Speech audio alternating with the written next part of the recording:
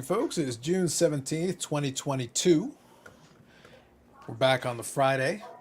To this Friday, honestly, has been one of the really quick ones because I was about an hour ago. I didn't mention to the guys yet, but about an hour ago, I was at the parents' house. I was actually helping them out with a couple of things. They were running errands, and we were like helping out with that. And then, right now we're at the time where with the way my parents set their stuff up, I basically do all the help with the banking. Any kind of banking, it's whatever, like what are we doing with this, that, and the other thing. So, and what's funny is now I'm at the point in my life where they listen to me, which is hilarious. But like my job at this point, it's just like, they don't want to do anything crazy. They want to keep it pretty conservative, which I agree with at this point. That's what it should be.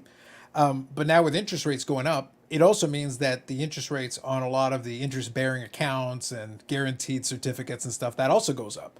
So if you just want to keep it basically cash, that's probably a good play for you. If you want to just keep it secure.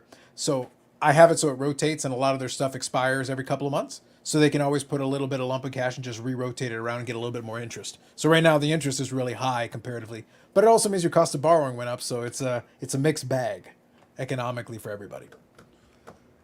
These are the things you have to look into. And I love getting emails because at the bank, it means I get the email before the interest rate goes up again on something.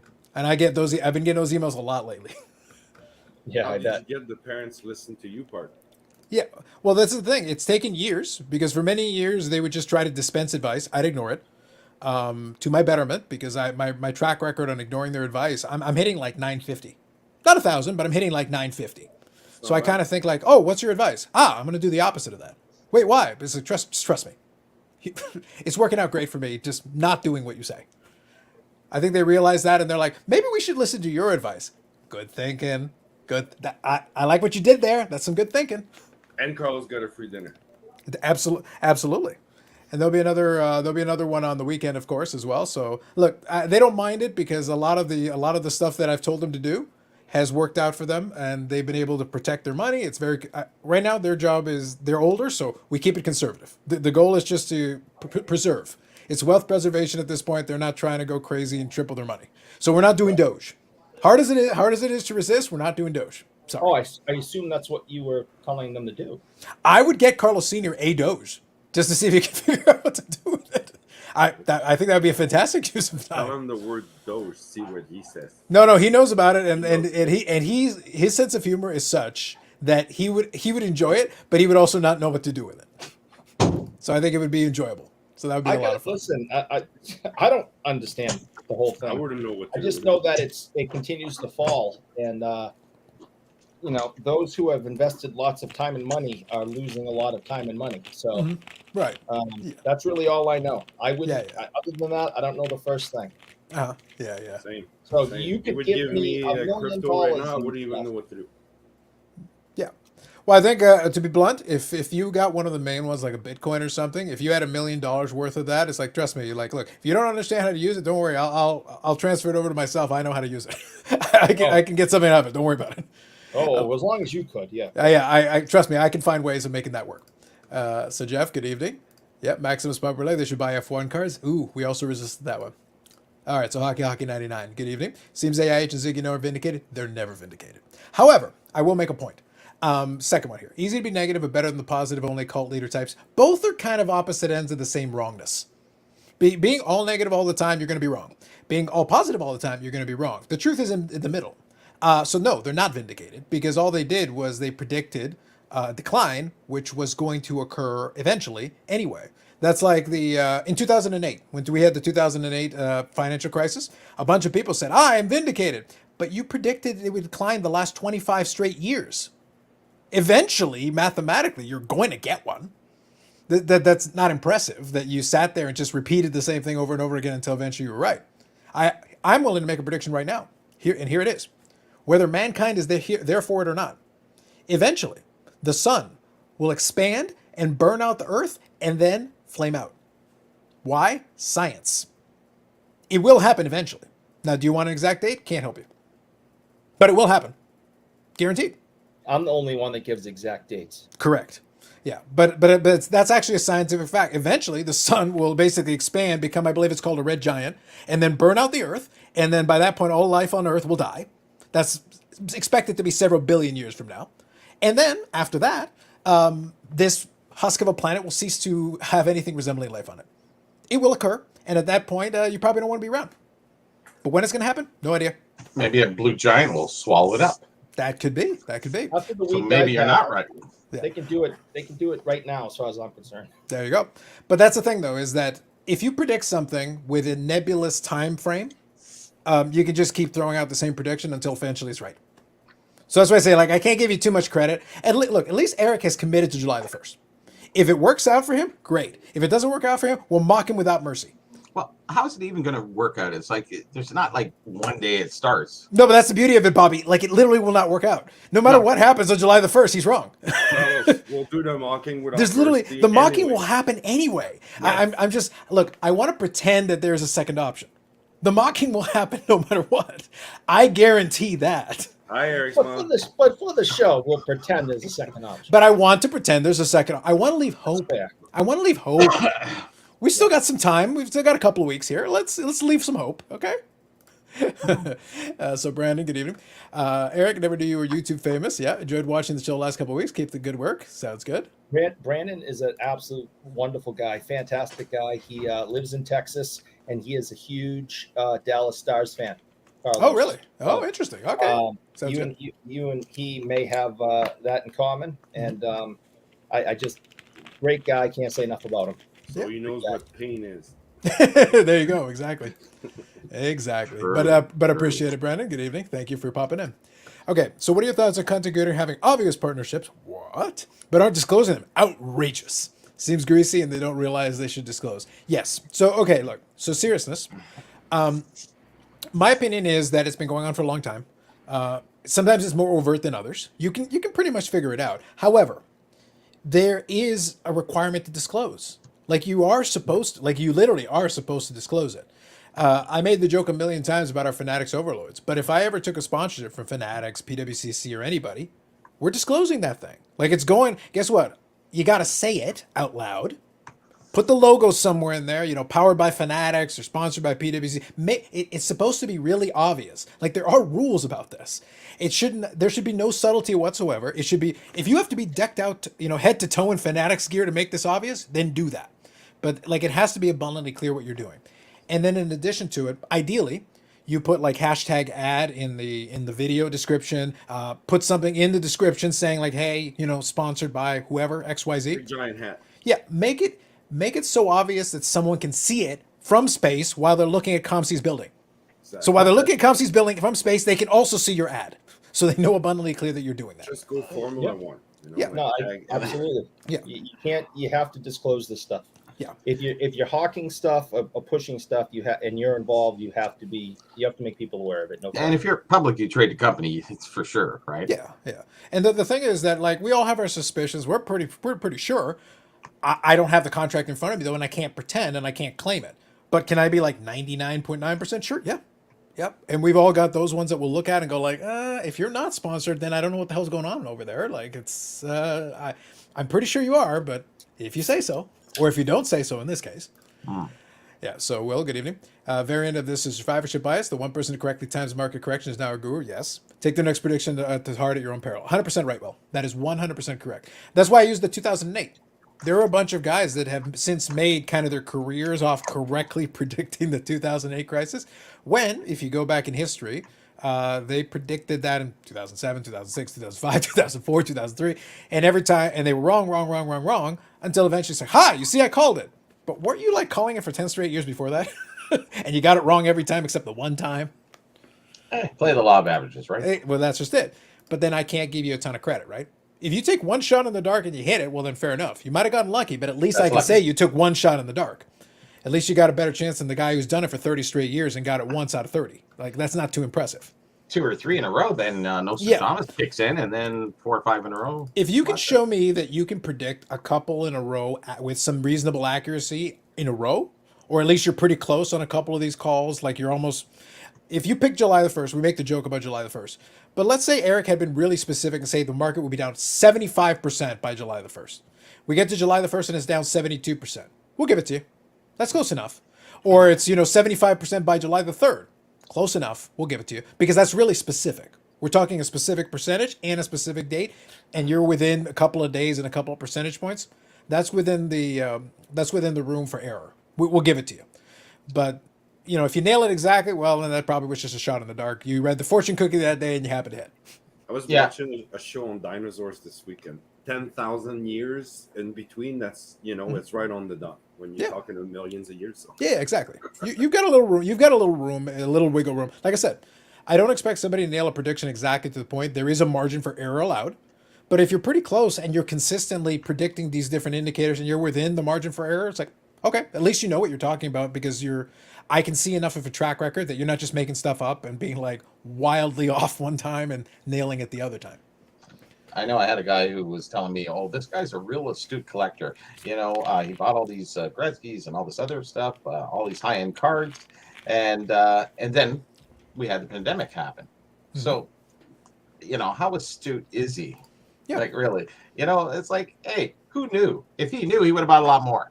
And that's just it. Yeah. So that's why I say like it goes back to this is more general conversation. So take the astute out of there and just say he's lucky. Yeah. I think you can mitigate certain things if you're trying to do it and try. That's what the whole idea of dollar cost averaging. When somebody's trying to actually invest in something, they dollar cost average, is to say they can't predict the market, but they're saying like, okay, I want to space it out in some way where if it works out for me, then I'm not buying at the absolute peak. I'm not buying at the absolute bottom, but I'm taking advantage in between. And then in the long run, it works out. That's a lot easier and less problematic than trying to be like, okay, I got to pinpoint the exact date the market hits bottom. Good luck with that. Mm-hmm. Best of luck to you. So, Brian, good evening. It's one thing to be right in your mouth, another to be right with your portfolio. And yes, the sun will eventually take us out. That's right. I'll get caught up on a couple of these. Maximus Bumper says, my frozen body should be unearthed too by then. Hey, at least you got some time. Good evening, Tom. Absolutely. Ozzy Card Dad, good evening. Hi, guys. And Eric. Love the specificity. Canadian sports card collector. Can't wait until July 2nd to buy Or rookies in dollar bin. Colton Orr. Well played. Both former Bruins. Yep. And Bob here says correctly, yeah, if you do not disclose a real partnership, you are violating the terms of service for YouTube. And also there are rules specifically about that kind of thing. Like I said, look up your own jurisdiction, but there are rules about that kind of thing. You are supposed to disclose it. That's why I gave the example. It should be abundantly obvious. It shouldn't be subtle. You shouldn't have to look into it. It should be right in front of your face. If content is sponsored anyway, it must be disclosed. That's 100% right. Yep, you got it, Bob. I think the content creator partnerships are obvious for the most part. I agree. But if you follow their content long enough, you'll see the patterns. I agree with that as well. Yeah. But that's why I say, it shouldn't require you though to pick up the patterns. The idea of those rules is that somebody who has never seen the show before should be able to tell there's a sponsorship in place. It should be really obvious to them. And if they can't do that and they have to be watching the show consistently to pick that up, it's like, that's not good. That's not really disclosure. You're not being clear enough on this. Good evening, chat. Absolutely. And it's the same thing though also if you're part of a company you're promoting as well. You have a stake in a company. You're promoting it. Okay, just to be clear, somewhere on there, hey, I've got a stake in company X, whatever. That should always be clear as well. So it's got to be somewhere. Again, you don't have to be like, I'm sponsored by it, but it's like, no, literally I have a stake in this company that I'm mentioning to you that's a sponsor. I also haven't owned a piece of it. So what happens with Dapsman and the Star Wars card? Well, I think it's not a company. That wiggles through. The thing is, it's not a company. It's a physical item, but yes. He is a company, though. It's true. But I guess my counter would be, what happens if you write an article on an obscure item that you happen to own? I do it all the time. Yeah, that's what I mean. Would now be a good because I've acquired it. Now I can write about it. Exactly. Go ahead, Eric. Would now be a good time to show everyone our new sponsorship deal that we have. Yep. Oh, Yannick has one too. I love it. I think everyone would like to know that we've made it big. We've come a long way this year, and we are now sponsored by Pepsi. I live in Poutine land, man. Pepsi, it's just everywhere. Listen, I will happily. I've been a Coca-Cola guy for a long time, but Pepsi writes that check, I will denounce them as the heathens they are, or vice versa. Just to be clear, the check's big enough. I'll start drinking the red can. We'll discuss it. Nope. $8 bucks? No way. Yeah, we need to look like Garth decked out in Reebok gear. Exactly the reference I'm looking for. Correct. Ozzy Card Dad. The stuff I collect is still multiple 2 times what they were pre-pandemic. Yeah, and this was actually a point, like I said, when I was over at the house, my mom will ask me, and like I said, I'm glad they're asking me now. That's good, instead of just doing something and then me finding out after the fact, like, what the hell did you do? I do appreciate they're now asking. You're famous now. People are going up to you in the obviously, lounge. Obviously. But the thing is that I have to give context. I was kind of like, let me remind you here. And what I did is I pulled up a couple of those charts. We're talking about like the regular stock market and everything. I go, here's the thing though. Look at where it was here and look at where it was here. And what you'll notice is over the course of this period of time, I go, if I look the last 30 days, what does it look like? Almost straight downward trend line. If I go pre-pandemic and I go right now, it's up X amount. And I gave an example. Like I said, my job is not investment advice here. But I said, I showed her a security that I picked up right when COVID showed up, and suddenly it had taken a big tumble. I looked at it and go, this makes no sense whatsoever. Nothing has changed with this company. Nothing has changed with anything they've done. They're not insolvent. This isn't a 2008 situation. None of that. But it went down 50% without any justification. I'm like, I will buy that. Thank you. Even today, it's been down recently since its recent high, but its recent high was 2.5 times what I bought it for in 2019. And right now, it's only double what I bought it for in 2019. Yeah. And I've been getting dividends every quarter since that I've owned it. Oh, understand. So you're not losing money, you're not making money. You kind of well, if I wanted to sell it, I would make money right now on it, and I've been getting dividends the whole time. But sure. The purpose is long-term hold. For me, I get to buy it at a discount. It's like, no, actually, I intend to hold this for a long period of time. I will take my dividends every quarter. I'm happy with that. After July 1st, though? Even after July 1st. Because on top of everything else, it's inside of a tax-sheltered portfolio account as well. So any gains are tax exempt. Well, don't take any wooden nickels. Ooh, that's right. Look at that. Yep. Well, the stock market doesn't. Now, Carlos, please, anybody, correct me if I'm wrong, but the stock market doesn't typically take a dive every single, time a season changes. Like when we hit summer in the card market, like we know things are going to dive and slow down every single summer. I mean, that's part of my calculation of this whole July 1st thing. In hockey, mostly, yeah. Yeah. So I mean. The stock market's going to continue to do its thing year round. It doesn't care what the temperature is outside. Now it does react to natural disasters at time, war. There's definitely things that affect it, but the seasons don't affect it. The seasons affect the hobby. It does. It does. One of the reasons I said July 1st, people are going to start spending that money on trips and going to Disney World, and they're not going to have this disposable income that they had the last 2 years because now they're spending it on doing other things. And we talked a little bit about inflation, back in January when we first started talking about this. Mm-hmm. I don't think any of us thought it would be at this level with the gas prices and inflation and everything. It cost me $85 to fill my tank the other day. Well, it used to cost me $40. Now that's $45 I could have put at the card shop. Or on eBay. So, I mean, not even I predicted, this type of inflation and issues with people's finances. I just appreciate that you said not even I. Yeah, that's the part. Like I appreciated that. That was solid right there. Right. And I'm Joe Nobody, obviously, but I mean, when we talked about all this, I mean, we knew this was coming. I mean, if I remember, everyone here agreed with me on some level. Some even put a percentage of 85% of agreement. Yeah. And I already told you I've lowered my percentage. So my percentage is declining as we speak. My confidence level in your prediction is dropping. Yeah, it's dropping precipitously. So I think we're seeing everything that we discussed in January has already happened. And is going to continue to prior to July 1st. Yeah, but that Bobby, you just hit on the key point. I said the reason why my confidence level in his prediction is dropping is like I feel at the rate we're going, we're going to hit bottom right about June 25th, and then suddenly the market 10x's by July the 1st, and it's like you completely whiffed on this, bro. You should have gone 2 weeks earlier. You fool. Yeah. What were you thinking? Unless we take the average. Yeah. Like, we'll have to take a look. Yeah, we'll have to take a look. We'll have to see. At the end of June and beginning of July, we do that average to see how well you did. He might be right. What we're going to have to one-day swing. We're going to have to determine what the margin of error that will allow you is. Mm-hmm. Like we'll see what we'll give you in terms of dates and in terms of percentages. We'll see where the margin of error falls for you, and then we'll discuss this. We'll use the market too. And last part of this, and then we can move on. Is my biggest warning when I started all this was don't buy Boston Bruins cards. What was that? Don't buy Boston Bruins cards? Don't be ridiculous. You're just being silly now. Well, if you tell people to buy Boston Bruins cards, then the Boston Bruins cards will go up. That's the only investment that is going to stay strong. So you want to pay more. You have to, because everybody wants them. Don't put your eggs at the bottom of the grocery bag. Don't put your eggs at the bottom of the dumpster at this point.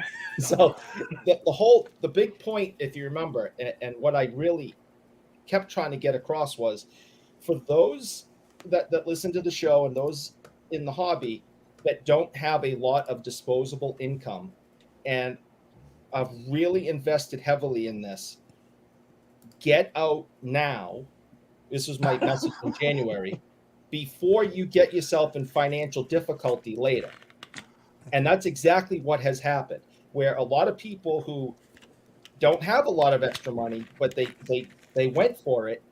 And in January, they were like, yeah, well, I'm fine. Well, are you fine now? You're not, because that $10,000 card that you put everything in is now worth $2,000. And it's not going back up ever. So opposed to pump and dump, you're dump and pump. Yeah, exactly. I see. So my advice, of course, was... Oh my God, he's still on the advice? Can we get to... those who couldn't afford Is this a financial advice there? For those who could not afford a It's a new show. Get out before endorsed the by crash Pepsi. happens. And I hope people listened. Carlos, There you you need go. one of those scroll banner things. Yeah, I know. I need the disclaimer is what I need. I actually have the scroll banner usually with the date, and thank you for reminding me, Yannick. I'll put it on in a minute. Yeah. But This let me is read a couple of not these comments financial first. advice. Yeah, I let am me read a not couple. Exactly, not financial advice. We got enough comments here. I gotta add that disclaimer now at the end of praising the content gods right after, not financial advice. Yeah. That'll come up here in a second. All the shit. Yeah, so here, Aki says, I feel like some YouTubers aren't disclosing agreements with PWCC, or maybe there's no official agreement. Yeah, the last point is the best one. It is hard to prove. Like I said, we can suspect, but it's very difficult. And Canadian Sports Card Collector says, it may take the first 10 minutes of Sports Card Live, but Jeremy does list. Who says we're talking about Jeremy? You're jumping to conclusions, sir. No one called anybody out by name. But I get your point. But again, you have to list all of them. All of them. And again, we can have our suspicions, but we also can't lay claim that it is fact because we don't have that as a fact. I cannot prove that, so therefore it is not a fact. He's on the record on his show saying he has no investment at all with Tag. And the only thing that, and of course I have said 100 times, I don't have an issue with Jeremy and we get along great, is I think maybe one of his last shows he forgot to mention that he has that new company, Trade Safe, and he was talking about it. And Safe Trade. And Yeah, that one.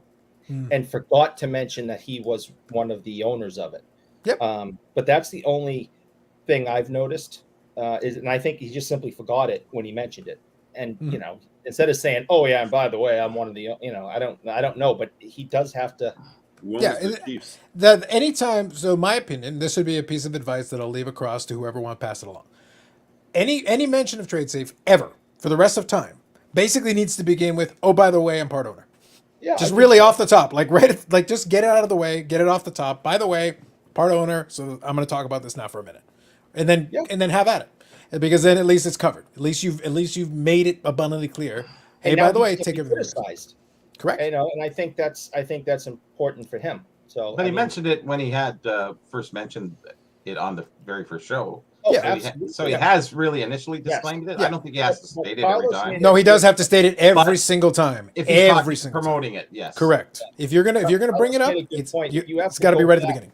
If you have to go back and watch further episodes to understand what's being said, then Yes. it's not being done right. That you is have correct. To think that there's a new person watching every week. Yes. And they have to know that when you're saying use Trade Safe, they have to know that he's saying that because he's sponsored, but he's also a part owner. Yeah. Sacrifice the masses for the few again. Okay. Yeah. Let's go. Yeah. That's always the way it's going. That's the reason why they developed the rule that way. They made it clear, like they're just going to assume, like if I've never seen it before, I shouldn't have to guess. I can't assume that I know. So it's always the way they do it. Don't fight raccoons behind TJ Maxx. Hashtag advice from Eric. Don't do it. They're nasty. Good evening, Albert. Absolutely. My BGS bulk buying starts July 1st, allegedly. Nicely done, Ozzy Cardet. Can we push this past 8 Central? I don't know what that is Eastern. Isn't it like an hour or two? 7, 1 hour. Yeah. We'll see. I doubt it. I think 8's a good middle ground. I think it's a good, solid kind of middle ground. Well, Central and West is 2-3 hours, right? So we got 1, Yeah. 2, and 3 hour difference. So we're really starting at 7, 6, or 5 for Depending a lot where of you the are. other people. Yeah. Yeah, but hockey's mostly the upper East Coast kind of. So Yep. I lived on I'm the happy West to be Coast for going to 10 bed at years. midnight. 1 o'clock. Everything Blah, is blah, blah, dictated blah, by. Whoa, whoa, whoa, whoa, whoa! Not everybody at the same time. Stop, stop, stop. Okay, Yannick first. Go I ahead. said Yeah. I used to live on the West Coast for over a decade, and everything is dictated by Easter time. Always. yes, It is. It is. It is. and U.S. funds. Yes. Yeah. Yes. All right. Bougie Eric, did you want to add anything? I just said I like going to bed at midnight, 1 o'clock, much more than 3 a.m. Fair. Reasonable. All right. So have you guys seen the latest Golden post about Triple Mogul Man? Might be his cringiest pump promo. He's really been pushing hard on that card. How many Like does he have? he's Yeah. trying. The best part though, I get a kick out of it on some levels. I almost feel like Golden, are you going to spend more money on promos than the card's going to sell for? Like Have because you guys seen his latest yesterday? I haven't seen it, but like don't they have though like an ad at Times Square? Like they literally, I thought I saw like a Golden ad at Times Square. I'm like, that's not cheap. Like He was even on a finance news channel. yeah. It's actually pretty reasonable. I think it's $1,600 and it cycles through. Is it really? It's not as much as you think because they're cycling through 20 different ads. So your ad does come up every hour for your 3, 5, 10 seconds, whatever it is. So it isn't as expensive as you think it is. Having your own independent ad, hundreds of thousands. Yeah, sure. Okay, so that's kind of interesting. So remember, I think I told you guys a joke about that one time that I came across that fortune cookie that was like, I guess the guy at the factory was having some fun, and the fortune cookie literally said, "Ignore that other fortune cookie; it lies." I'm paraphrasing, but it basically Wow. said that. It was That's wonderful. cool. It was really good, and we just started laughing. We cackled. It was hilarious.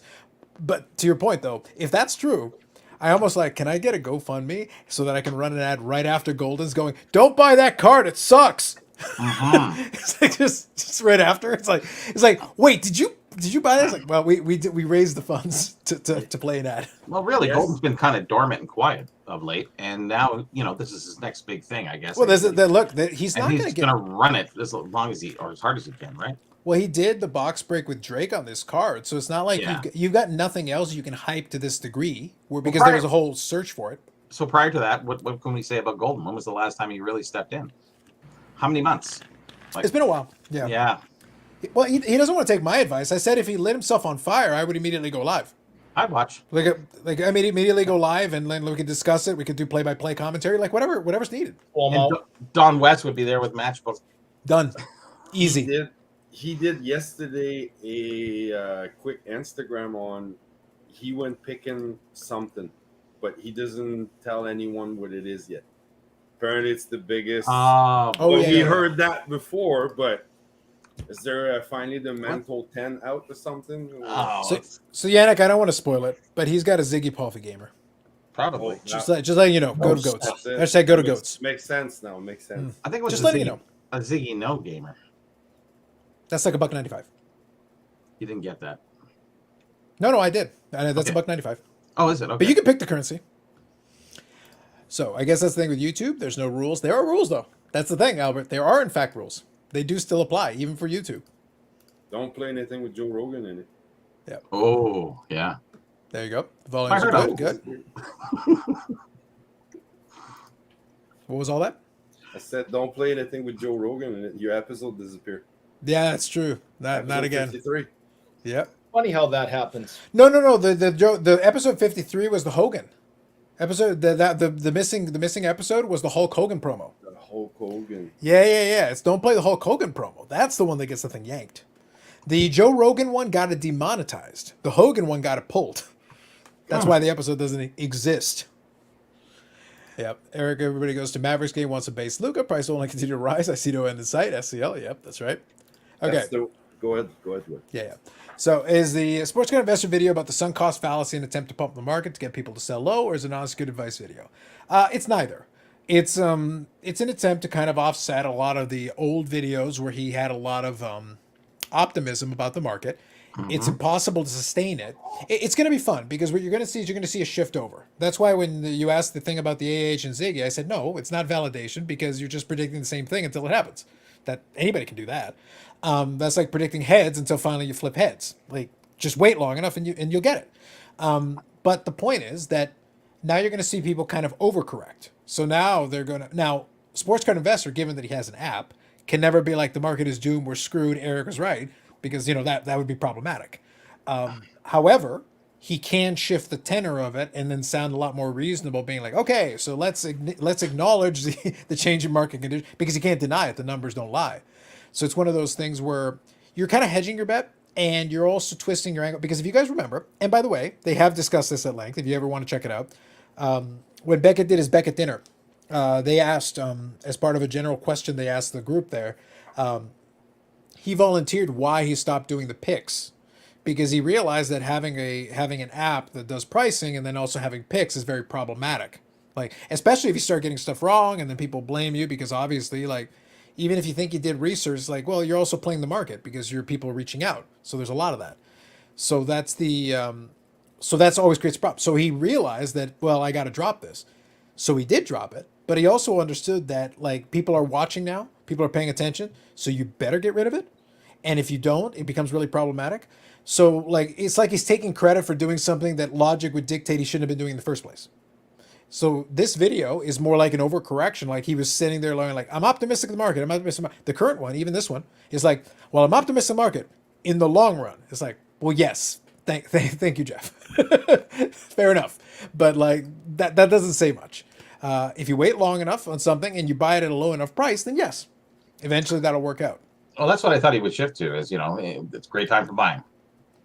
Yeah, and the other piece, the sunk cost fallacy, is specifically talking about, if folks just keep holding, expecting the price to rebound, then there won't be liquidity in the market. Like, if we're being realistic about it, the idea here is to force people to try to get some cards out. By them selling it means they'll have some funds to put it into other things, which means you'll see some movement of some money.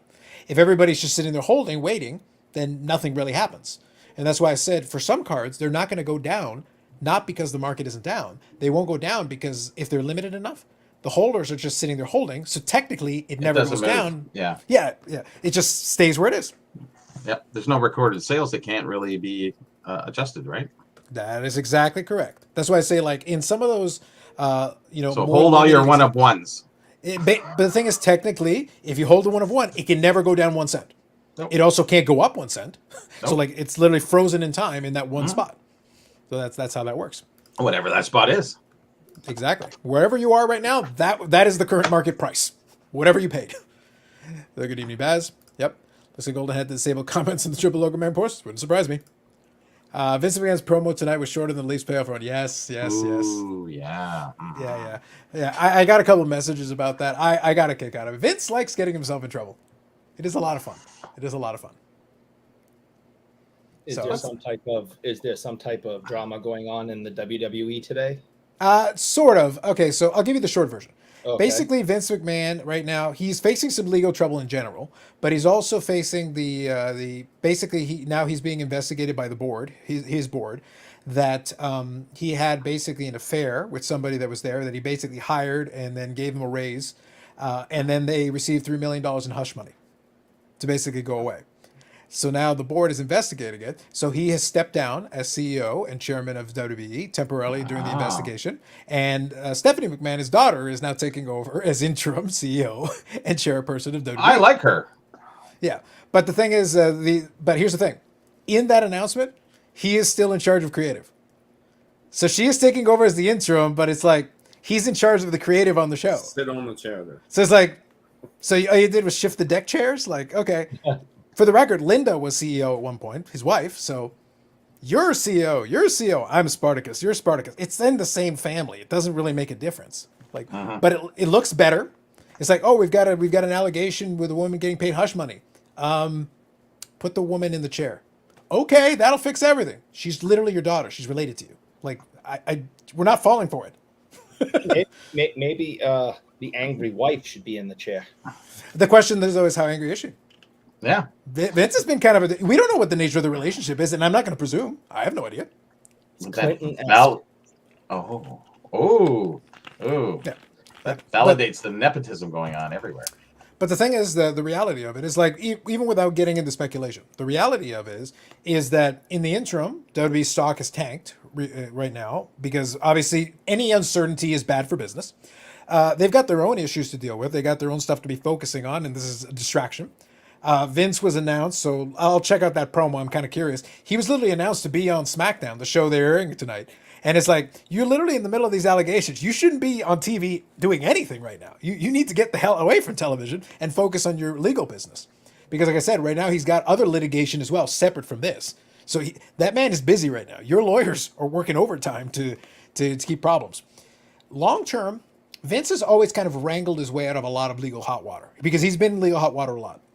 It's fun for me to watch as an observer because it's one of those things like, what can you prove? I am very confident that based on his track record over years, if we actually were able to definitively grab all the evidence for all the things, Vince would be in jail for the last 150 years because he's gotten away with so much crap. But I made the joke with somebody. If this is the thing that finally brought him down and got him permanently removed from being chairman of WWE and whatever, it would be like Al Capone getting caught for tax evasion. This is what they caught you for? All that other stuff, nothing. Nothing. Murders, this, that, and the other. Nah, tax evasion. Really? Yep. This is the one, huh? Okay. The last resort. Right? Yeah. That would be very funny. I would appreciate that on several levels. It would be very funny. So we'll see. We'll see. I want to see a Ziggy Noah and Eric do a collaboration. It would be awkward and entertaining in its own way, I suppose. Was it tax evasion or mail fraud? It was tax evasion Tax for evasion. Al Capone. For Al Capone, it's tax evasion. Yeah. Okay. Yeah. I think it was 5 counts, something like that. So they had a bunch, and they were able to get him on 5, and that was enough to put him in jail for a chunk of time, and that it stuck. That time around, it stuck. That's how he got syphilis. That too, yeah, that was the other thing. After that, after he did get out of jail, he was never the same, and that his life ended not long after that. So his run, he had a good run there, but as soon as it ended, it ended. It was done. Triple logo card is hideous. Yeah, there's a lot of people who don't like it. Okay, so here you go. Carlos, you've been waiting a long time. Did the $1 Million Man laugh once price have come down to earth? Time to release a video. Well, a video of the $1 Million Man? The $1 Million Man comes and goes as he pleases. And he will be back again. He's always there. He's lurking.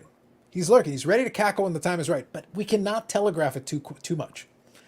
And actually, there may be an opportunity down the road where I may bring him back for a special appearance because I have something very special in mind that may warrant his appearance.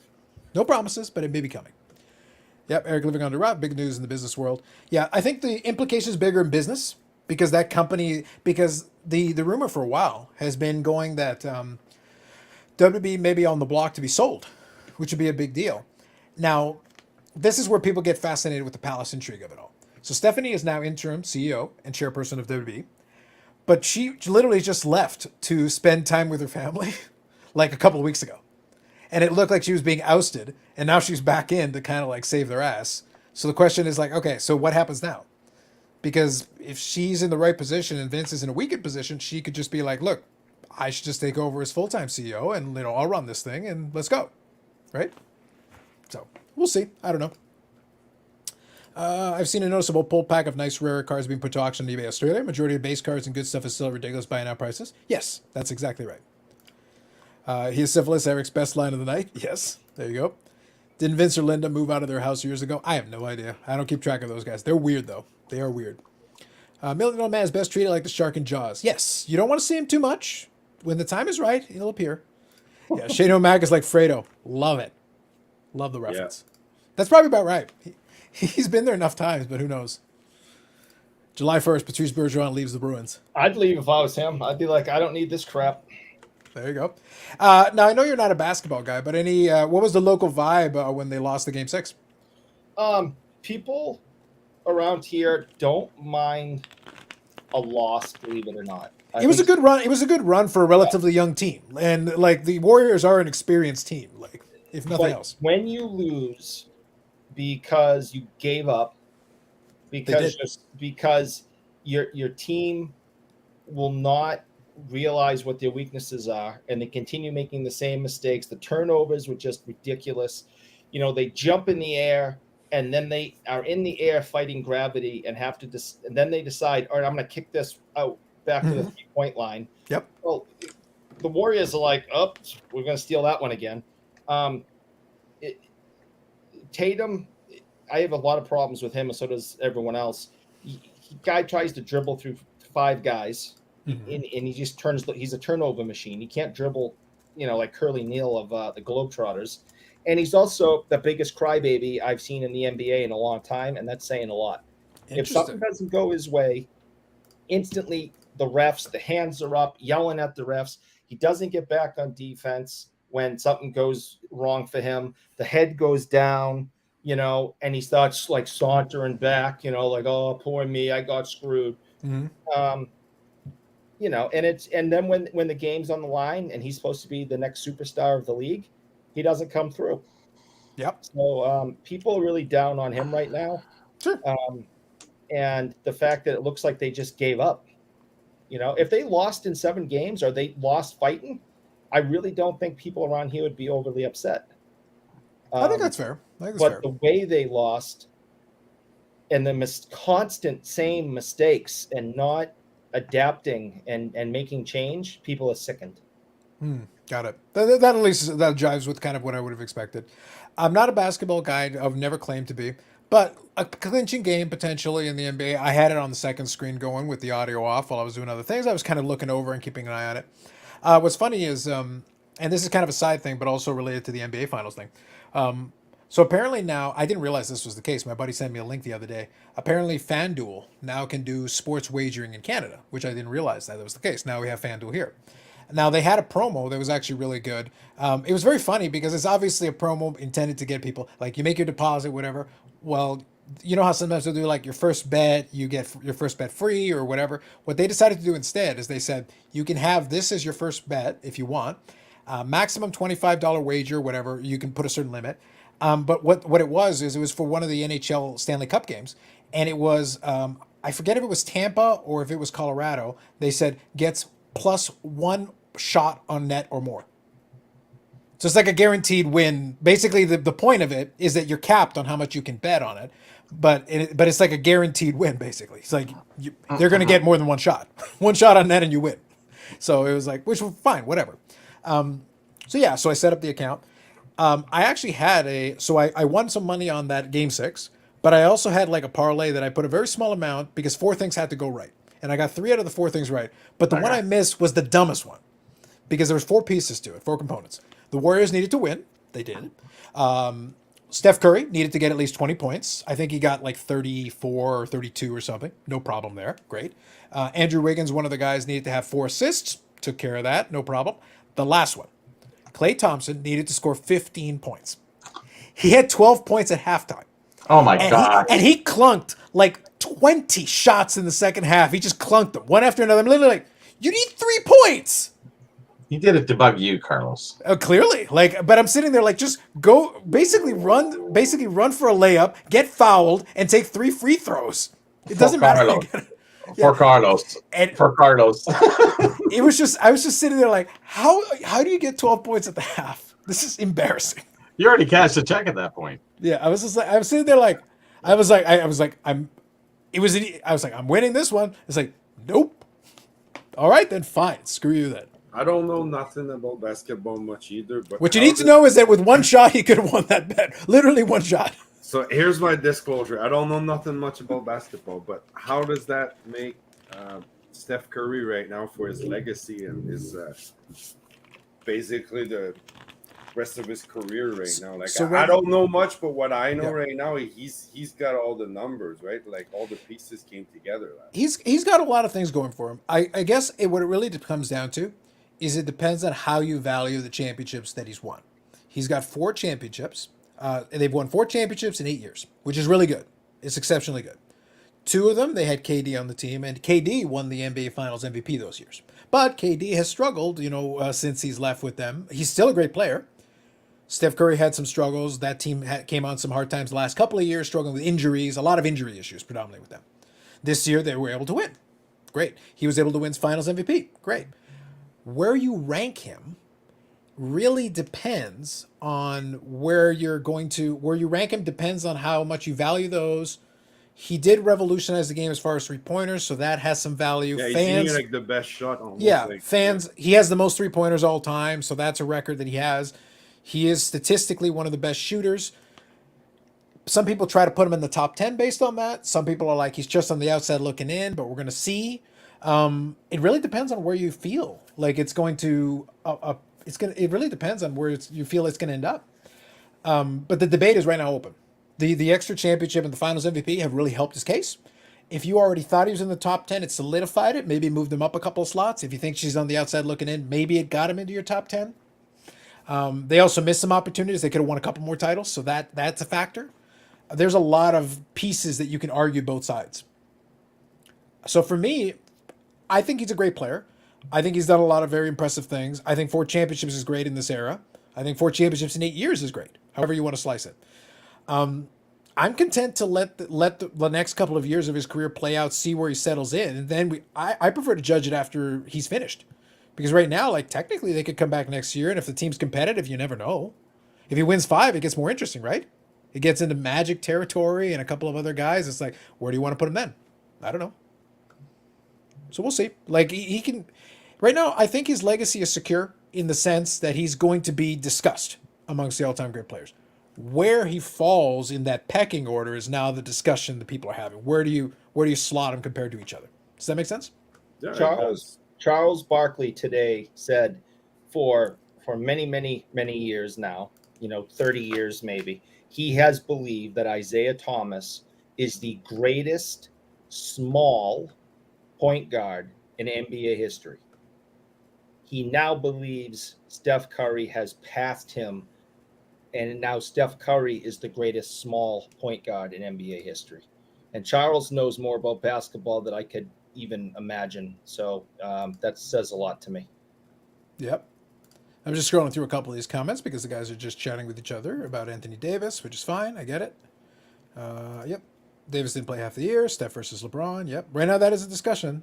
Like I said, I think that's premature. But look, if somebody wants to have this discussion, look, I'm never going to tell people that they can't argue about something because people love to argue. So, if that makes them happy, let them have that argument. I don't feel like that would make sense to me, but have the argument if you really want to. What's his best card? Let's say for Steph Curry. What's his the grail that people? I feel like isn't there a couple of National Treasures ones? I could be mistaken, but I feel like there's a couple of National Treasure like patch, RPAs. I think those are pretty strong. Like that, yeah. He's got some good stuff though. Like it depends, I guess, on what you're. But I think he's got a National Treasures. So let me read this one. I disagree with you regarding Sasha Banks. I feel like she needs wrestling to have other opportunities. With no wrestling, her opportunities will dry up because she's buying Sasha Banks cards. The thing is, she already has wrestling. She's not in her 20s anymore. She can't really, unless she got a sustained promotional push, she's not adding that much to it. And like I said, she has some family connections and things. She does not need wrestling at this point because if you do the work and go in and basically, if she basically did her job on The Mandalorian and she got along with everybody and she behaved in the sense of like being good to work with and all that, you will get other opportunities because other folks who really aren't that good at acting were able to parlay that into other opportunities. Batista is not a great actor, but he basically did what he needed to do as Drax in the what's the name of the superhero? Guardians of the Galaxy. Thank you. But he did his job really well, and it went over very well, and the movies were very successful, so he was able to do other things, and he was able to be a Bond villain and other things, so he's built a decent career. John Cena's a terrible actor, but Peacemaker, he's a lot of fun. Like, John Cena's great for that role. Like, and I think this could be a really good thing for him. The Rock, as it turns out, is really good in general. So he was great at anything he did. But he retired in his early 30s. Sasha Banks got the Mandalorian thing, but if she's able to do something else and have some success with that too, well, then all of a sudden it becomes a matter of like, okay, well, your resume says you can act. Great. Then maybe we'll find some stuff to cast you in, and then your merits will determine the rest. What has I don't know who Sasha Banks is. I've seen every episode of The Mandalorian. I don't recognize what does she do on that? She's sexy. That's all. There you go.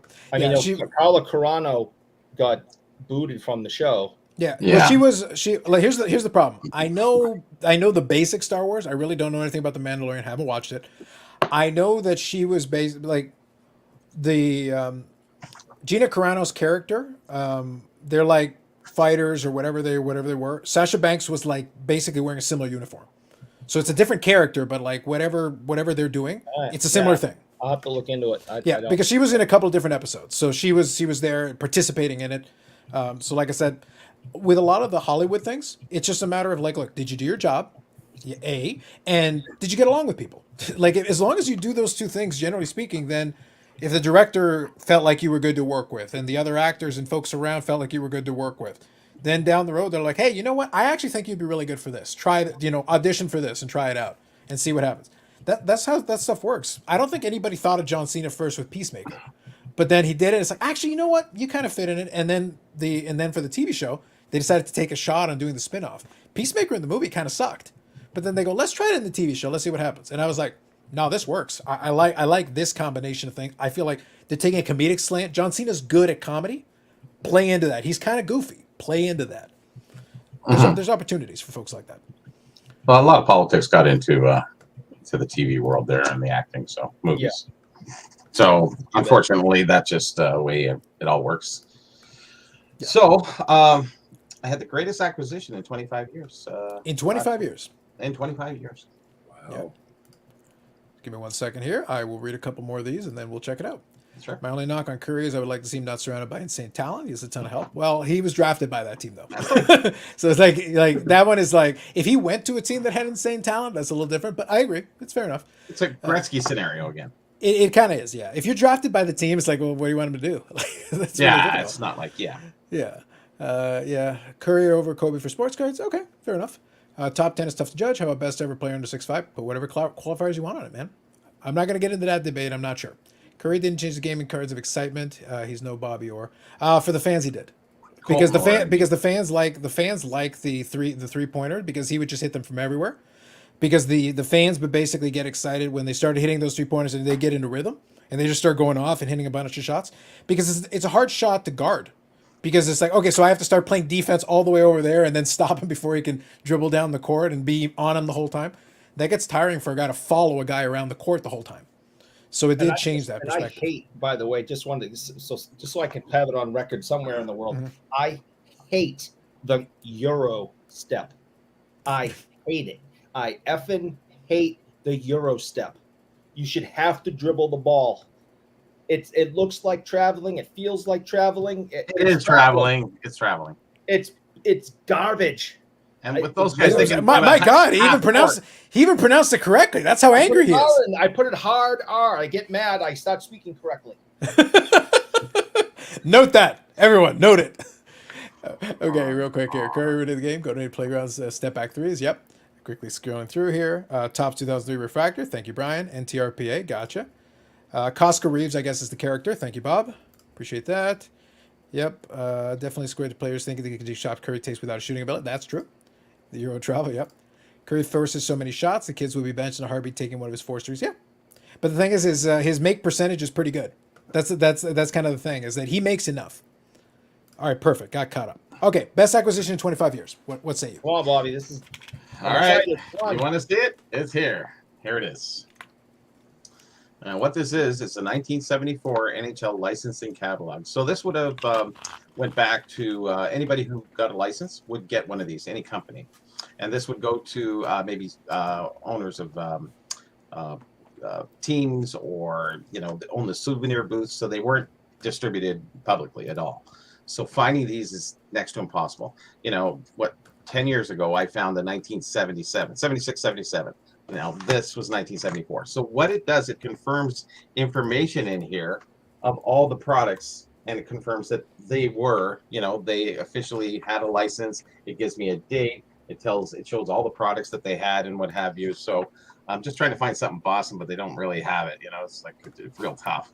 But there's these little keychains. So I know it was ASCO that did the keychains and stuff like that. I'm just trying to show you guys. So from the research, so basically it gives you photo evidence to confirm some of the items and elements. And that's everything. And out of 25 years, I found 76. I found a couple from late 80s, but I mean 76 and 73 4 and 76 7. That's it. That's how tough these are. So when I get one, it's just like I was like a kid in a candy shop. I was looking through it and turning every page going, oh my gosh, I knew it. I didn't know it. It was so much. Confirms a lot of stuff. It does, yeah. It does. From a research perspective, that's useful. Love to see that stuff. Yeah, it's like finding an autographed version of the Holy Bible signed by God. Anyways, just saying. Just signed by God. Well, it's right. It's short. It's 3 letters. It's like Madonna, God, all Well, I would prefer if it also includes some notes. They go, hey, can we do a couple of rewrites? Signed God. It's like rewrites, guys. I need a couple of rewrites out here. It's like, so did you do the rewrites?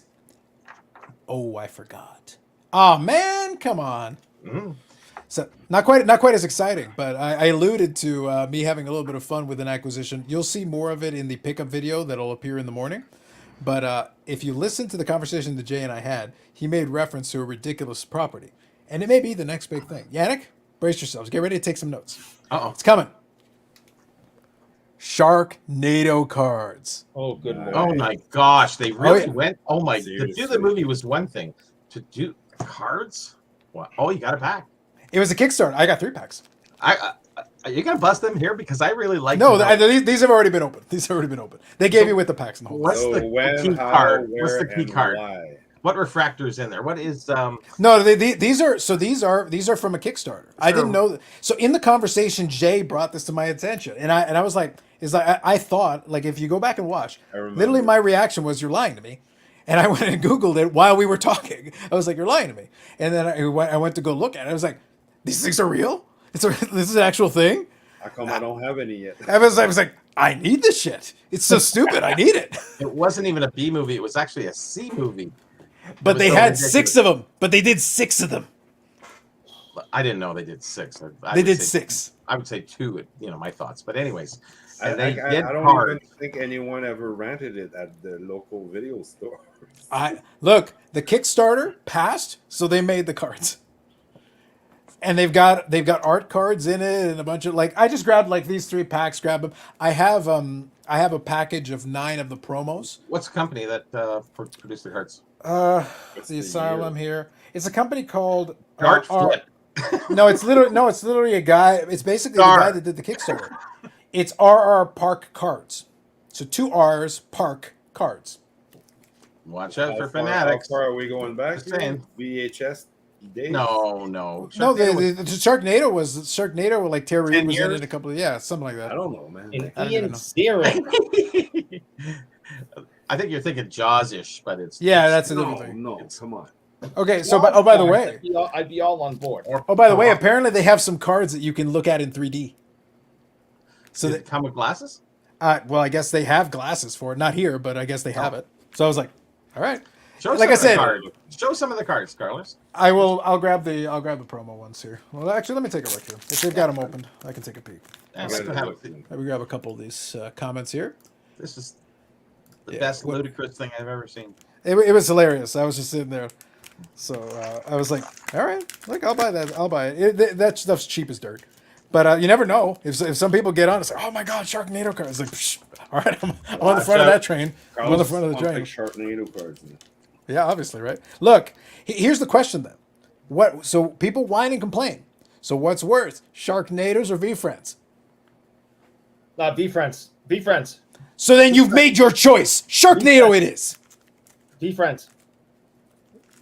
That's the question that some people need to be asked. It's like, all right, so which is it then? V-Friends. All right, so I let's got. see. I can open this. Yeah, the In Dick your Tracy. face, Dick Tracy. There you go. Yannick is going to be What movie is that from? Yeah, so let's see here what we got. So basically, the packs are pretty straightforward. They do have a little. They actually have the little checklist inside. So you got that. And then let's go ahead. There is a Tara Reid autograph. I'm sure. Ooh. I have no doubt. Yeah. So basically, they're pretty straightforward, but they're like different scenes from the movie. So you got like, I'm just grabbing a couple at random. So here's a flying shark. There you go. Nice. Enough said. Paper stock isn't too bad. Oh, here's a shark getting electrified. Live the dream. Oh, there's the good course. scene. Yep. And there is a blurry as hell shark grabbing onto a building. Oh, well, Yes. I bet they're literally screen grabs from the movie. If I was gonna that's bet, they're screen grabs from the movie. Which, Yeah. like I said, it's so stupid. I love it. It's so dumb. I was like, all right, these things are cheap as dirt. You could probably still grab that stuff on eBay. But I just chuckled. I was like, all right, whatever. I like it. So I grabbed a couple of those. Wow. Yep. Facts, my friend. Facts. Ian Ziering with a chainsaw is the chase card, probably. They did like 6 of those movies. Yep. Wasn't that one of the direct-to-TV terrible sci-fi movies? Yes. Yes, it is. It's an infamous one. I'm waiting for Series 2, Snakes on Plane. Anyone else wonder about the amount of hobby I investors? like that one. Yeah, but like, don't you think like this makes total sense? Get on it, people. Snakes on a plane. Let's go. Yeah. Anyone else wonder about the amount of hobby collect investor close to 2017 levels? 2017 wasn't that crazy compared to 2020. If the amount of hobby investors close to 2017 levels, or Not 2017, even. 2017 was nothing. Relative terms, it was not a big deal. But 2%? Yeah, because it's not a lot. Even today, we're well past 2017 levels. The next set is going to be Ernest Goes to Cooperstown. There we live the dream. My oldest graduated high school tonight, so I'll watch tomorrow. Well, congratulations, DR. Congratulations. Mine's next year. Yeah. So, like Eric's room, looks like a well taken care of display. Neat and tidy. Well done. There you go. You're getting some compliments, Eric. Thank Enjoy. you. Sharknado is going to lock G.I. Joe off the top of the hobby totem pole. We dare live the dream, buddy. There we live the dream. Count some time during accounting, Simon. Good to see you guys. Thank you, Kurt Canucks. Appreciate that.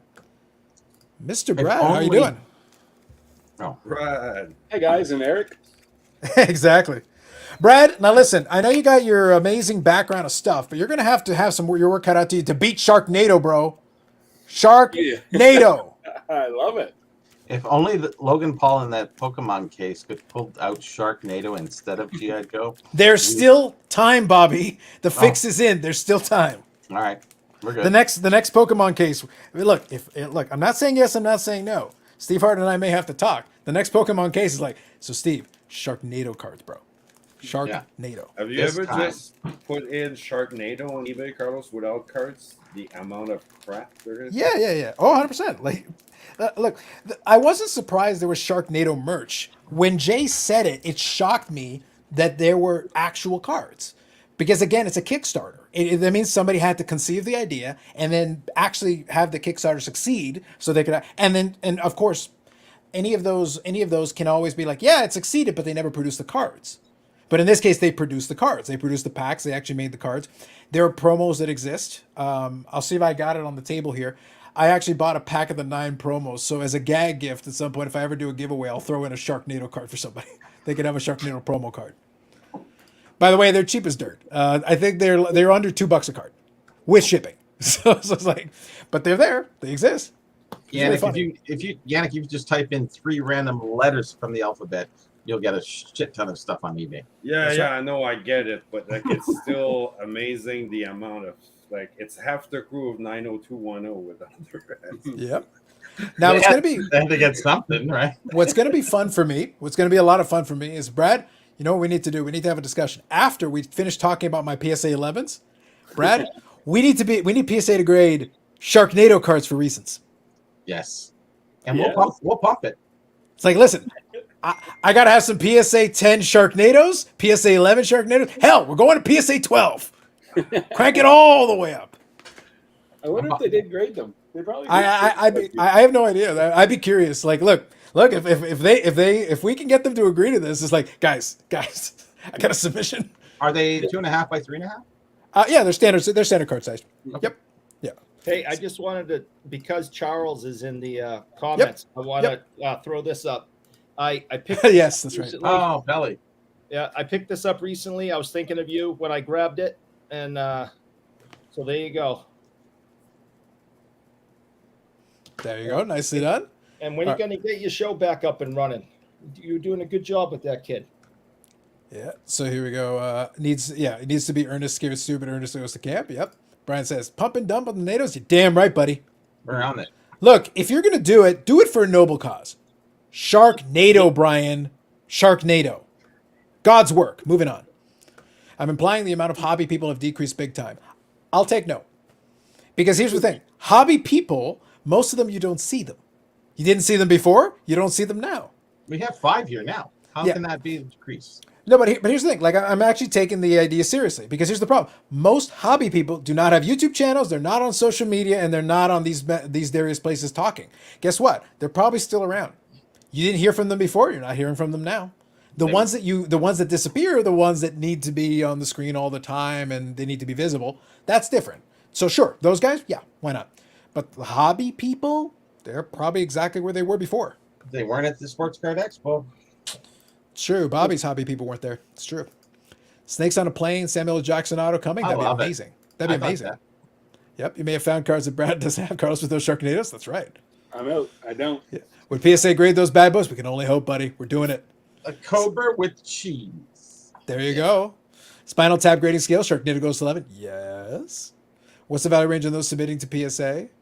For those submitting to PSA, You got to wait till the $2 and under. Yeah, I think for those ones, yes. And then that was like, well, it's like, what do you call that? I call that uber bulk. I call that like a step under bulk. Yeah, there's a special category. That's right. Sharknado, damn right. Yep, 3,000 sports cards settled last eBay last month according to Bench Clear. Yeah, but I here's the thing. That stat literally means nothing to me. I understand the idea. 3,000 card sellers. What does that mean? Did those card sellers sell one card, 100 cards, 1,000 cards? And another thing that comes up as well, if you have those 3,000 and they sold a card and then this month they don't have a card, those went away. Does that mean if next month they list a card, they come back? How do we actually measure that? You don't. That's what I mean. Like it's an impressive sounding stat, but like, what does it actually mean? You're going to need to dig a little deeper into those numbers before it's meaningful to me. Because like I said, BenchClear uses that stat, but I'm like, what the hell does that mean? Mm-hmm. Because there are sellers still on eBay right now that haven't sold shit in years.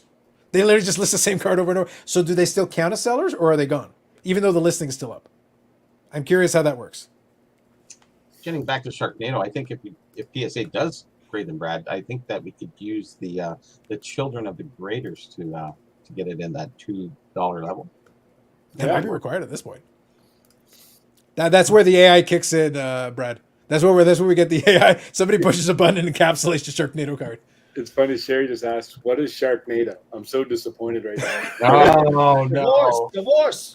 I know. It's so bad Brad, you have to know. It's like the best commercial and the worst commercial. Brad, Not missing Brad, much, but Brad, I want you to know that I'm gonna send some cards your way for a change, and both of y'all are getting a Sharknado card. Both of y'all are getting a promo. And you get a Sharknado, and you get a Sharknado. That's right. That's right.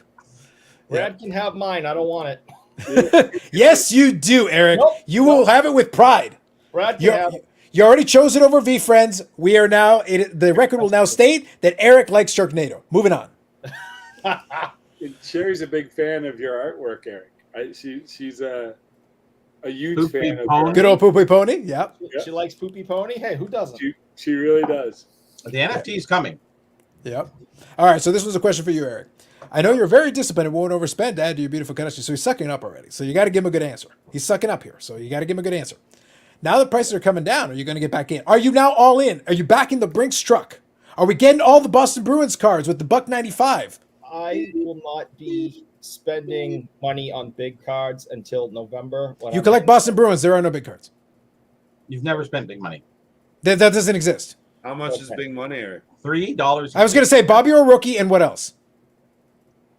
Marcel Dion hat. He's not a Boston Bruin. That doesn't count. Signed hat. Actually, my next big purchase I would really like would be a Jerry Cheever's rookie in really good shape, and that Nice. would cost a few $100. So We'll find that in November. There you go. that's I'm coming up. I'm coming up there looking for a Jerry Cheever's rookie in good shape. Yeah. Yeah. So Bobby is kind of reiterating the question. It's like, how do we define it? That's why I say, like, I know BenchClear uses that metric, and I get it, but it's like I need more. That actually doesn't help me. Bobby's in on the sponsorship, so that's good. Let's all shut down PSA again with our Sharknado subs. Yes. What if you submit them to one grading company and get custom Sharknado labels? Yes. Great. We'll get PSA to shut down again with too many Sharknado cards. Have a warehouse full that you can see from space. Yeah. I'm gonna love it. Sherry, all in for Poopy Pony. Nice.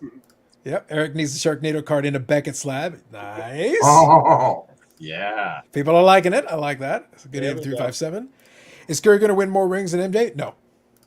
And KSA will not grade Sharknado cards. I was going to say this would be almost to say this like One- this is the line you draw. This is the line you've chosen to draw. Sharknado.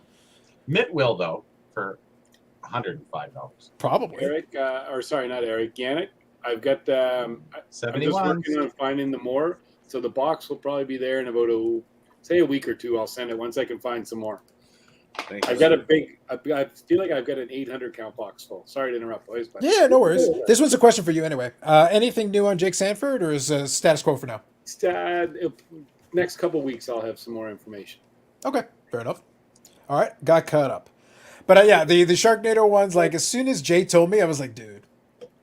so then I was like, dude. I love it. Stuff like that is fun. But to kind of bring it into like a more serious point, I'll buy something like that because one, it was cheap, and two, it's funny. I like having fun with collecting. I know it's a controversial take. I like having fun with my collecting, especially if it's not expensive and it's fun. Like stuff like that, I got a kick out of that. I showed that to Carlos Sr. and we had a good laugh. I It's think stupid. kids would love it too, and it would be affordable, right? That's the thing. Like, look, these are Kickstarter cards. Like, they're not released by any major manufacturers. Like, it's stupid. It's stupid for a dumb set of movies that like are no one really would care about outside of the fact they're so bizarre. That's why I made the joke about the snakes on a plane. There's a moment where snakes on a plane was a whole meme. If they had snakes on a plane, I'll buy that shit too. If the price is reasonable, low enough, aka low enough, yeah, I'll have a couple of cards for here as a novelty of it because I don't even care about non-sports stuff. I didn't even watch the Sharknado movies, but I know of them. I'm I familiar watched with the them. first one. That's it. Yeah, but it's guys. It literally has the pack has a flying shark. Okay, look, the pack has a flying shark. Okay, Oh my god. that's all we needed. Sold. Yep. Sorry about the Celtics, Eric. We talked about that one a little earlier. By the way, in the same vein, on the same vein, it was embarrassing the way they did lose the game 6 because literally with Klay Thompson bricking every shot, like they had plenty of opportunities to score a couple of points and get back in the game. Like Absolutely. just take the possession and get back in the game. Yeah, the hobby's about fun at the end of the day. Exactly. Ozzy Carter. That's the point. Have some fun with it. Yep, Tom, need the guy. I guess MacGyver or Guyver? Guyver, yeah. Probably MacGyver. I don't know what a Guyver is, but I know what a MacGyver is. Yeah, I know MacGyver. Yeah, what do you mean about this fun and collecting thing? No, it's all about money and value. Facts. Exactly. Well, as soon as we can get my PSA 10 Sharknado and PSA 11 Sharknado and PSA 12 Sharknado. You don't know what a Guyver is, but you know what a MacGyver is? I think there was a movie called Guyver. That's why I'm wondering if MacGyver was the movie, and No, there was a movie I think called either Guyver or The Guyver. Like it was a science fiction movie. Okay. Yeah, MacGyver's. I might be wrong. on this. MacGyver Maybe is this- a guy who's he's We'll a find MacGyver. out I guess. shortly. No, but MacGyver, I remember the Show on TV show. ABC. MacGyver is just a creative guy, right? Yeah, exactly. I remember that TV show, but I think there was another thing as well. So here we go. Look up the movie Guyver, Classic Badness. Okay, so it is that other movie. Okay. All right. Yeah. Okay. So that gotcha. Thank you, Tom. I remember. That's why I was curious. Like it sounded familiar. Maybe I was misremembering, but I was like, okay, I'm pretty sure. Brad think was the realities of Not MacGruber. exactly. No, that's totally different. Yeah, MacGruber was great. Yeah, Gruber's another thing. It was a great stupid movie. Yeah. Like, it was good. I enjoyed it. Yeah. With the realities of inflation, PSA will soon start begging people for submissions, hoping for serious price decrease. Oh, Define serious. No, define serious. Like, here's the thing. There will be people at the right price point that will submit anyway. I think people forget. Like, I laugh about like I said, I understand the whole thing with inflation, but I went in and I showed the guys. Like, US, they do this too. You can find the list for US, so you got to go look it up yourself. But in Canada, we have the list of the items that are used to measure inflation. Yeah. One of the things is the post office. Basically, your cost to ship things. And it's like, well, Canada Post controls that. But that's one of the variables of inflation. It's like, well, you're a account corporation. You can control that. You choose to increase it by X amount. But you've got this whole list of items. Well, guess what? 3/4 of those items on the list, I don't buy them. They can go up by 50,000%. It doesn't affect me. There are other items that, yes, have gone up and, yes, do affect me. But your mileage may vary. It's a very large bucket of light items that it's like not all of them affect everybody equally. And like I said, for using living expenses, I pay a mortgage. My mortgage is the same right now that it was last month, same as it was last year. It's going to remain the same until the end of my current cycle in 2024. So that's not changing. Basically the condo fee, that goes up, but it goes up a certain percentage each year based on it, and they actually use it. So you can expect that to go up. It's normal. That will happen. So it's like, it depends. Your miles may vary. And I used the example with Eric. I said, I got people around here who are complaining about the cost of gas, but some of them get in their car and basically drive to the grocery store to buy milk. And it's like, well, you're consuming gas on nothing. You can literally walk to the grocery store. I do it all the time. It's like a 5-10 minute walk. If it's one item, why don't you just go walk over, grab your item, and come back? You're using the gas because you want to. And the price of those items, it's supply and demand. So if you consume more of it, to Eric's point, if everybody goes to the cottage and drives out to the cottage, then don't come crying to me about the price of your gasoline as you're driving to and from the cottage. You didn't have to do that. You chose to do that, and it cost you more money. And Fair playing enough. Uber Eats for a Happy Meal of Correct. $80. Come on. Yeah. No, nobody put a gun to your head and told you to do that. Nobody. Nobody told you. You didn't have to. You chose to do it. Has anybody used Uber Eats or anything here? I tried it once. Yeah.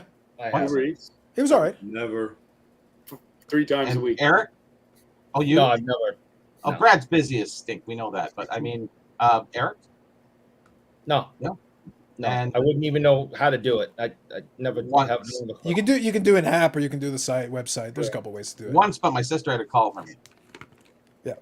But Yeah, whatever. I've tried some of those apps at least once because I was curious. I was like, yeah, let me try it once just to try it out. Because there is a convenience, but like day to day, I don't need it. But it's nice to know like it's there if you need it in a pinch or whatever. I go to a college, right? It's really freaking popular. Like I mean, I have no doubt. I know. I believe that. Yeah. non-stop, man. Like constantly. Even during class, time out. Go get the food, come back and carry on. Uber. So, Oh my god! I can't wonder even why they're imagine doing that back in hey the day. man, that's This school would throw today. me out. They keep blaming the baby boomers that they're going to have no money. No, blame Uber Eats. Yeah. But here's Yes. the thing: if Uber Yes, Eats goes sorry, up, yes. if the price of Same Uber Eats thing goes happened. The $27 needed to be that your program you need to do your work, your school work. You don't have that, but your Uber Eat meal is there at like I don't know how much you call Your it. cold Big Mac and your frozen French fries that are all greasy and dental. You make choices, right? Yeah, All yeah. I can think of is Fast Times at Ridgemont High with Spicoli getting the pizza and Mr. Hand taking it. That's it. That's giving it to exactly what everybody. it reminded me. I was like, man, Yeah. it's the same thing. That's all I can think of. Nice. All right, so this is a random question for 357. 357 is the master of these. What? I'll play with it for a second. Edmonton or Calgary? Never either.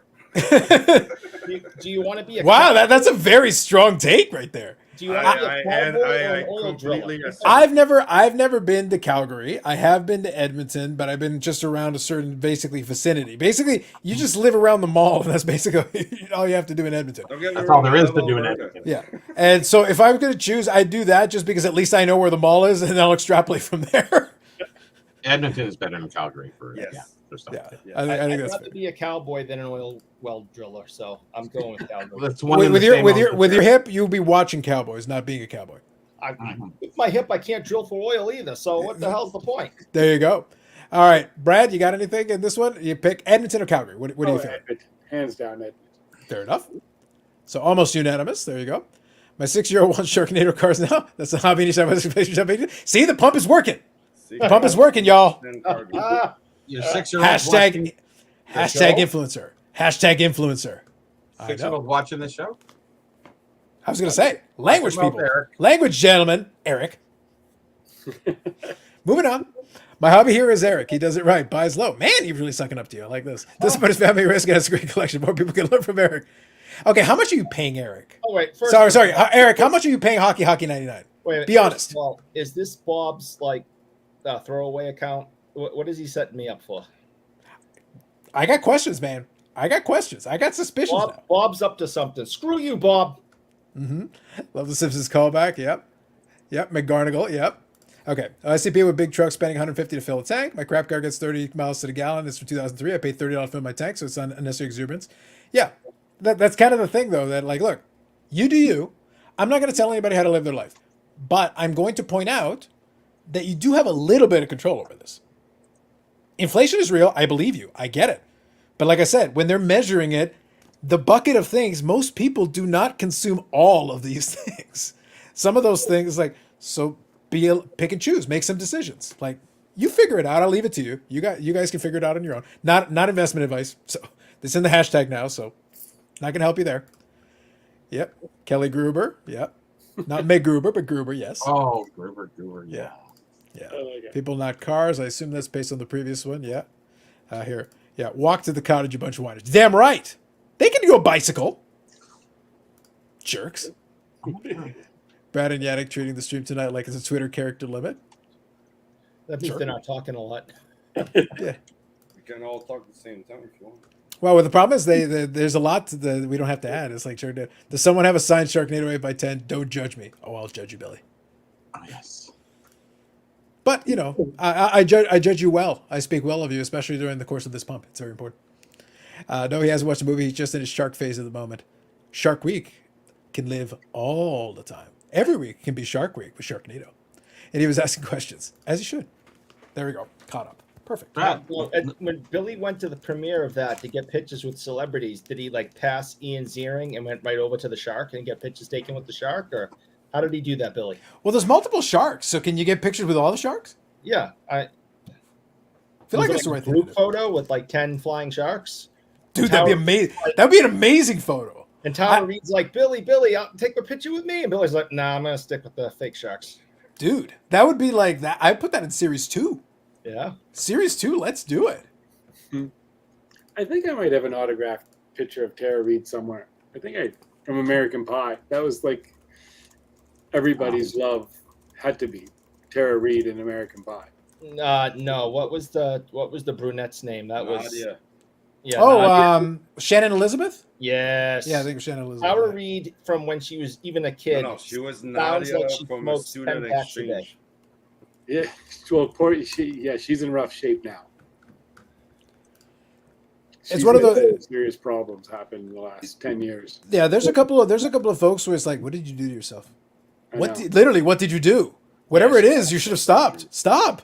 But even at her height, when she was really famous and dating Tom Brady and all that, she sounded like she gargled razor blades for breakfast. Wait, so Tara Reid dated Tom Brady? Yeah. Oh, no wonder her life is ruined. Hmm. That bastard. Another reason not to like Tom Brady. My God, he's ruining lives. Yeah. You can add It's worse it, than I thought. Gross. What's that?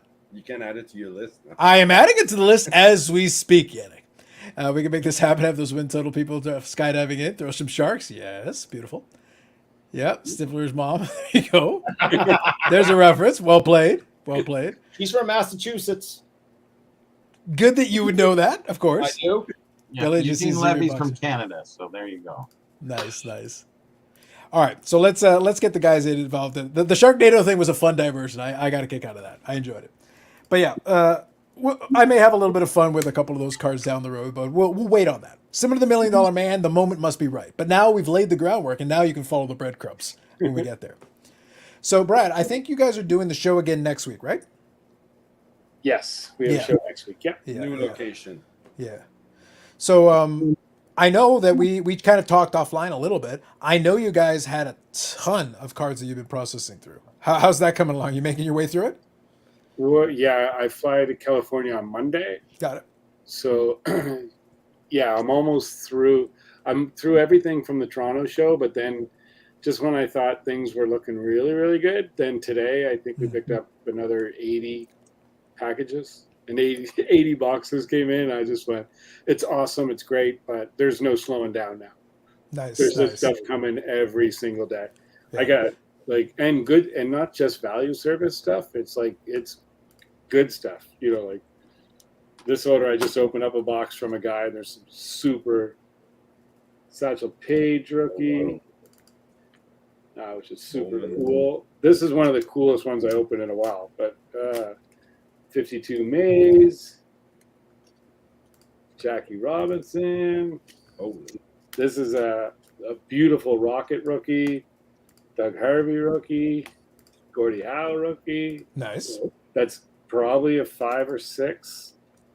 This gets even better for you. Oh, okay. no. Vesna, The Vesna, yep. Art Ross, all gorgeous. So Eric says, average cards. He's like peasant cards. Who cares about that? Like, And he come on. says Vezina. Yeah. Lorenzes, Nice. a couple Garricks, Oh, That's solid. Yeah, this is good. 3 Babe Ruth, Okay, there you go. I heard of him.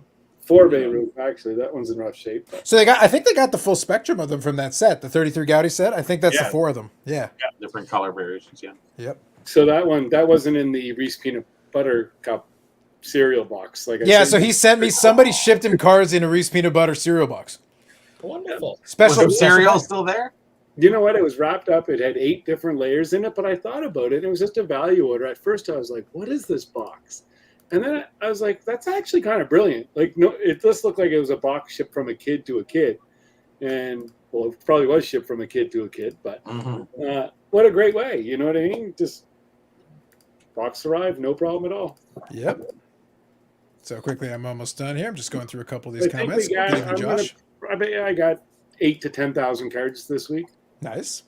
So I'll show, I think Billy will join us here in a moment. I'll let him get situated. Before I do, though, I did want to show a picture because I was mentioned to Eric when we were chatting, Brad. You have liberated some cards from Beckett slabs. So Brad took a moment because he was buried in that stuff, go processing through it. But he took a moment to take a picture, just before, and then I did get the aftermath. But I'll show you the just before. So real quick here. So he's got the tool of the trade ready. So right now he's got a 55 Bowman Mantle, wrong label. And 2 Juan Sotos. One of them is a skew inside the holder. Nice job, Beckett. And then one of them has like a dust particle inside of it that as soon as you remove it, it goes away. And it's like, great job, guys. 3 for 3. 3 for 3. I can't make Sponsored this by stuff Canadian up. Tire. I know everyone's it's kind of like a. Okay, hold on. Before you continue, Eric, I want to let you finish that. But before you do, hold on. Sharknado. Oh! Billy, that's the way to get an entrance early. That's the way to get entrance early, right there. And Ian even drew like a little tornado at the bottom of his autograph. Nice. Is that Finn signed? Right at the bottom there. Very nice. Very nice. Well played, sir. Well played. That's awesome. I gotta pull out the big guns when I'm talking to you guys. Good job, buddy. Good job. Sharknado talk. Look, after we began the Sharknado pumping that will go forward, we got to have that. So here's Jay. Good evening, Jay. There you go. Love it. I sent him the picture of the packs and everything. I was like, I both blame you and give you credit for this. Like I said, I didn't even know this wasn't a thing. Just grabbing some stuff here. So let me go here. So Billy, I was going to ask you. Obviously, how are things going on your end of it? Unfortunately, we missed you in Toronto, so it's a bit of a shame. So I am still stuck at home. Mm-hmm. I've tested negative on the at-home test for a week, but we have to take the PCF, whatever the official test is, and I keep testing positive from that. Really? So I am PCR still test. stuck at home. PCR. Sucks. Yeah, thank you. Right. But all my other tests have been negative for the past week. So Billy remembers 50,000 actors in each PCR test. That's funny. Well, the thing was, like, I've been out and I've been trying to be very protective about, or very cautious about everything. And I was taking the test, and then when I tested negative on Friday, I'm like, okay, because there was a bunch of stuff going on last weekend, and then I took a test Saturday morning, and it was still negative. So I went out and did stuff, and then I'm coming back to tests that are still positive. The people at Walgreens are like, we don't know what the heck's going on, but yeah. Interesting. Yeah, no, it is a shame. We did miss you. Like I mentioned to you separately, I said, hopefully we'll catch you in the fall. That's kind of it was funny because I was by a couple of times and we did end up kind of chatting, and I was like, oh, where's Billy? It's like, no, he tested positive. He couldn't come across, and it was a bit of a shame. But it's one of those things where, like, I think either way, you'll probably be better off with the fall one. It's kind of interesting. Oh yeah, I mean,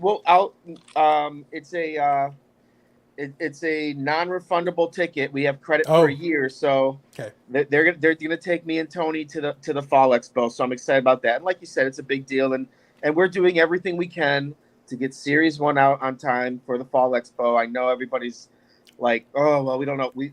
It's already been built. It's already been like we're sending it to the same people that printed Series 2, which everybody's been really happy with the collation and with the condition of the cards. I know we've had some problems in the past, and this new vendor has done an amazing job with being able to, I joke and said that I've been sharpening their blades for them for the past 6 months, but I think the cards came out real nice. So that's good.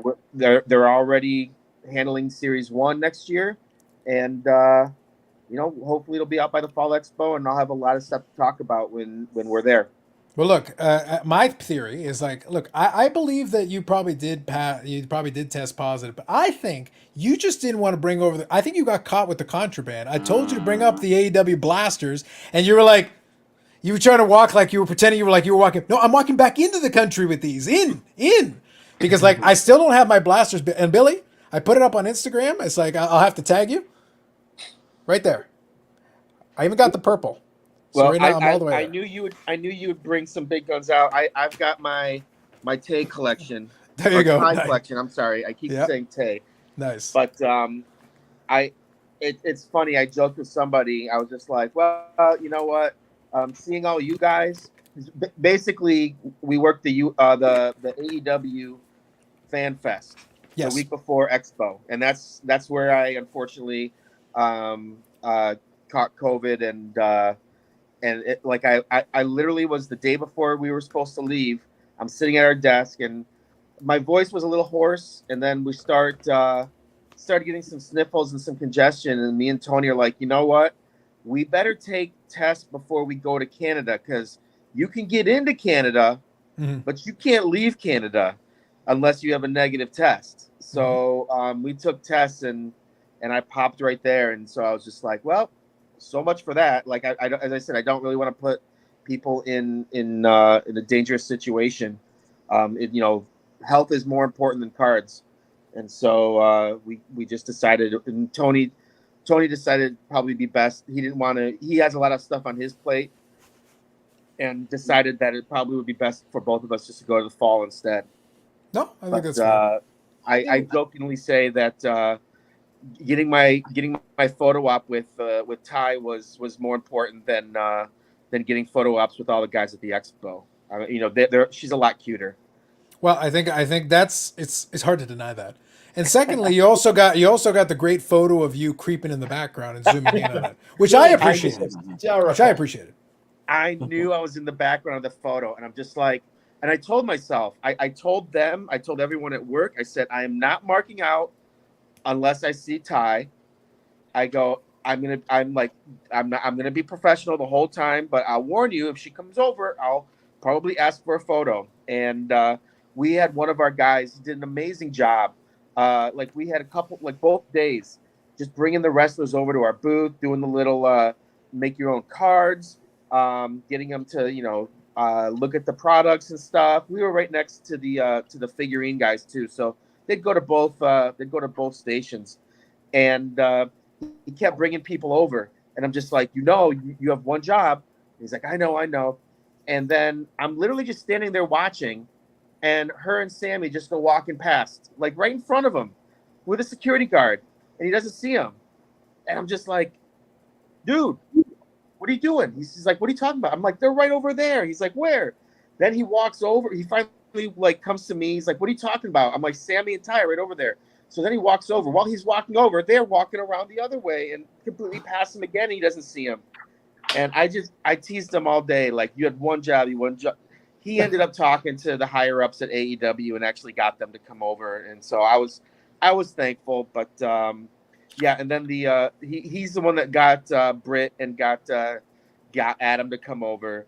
And so I'm just kind of like, I know I'm going to be in this picture, but I'm not going to make a face. I'm not going to do anything. I got to Wait, the problem is you did make a face. We got to zoom in on it, like you vacantly looking off a distance, trying not to make a face. He's a face. Exactly. He's a face. Exactly.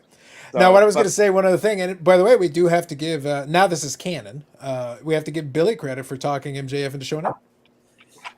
Yeah. Nicely done by you. That was totally me. Yeah. No, he didn't even show up for the fan fest. I mean, if it's a job, man, it's a great job. Let me tell you. But I don't know what's going on. I'm not gonna say anything because I don't know, and I don't want to say something if I'm right or wrong, and then people are like, "Oh, these guys at Upper Deck knew this or didn't know that." Yeah. I don't know anything. Yeah, that's fair. I think where I fall on it at this point is that I think there's both. There's an element of truth where if you feel like you earn more than what you're getting paid, that's something that would be an issue for you. And if you really believe it and really are committed to it, you can also do a job at the same time because he's still under contract. So technically, they can hold him, and that's the nature of those types of contracts. But at the same time, long term, he's a young guy, so he probably sees that his value's never been higher. So he probably has a very high opinion of what he thinks he's worth. It's basically what I have to deal with Eric every single show. Before we start, he starts making demands, and then I remind him he's Eric, and then he's like, "That's a fair point," and then we move on. Sometimes, yeah, and I have to keep reminding him. It's like, no, look in the mirror. Do I have to get Kathy? Do I have to get Kathy to send you with a grocery list right now? I'll do it. please don't. The interesting part about the expo is that we, I think 5, maybe 10% of people, if that, wore masks, and I haven't heard any residual COVID. Anybody being infected? Have you guys? Yeah, we had a lot. Of really? Guys. Yeah. Like at your booth, kind of guys, or Steve Potty that was working our AMG, Len's son. I know Steve. Yeah. Steve tested positive when he drove to Kentucky after the show. Oh wow. Okay. Carl Hagelin, Jim Gray, a whole bunch of guys from the East Coast did. Yeah. Okay. It's all the East Coast guys, huh? Well, I think to your benefit and to your downside, y'all are a friendly bunch. I'm a curmudgeonly, like, keep at a distance kind of guy. But when I'm chatting with people, but it's like, no, a respectful distance. Hearty handshake. That's my preferred way of doing things. I haven't heard of anybody. So Brad's friendly. He's friendly to everybody but you.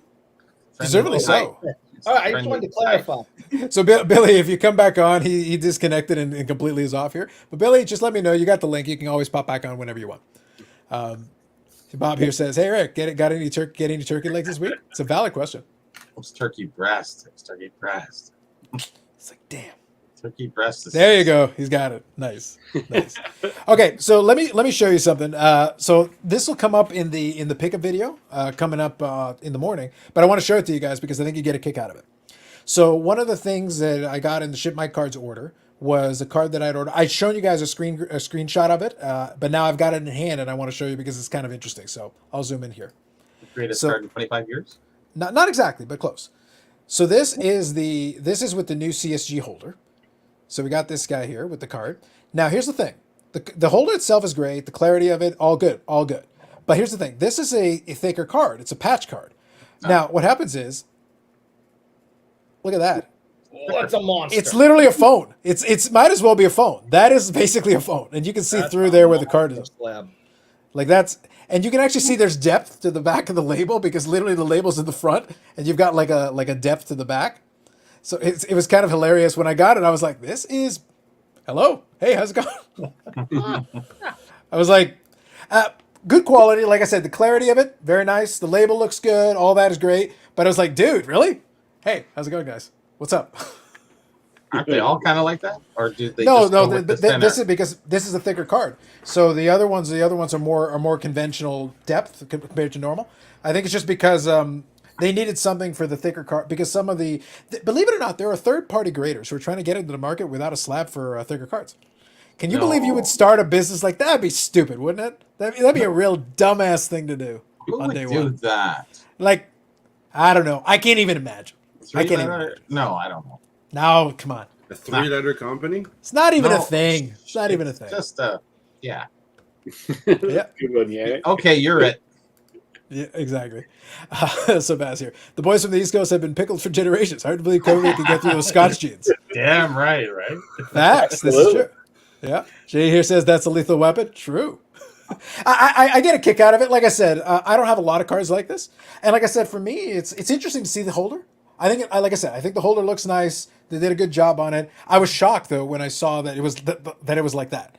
Now, mind you, like I said, they need the space in order to accommodate a thicker card like that. So I guess I shouldn't be too surprised, but I was a little bit surprised. So Josh here says, did you send that to get graded to somebody else? I bought it already graded like that, and I have a second copy. So this is a duplicate, but a patch upgrade. So now the other one will be going on eBay on the block soon. You should hashtag tag someone that might do that, Carlos. Yeah, I know, right? Hashtag tag. Question. What was today? I saw a reel on Instagram. Okay. 100 card submission plus. Okay. And they were making they were actually trying to pick what was the worst grade that they had in the whole stack. Oh, in the submission? In the submission, yes. Gotcha. And it was one after the other. Sure. Like PSA 5, 6, 4s. of Right, but it was also total garbage cards. yeah, no, yeah. exactly. But I was Yeah. just like, what was the last price when everyone sent everything that they had? What was the It would have been price? right before. It would have been right when $8? It would have been when they announced. No, it was higher than that. But it would have been right before they announced that they were going. Well, so Brad, refresh my memory on the timeline. There was a little window where they announced that they were about to either they were going to stop taking submissions, or I forget how they phrased it. But there was a little warning. There was basically a last ditch where there was a big surge. It was where they got that huge increase. It was all in March of 2020. Exactly. Yeah.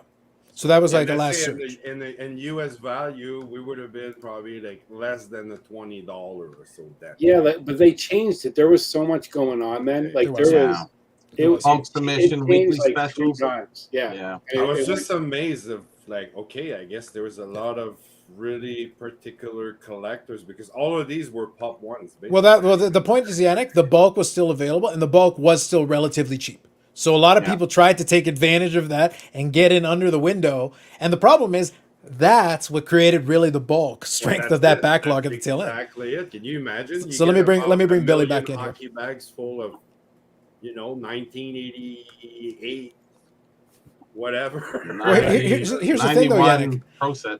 Yeah, here's the thing, though, Yannick. We Exactly. in Canada didn't really send in those kind of volumes at the end there because it's No. like it's not worth it. No, So I let me bring sent all Billy my back. stuff to KSA. You all right there, Billy? You reconnected? Yeah, my phone overheated, so I had to put it in the freezer for a Your hot phone second. got the bug now. Really? Nice. All right. That's a new one, isn't it? So you should get a new phone. You should get one of these. Yeah. Like you I should get internet. Is what I should get. yes. There you go. Oh, There you go. Yeah. So This whole time I've been working from home, I actually had to use my hotspot as for my internet on my phone. Oh no.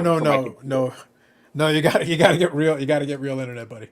I know. It's a game changer on that. we'll You ask gotta do for a raise for you and get the internet there, But- or we'll crowdfund you. Yeah. it. Yeah. Well, you gotta tell them, man. Like cost of living's gone up, buddy. Even the bank is giving. And now I think 4 out of the 5 have announced it now out loud. I think 4 out of the 5 have announced that they're doing the exact same type of increase. When the bank is announcing a mid-year increase, y'all know the cost of living has gone up. That's an acknowledgement. It's the loudest one we can give you. So let me scan here. Okay, perfect. Did we lose hockey? He's not. I think we lost him. I think he's got to come up with his next line of questioning. So we'll give him some time. So no, I was going to ask you. So Brad, I'll put it to you this way. So like I said, you've got a lot of crazy stuff coming in. You obviously showed that stack of cards. That was a lot of fun. Now this is not a critique. This is just a question. It's something I'm thinking about, and this is something that's going to be really interesting going forward. I would probably like, if it was me, I would love to see PSA. The announcements they're doing are fine, but it feels like they're doing a lot of changing on the fly. So they'll make an announcement, but then also make an adaptation right away. And it's almost like I kind of want you to stick to something for a little while before you make the switch to the next thing, because you kind of knew it was going to happen. Like when they did the $30 service, they had a limit initially. They found out that people are still sending in, but not in the crazy numbers. Okay, so you can drop the limit. Okay, so as long as you're part of the club, there you go, good to go. It's like you could have just done an event. I almost feel like the event would have made more sense, gauge the interest, and then play it by ear from there. I think they took probably because of the bulk submitter end of it as well. Yeah. That they didn't have a limit, so I think that caused a lot of the collectors members to kind of say, "How can we be a collector member when we can send through other people?" Yeah. And not have to do it. So there was a little bit of friction. Like again, not just me reading between the lines and looking at it, but you kind of see that scenario. Yeah, no, and I think that's fair. The only reason I look at it, and this is just like I said, just as a general look, I know that if you see too many announcements, it's almost worse than having too few, because it's kind of the same issue. And it doesn't matter. The announcements could be good, but it almost feels like you're getting too many updates. You're getting too many, like one after another after another. It's almost like, okay, look, you're doing something cool, but hold the line on that a little bit, and then okay, in a couple of weeks, then make your adjustment. But if it feels like this week we've already had 2 changes, then we got to go back and do it again. It's kind of weird. No, and I think that back to one of the questions earlier is demand is going to dictate pricing. Mm-hmm. So it's very simple, and they're just going to see now how many cards are going to come in at the $30, and that's going to dictate what the next level will be and when it will be. And again, without any bias towards that, I think they're doing everything right. Maybe, and these guys are new. Like, I mean, look at Kevin Lenines is he just took over as president of it. They're making decisions on, you don't know what the future is going to bring. Like, until you open it up, how many cards are you going to get at $30? You know, are you going to get 1 million cards in a month? Are you going to get 2 million? Are you going to get 200,000? Or, you know, it's very, very tough to see what's going to happen. So, yeah. No worries, Billy. It's all good. It's one of those things. Sometimes it struggles a little bit, but I do appreciate you popping on and showing the Sharknado and giving us a little bit of background, a little bit of story. You're always welcome, so feel free to reach out anytime. Happy to bring you back on. How's the Pokemon submission going, Brad? Is that really what's going like the strongest right now? no, it's for definitely hockey. Hockey? Yeah. And again, if I said that last year, if you go back to 2020, I'd say, yeah, it was Pokemon was number one and basketball and football. But right now, hockey is by far stepping up because I think that's where all the value is, right? Mm-hmm. The value in grading young guns, for example. But I think what's being graded the most right now, PSA, is Pokemon, isn't it? In general, overall. Definitely, yeah. That's what they're getting at. I think they're getting at the backlog. There's an awful lot of TCG that was there. So I think you'll see right until they're finished, Pokemon will lead the charge by far. Because there was so many of those cards coming in. And again, I listened to someone told me that, well, it's a lot harder to grade a Pokemon card. It takes a little bit of a different expertise as well. Yeah. So I think that was a little bit overwhelming as well.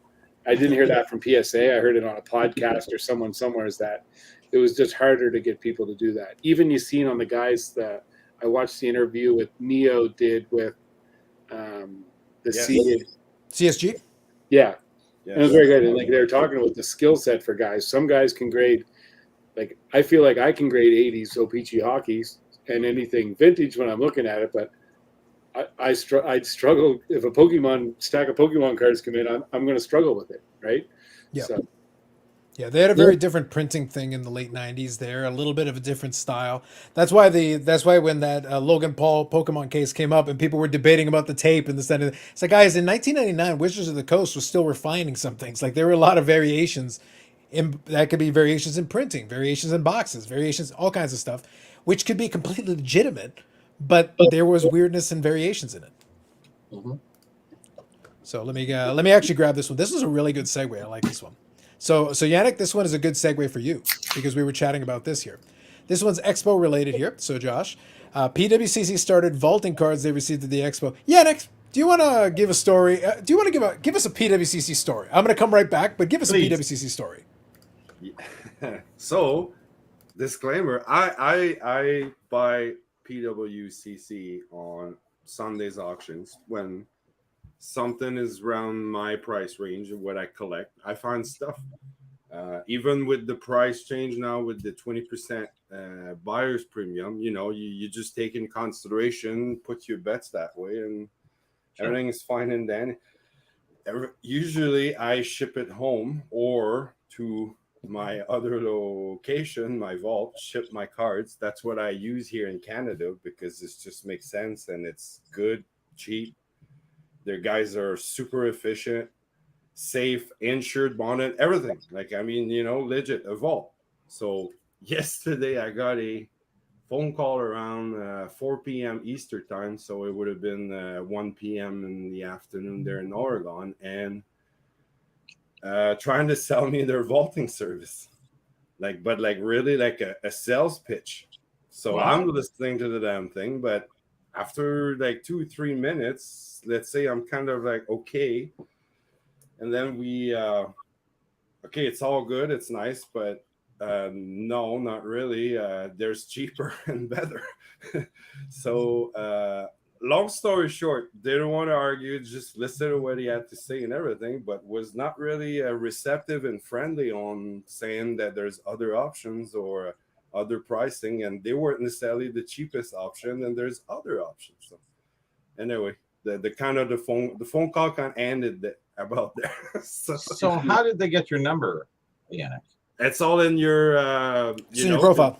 It's on your profile. You have to. Oh, fulfill because you that did on tab, the right? yeah. So like, first of all, it started weird because I'm like, hello, and it's like, hi, it's so and so PWCC. I'm like, Well, I Eric used to Myers, Eric. Yeah, yeah. exactly. So Allegedly, anyway, allegedly. it was a little odd. It was the weird, Southern but draw. It You felt, knew it. it felt literally like it was a sales pitch, and it was Yeah. just okay. I agree. I listened to what I have to say, but at the same time, I'm not interested. But it was. Do you want me, Yannick? Do you want me to send you the contact over at Beckett, because they used to call me all the time. Okay. Literally every couple of weeks, I would get a call from Beckett, You know. and they're like, "Hey, Eric sent us." It's like, no, I don't want you to use Eric's referral code. Leave me alone. Don't bother. He was even trying to get me the whole there's no tax in Oregon. I said, I know. I sent it to another address of in your state, so I don't pay taxes. Then it was like, oh, You know what, Oh Yannick? no! You just reminded me. You just reminded me of something. Busted bubble. So I sold a card on eBay this week. In the spirit of kind of what we talked about, I bought it for very cheap and sold it for 4 or 5 times as much. Apparently, that's not allowed, but you can do it. But girls. I know it's terrible. But here's the thing. So the bidder that won was in Canada, and I go, okay, great. So I'm not like a lot of sellers, because usually my eBay defaults to the U.S. ship my cards address. But what will happen is if it's a Canadian seller, as long as they don't push the button to go invoice right away, I'm like, I switch over the address and then go to the shopping cart, and then I pay, and then no, ship it to me directly. You're in country, send it to me directly. Make my life easier. This person though, I let them have an opportunity to switch it. They elected to have me send it to ship my cards in Oregon. And I was like, so you want me to ship it to Oregon so that you can then have it from Oregon to Arizona, and then from Arizona back to you? Really? Your call. You ship my cards, but Yeah. sure. Yeah, like I think the guy was like in Markham or something. So I was like, literally, I could just send it over to you. Like I can even put tracking on it. It's not a big deal. I'll just send it over. 30-minute drive. Yeah, like it's not far. Like I could just ship it over. It's not a big deal. But Every step of the way on the phone call, he was really like, the sales. But I was like, well, no, you're not necessarily the cheapest. Yes, someone's saying they're over 250. It's no fees. But yeah. So Josh has that here. Yeah. There's a style depending, I guess, what you want to do. If I'm buying there and I'm staying in that range and I'm just only like playing that kind of game, maybe it's something I can use. But they're still charging you. Even if I want to vault anything from outside to their vault, they're charging you, let's say for example, $3 a slab. But where I'm using, like Carlos and I, it's either $3, $5, or $8, depending of what size of package you have. Yeah. Well, don't forget though, you also do use the Oregon option. I go directly to Arizona, so most of the time it's $2. Yes, exactly. Yeah. Because when I send all of my stuff to tax free, it's usually when I'm buying for a few hundreds of dollars, right? Yeah. I'm just they're charging me $8, but they'll take 50 slabs if they have to. Yeah. And the So thing is, they're charging you $3 a slab. So Yeah. what's And- the point? But he wasn't having any of it. I was like, okay, whatever. So, Carlos, what's going to happen when the tax clicks in July 1st, Eric's doomsday? With you purchasing in the U.S. from Canada, but getting it shipped to the U.S., does that absolve you from paying the HST? Or so the will thing, that- so here's the thing. I pay tax. I pay the Arizona state tax. Understood. No, Yeah. but you're a Canadian account, so this I is know, where we're going to understand it actually after Yeah, July 1st, obviously. yeah. Figure it all out. But it'll be interesting, won't it? Because you over border, you don't have to pay the tax, right? That's the thing. Across Yeah. the border. Well, the control for you when you go to ship my cars, the control is the declared value. You are taking it into your own hands, but you can put the declared value so that it controls that piece. I meant for eBay purposes because they are going to charge you HST, right? Well, directly on eBay, if you're in Canada, sending it to Canada, yes. No. What if you're sending it to the U.S.? Well, my address is in the U.S. Yeah, but your base account is in Canada. Oh, right? sorry, you're talking That about is stipulated, right? You're talking about somebody buying from me?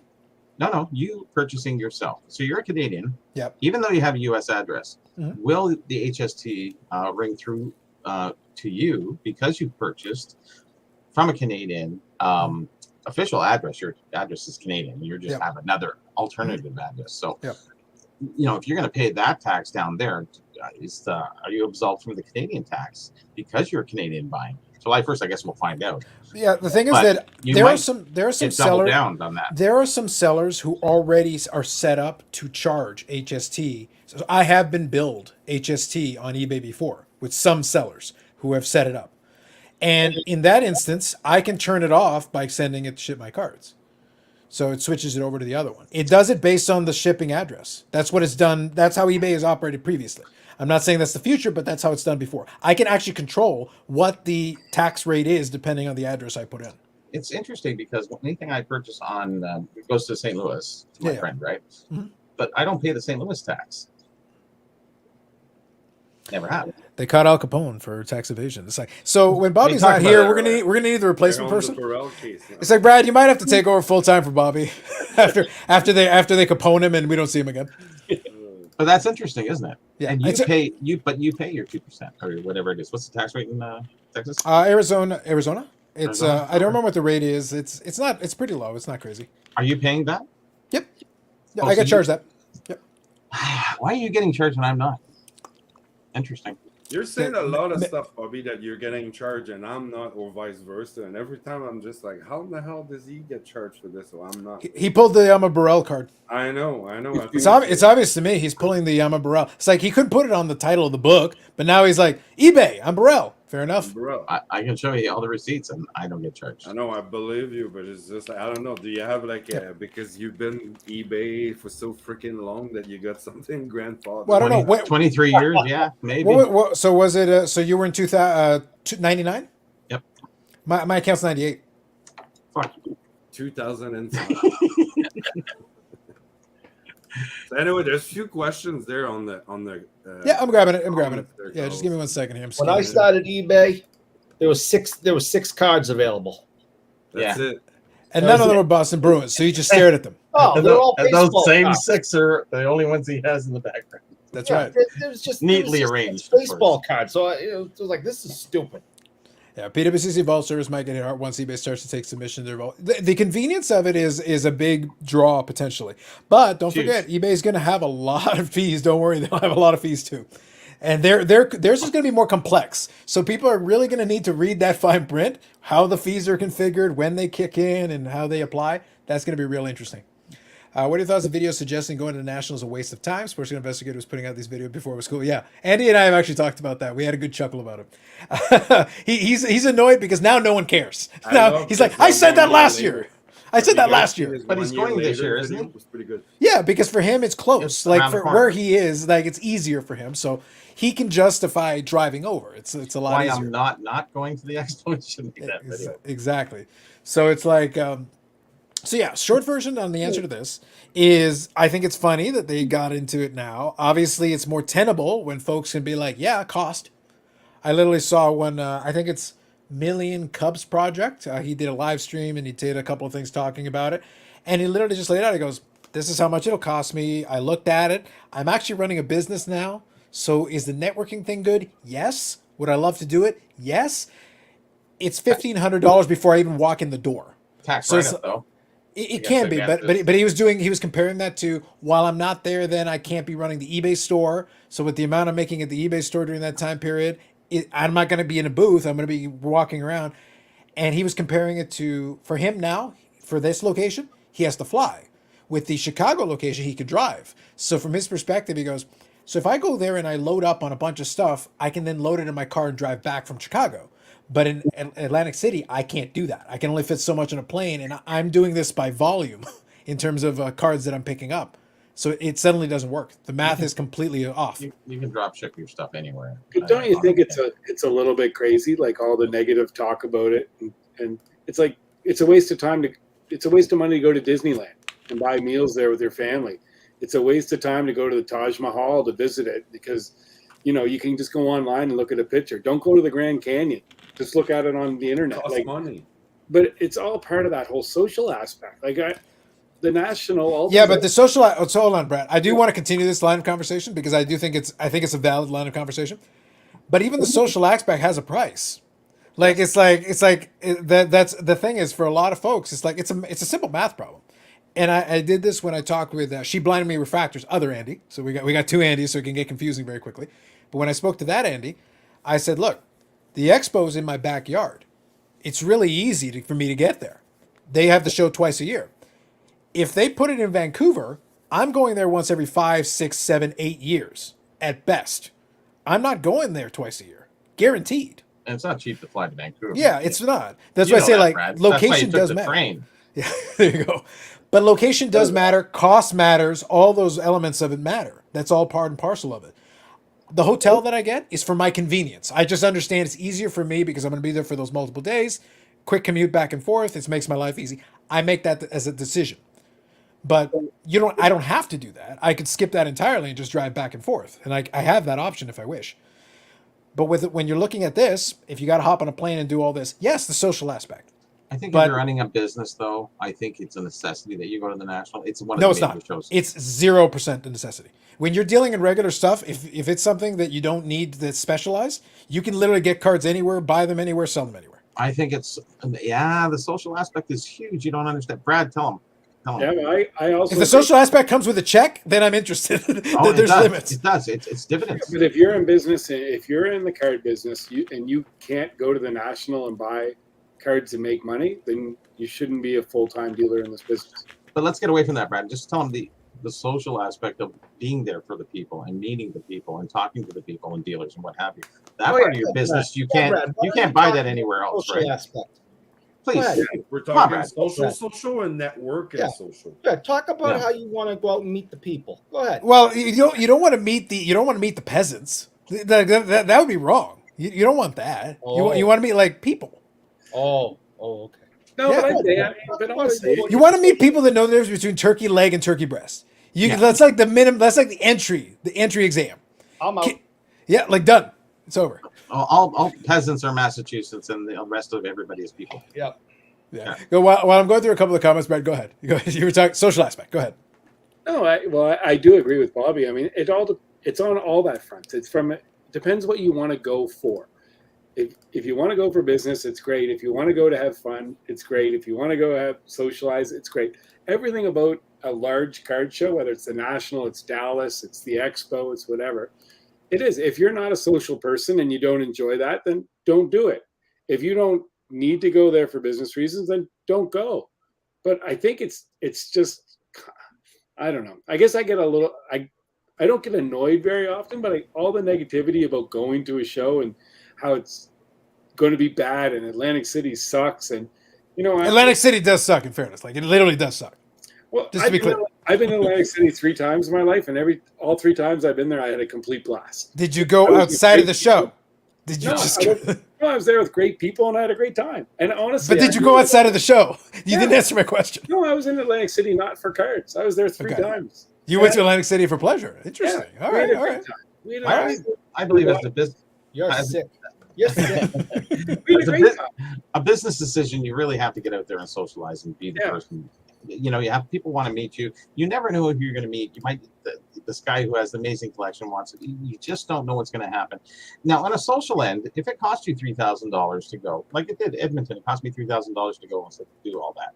It's Yeah. $3,000. So and Edmonton wasn't that big back in what was it 2000 whatever the second one I went to. So did I? I didn't even break even. I just kind of went whatever. It wasn't the greatest show at that time. It was probably a lot better than the last one that you went to, Brad. But going there, people do have to make that decision. Do I spend $3,000 on cards on eBay, or do I spend my $3,000 cards or $3,000 on my travel? Now, I understand that. That's a social aspect. Now, that comes at a cost, Disneyland, whatever you want to put it there. But if you have a business, I think it's very important that you go and you meet the people, and you don't know who you're going to meet or what you're going to do.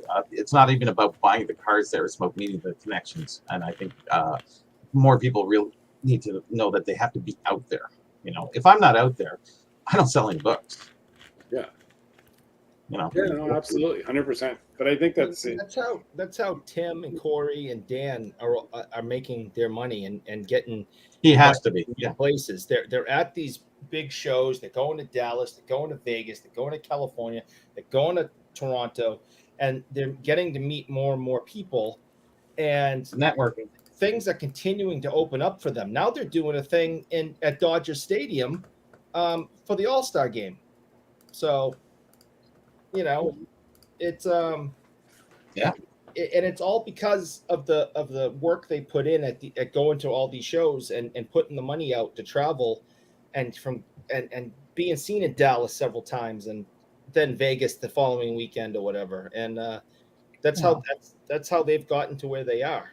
Yeah. Online is great, but I mean, in person, it's different. It Different is. animal. It's the networks you make, and Eric, that's well said. Like I don't know how many slab strongs from. I think I bought 500 or 600. I did an order with him. I got 3 or 4 pieces now from Corey. I've got him, who I think is great. He puts his heart and soul into what he does, and he does great work. I've got about 5 or 6 custom orders for him now that are going to come in the next month or so. But as long as you're having fun with this, I mean, you can be on the business side, you can be a collector, and yeah, it is expensive. There's no doubt about it. Like things do cost money. If you want to go on a trip somewhere, like Bobby, like you said, it's going to cost you a couple grand to go there. It's going to cost you money to go anywhere in life. That's just part of it. So make the most out of it. And as far as just, I know Hoggy said about touristy things, but Summer and Sherry, they're going to, I'll be in Atlantic City. They're going to be in New York. They're going to go to some shows. They're going to do some shopping. There's a beach in Atlantic City. We're going to come down. We're going to make fun of it's not just the show. I would go by myself. What do you make of We're going to make it into a family thing. So I get to do what I want to do. They get to do what they want to do. And so it's business mixed with pleasure, and it's worthwhile. But I just think if you don't want to go, just don't go. And you don't got to talk negative about it. No, but hold on. So this is where I'm gonna disagree with you. Yeah. The same way that you can talk up the show, Yeah. you're entitled to your opinion. They're entitled to their opinion. Part of the reason why we referenced it is that Andy, when he did his video the first time, he was analyzing it from a very specific angle, and he got demolished. People. What's funny is all the positive guys were all the negative guys, basically calling him all kinds of names and calling him trash and all this stuff. It's like, so when you say something's good, and then you don't like when somebody doesn't like your opinion at that time, it's like, guess what? If I don't feel like going to the National, screw the National. Yeah. You can go. That's fine. That's okay. I have my reasons for not wanting to go. You have your reasons for going. That's great. But I'm allowed to say my reasons for not wanting to go, especially if someone asks. Yeah. Because a lot of times these guys are not coming out of left field going like, they're like, oh, are you going to the National? The question is asked. Oh, are you going to? No, I'm not. Why? Yeah. These are my reasons. Yeah, you're perfectly right. Yeah, but I thought it was business sense I was talking. Yeah. Each individual will have a different angle on why they would do it. But the point is, if someone asks you and you offer an opinion, well, then don't cry that they offer an opinion. You don't have to like their opinion, but it's just an opinion. I agree, but if it works for you, if it doesn't work for you, that I support that. Don't go, don't do it. It's all good. It works for me. I'm going to make a trip out of it. That's awesome. That's good for me. It's good for Eric. If he doesn't want to go, great, no problem. To each his own. Right, I just think National does nothing for me because first I'll state that I've never been to a National. The reason I don't want to that's why it does nothing for you because you've had nothing into it.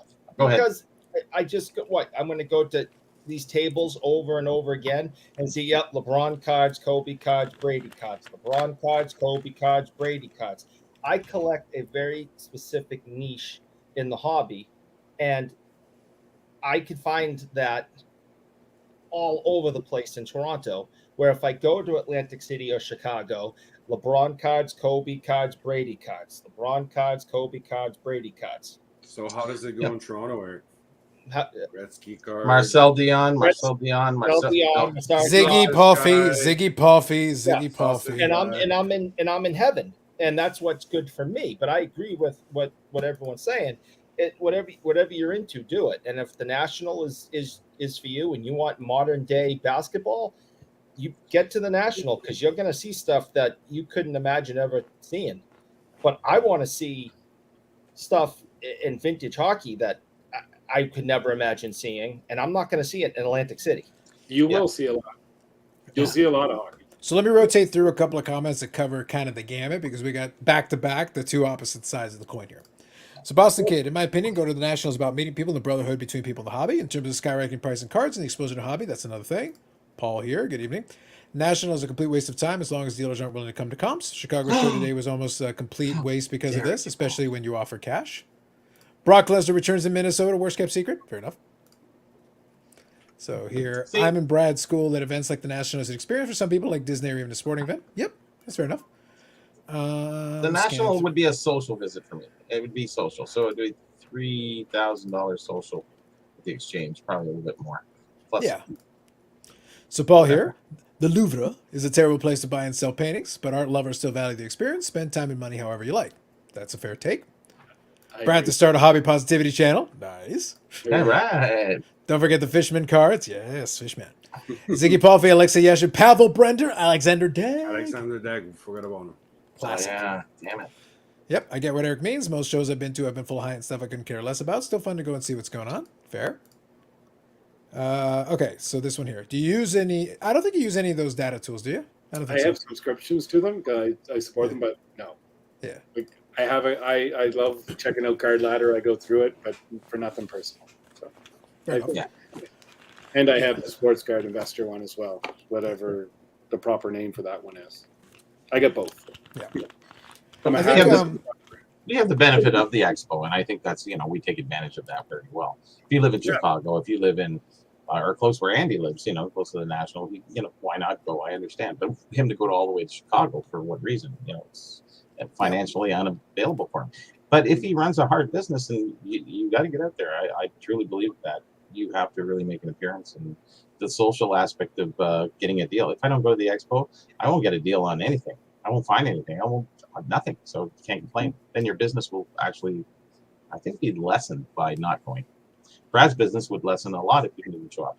You've only been showing up for the last couple of years, right, Brad? For Yeah, pre-pandemic, it was kind of, I know. But the National? no, sorry, the Expo, Toronto Expo. Sorry, what was your question? I was saying how many times that you've been personally set up. Oh, for 15 years now? No, under PSA, I meant. Sorry. Oh, sorry. Yeah, this was my second one. Second one, yeah. Second one. Yeah. Yes. Yeah. But if you didn't show up and your people showed up, is that good for you? Yeah, no, probably not. Sorry, I got a lag right. Yeah, no problem. People that work for you are probably a lot nicer, so that might be better for the company. I can't wait to hang out in Boston in what, a month, Eric? Could you make sure though that you time it, and if you're gonna be there at 5 o'clock for an hour, tell Eric you're gonna be there at 5:50 or 5:55. Oh, gotta go, buddy. It's like, oh, you only been here 5 minutes. He's been here an hour. I don't know what you're talking about. Yeah. Okay, so this one's CC for you, Brad. For the National, how much hockey? So what percentage do you put the hockey at? You know what? I don't know on a percentage basis. I mean, it would probably be 5% or less, but there's a lot of hockey dealers. But those are the Canadian guys, right? There's Len Putty who usually goes, and Yeah. there's Larry who usually goes, and then what you're seeing in Toronto is really what you're seeing there. So we're talking about unique dealers in the U.S. I would say. Yeah, no, there's a lot of guys. There's a lot more hockey than there's a lot of hockey. I think. Let me ask you this. There's then. some hockey. There's not a lot of hockey. But I would think it's concentrated to certain specific dealers that have holdings in it. It's not like you're going to find random hockey cards on random tables. If it's a guy who holds some hockey, he's probably going to have a little bit of it, maybe a showcase of it or certain piles of it, because it's going to be bunched up in certain dealers that are going to have, and then a bunch of dealers that won't. Well, it's like the bobblehead guy. He has all the bobbleheads, and he has a couple shelves of hockey too. Yeah, but all the big. But it's there. Right. But if you want to say certain things on the memorabilia side, but I mean, all the big dealers, Dave and Adams, Blowout, Steel City Collectibles, from it depends what you want to define on the hockey side. Yeah. They'll have all the wax products, all the new stuff, all the hockey, all that's going to be there. That's everywhere's. I bet you have another, say, 10 to 20 dealers that are exclusive hockey out of the dealers in the place. And then you'd look, there's probably another 50 to 100 guys that have hockey there. There's big, again, all the guys from Pittsburgh. There's a ton of guys there from Pittsburgh that are huge into hockey that always have some amazing displays. I'll do a full recap. I'll do a count kind of to have an idea. But I mean, it's so big and it just goes on forever. There's guys and there's a ton of Canadians there. Yeah.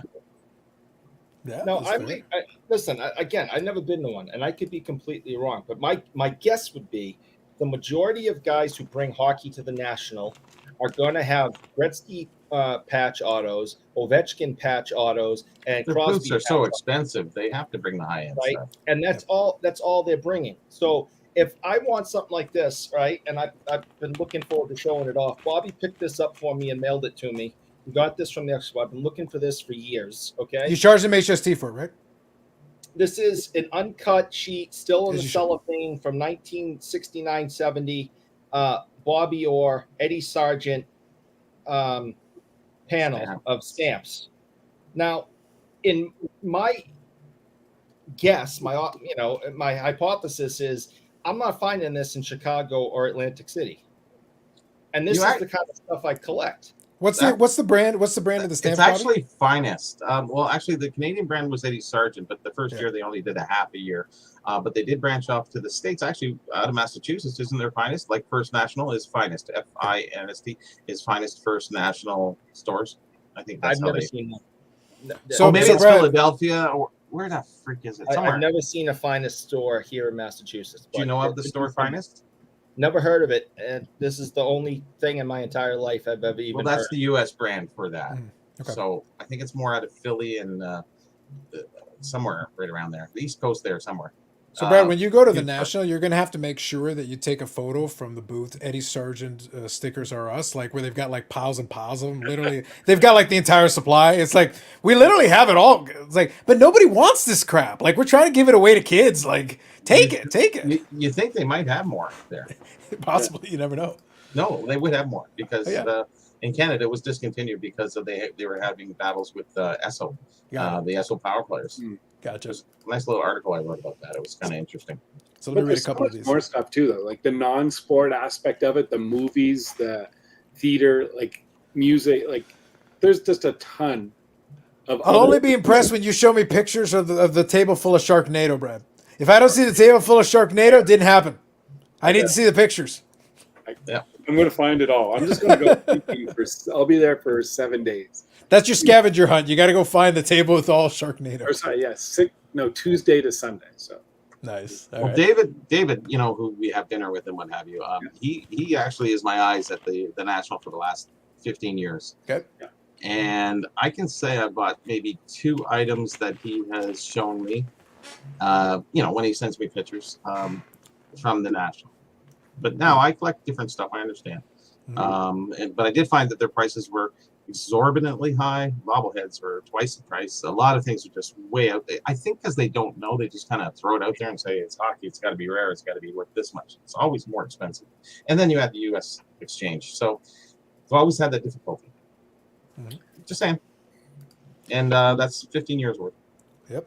All right. So Jay here. So question: do you use the Alt app at all? Have you played around with that at all? No, not at all. I know what he's talking about, but I haven't played around with it, so I was just curious if you had seen it. Yeah, okay. Have you played around with it?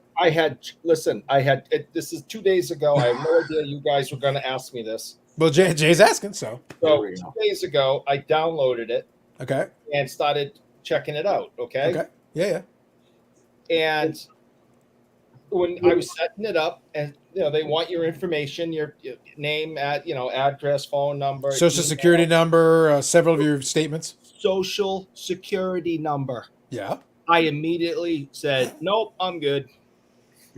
Suddenly, Eric learned French. Delete. I was like, are you kidding me? They want your social insurance number? Yeah. Bobby, I don't know if you remember, Alt was the one who got in trouble because they had the browser extension. Right. Yeah, where they was taking information because of the lazy code. Yeah. So, this does not surprise me. And just saying. Immediately, and nothing. Here, Ozzy Card Dad literally hit on the point that I was making. Thank you, Ozzy Card Dad. You're thinking on the wavelength. You nailed it. I cannot believe they asked my social security number. There's no effing way. I've never heard of that. The social insurance number here. Why would you need this to look? Now, question: was it? Jay says, was it a requirement or did it just have the field there? When they asked. Because it wasn't required. You should not ask. Really, you shouldn't ask. But you can ask if it's not required. You can just skip it. Yeah. Or just put 967-1111. Yeah. There's a Canadian reference for some folks. All I'm telling you is, as I was going through the steps, I did my name, I did my address, I did my email, and then the next thing that came up was social security number and a promise. It was a headline up top and a promise. We How won't they're use going it. to protect Scouts honor. the information, and they need this to identify me for bank information. And I went, nope, and I stopped setting it up. Interesting. You All can right. see him walking around. Hell no, honey. Hell no. It's like, what are you doing? It's like, I'm deleting the phone just to be on the safe side. I should throw the phone in the ocean across the street. Nice. Nice. And he's on Clubhouse. Hell no. Yep. Okay, so let me go here. So let's see. So hockey, I will ask a couple of these questions, but your obsession with Brad is getting a little disturbing. You know what? I'm going to need your social security number if you're going to keep asking Brad direct questions. Uh-oh. I just think it's funny too. I just want to know who hockey Yeah, is. no, but Brad, that's why I'm like, you know what? I need your social security number, sir. We're gonna need to look up a couple of things here. Yeah. Hockey is either a very, very intelligent person with wonderful taste, After the sucking up to you, yes, or it's Bob and he can go screw. Fair enough. All right, so they'll give you a collect what you like, but in my opinion, vintage is the only game in town. Absolutely. Find some vintage commons and pay $15,000 for each. It'll be funny. I'll enjoy it. Of course, Eric is confused. Correct. They asked for a ton of info. Yep. Only if you buy and sell. Sure. I'm with Eric on this. Hell no. Yep. So there you go. Is alt available for international users then? I haven't played around with it. But yeah, I don't know. That's the reason why I asked if it was required. Because honestly, you could put just a screwy number in there and it doesn't really matter. Like, go ahead, look up, again, 967-1111, just said for jokes. But like, if it'll accept it, like, okay, whatever, here you go. Call Pizza. See if they'll answer you. Do you know they started in 1969? I just heard that the other day. I knew they had been around a long time. I didn't know exactly that the year, time. but it was a while. It was a while. 75, 80? Okay. Oh, man. Yeah. Wonder if all is asking for social security number for W-2 purposes. That would make sense. Like that goes back to what Jay's saying about the buying and selling. That would make sense for that purpose. For the U.S., yeah. Yeah. Hockey is not me, Eric. Sorry, they're their own person. You know? That's what Hockey 99 would say. That's right. But you don't give eBay your social security number. We say social insurance up here. Social security number. I mean, again, my account's as old as you guys. I can't remember what I had to put in there to sign up for it. But Well, if you sell a card, isn't there some W-2 or form that the government sends you if you're selling it over a $700 card or something? Yeah. Well, there's paper. Yeah, there is paperwork, so it does have to be connected to something. I forget because when we did the managed payments, I think it was just connecting the bank account though. I think that was it. That's all I can remember. Yeah, maybe. I'm pretty sure that was all it was. Yeah. But at the end of the day, it's true that they would have to track some tax information. But mind you, maybe that kicks in after July 1st. Make change, yes, exactly. Yeah, that would be the time I would expect something to change there. Yeah. I want Brad to open up a U.S. branch of a PSA submitter because I could use his help and guidance for submissions. #, lazy. I love that. Hey, Jay, you know what? That reminds me, though. I was watching, actually, the clip that I had captured from when we talked about it. We need to send, I'll remind you later, we need to get Eric the paperwork so he can copyright Poopy Pony. Yes. We got a trademark. I forget it was trademark. I think it was trademark. Whatever. Something, Poopy Pony, paperwork. I think it's one sheet. We got to make this happen. I think he has to copyright it. Yeah. Because it's a word, right? It's a drawing. We got to make it real. We got to make it happen. Yeah, we're gonna move a step ever. Listen, today we introduced Sharknado. We've already introduced Poopy Pony. We're moving ever closer to NFTs. Every day we move one step closer to the Poopy Pony NFT. It's coming. We have the official card with the information on the back, and of course we have the original artwork. That's right. Oh, if we cut that up, we could do little individual artwork squares, and we're getting in Sharknado packs as one per. Yeah. Here you go. Copyright. Eric, send me your IG. I'll send you the form. Perfect. Done. Excellent. All right. I will make sure this happens. We must continue this process. Poopy Pony Super Factor soon. Gary V gets a whiff of this. He's on it. Listen, and we know it. And really, it doesn't require much as a topic. I did the video where the Fanatics is getting the new CEO, but Josh Luber is going to be still focusing on a zero cool. This was a free one for you, Josh. Don't say I don't do anything for you. I'm going to do you a solid. The snakes on a plane, bro. We need the snakes on a plane, zero cool. Make it happen. That's a freebie. I'm giving that one to you. You're welcome. With all the money Josh Luber has, do you think he paints his own fingernails, or do you think he goes and has them done? His daughter did them for him. Yeah, that was my understanding. Yeah. So maybe he pays his daughter. Hey. Well, there's a tax, right? Hey, Yeah, listen, do some work. when my There's daughter $3 million. was little, I mean, she did all sorts of things. She did my hair, she painted my nails, she put makeup on me. That's what a good dad allows, and I think that's wonderful. I've seen this on his fingernails more than once. Is she doing it to him daily? You have to ask this question. I was, I'm just asking what the situation. these are the thing that plagues Eric's mind. He's losing sleep over it. This is important for him to know. I agree. When you're a dad, Eric, you've had everything done when you have a daughter. I have pictures of me in a wig and everything stress From last week. Sorry, go on. No, I think at 17 she'd be embarrassed now, but at 5, she was very happy that her daddy would do that and have a tea party. And Well, she'll change her tune after the Poopy Pony NFT takes off. Maybe. It is Boston. Different conversation is all I'm saying. I want first dibs on the Poopy Pony printing plate. There's going to be 4 printing plates though. We're going to have 4. Yes. Do you want the set or like are you cherry picking a specific one? Magenta. There you go.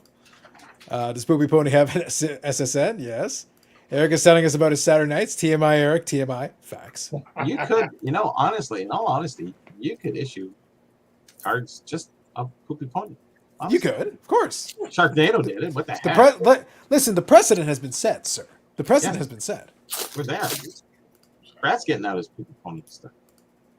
Oh, Poopy Pony will be out of. We'll have to get TSA to grade the Would NFTs. anybody be shocked right now if Brad turned around, went over to a shelf, and came back with Poopy Pony cards? No doubt.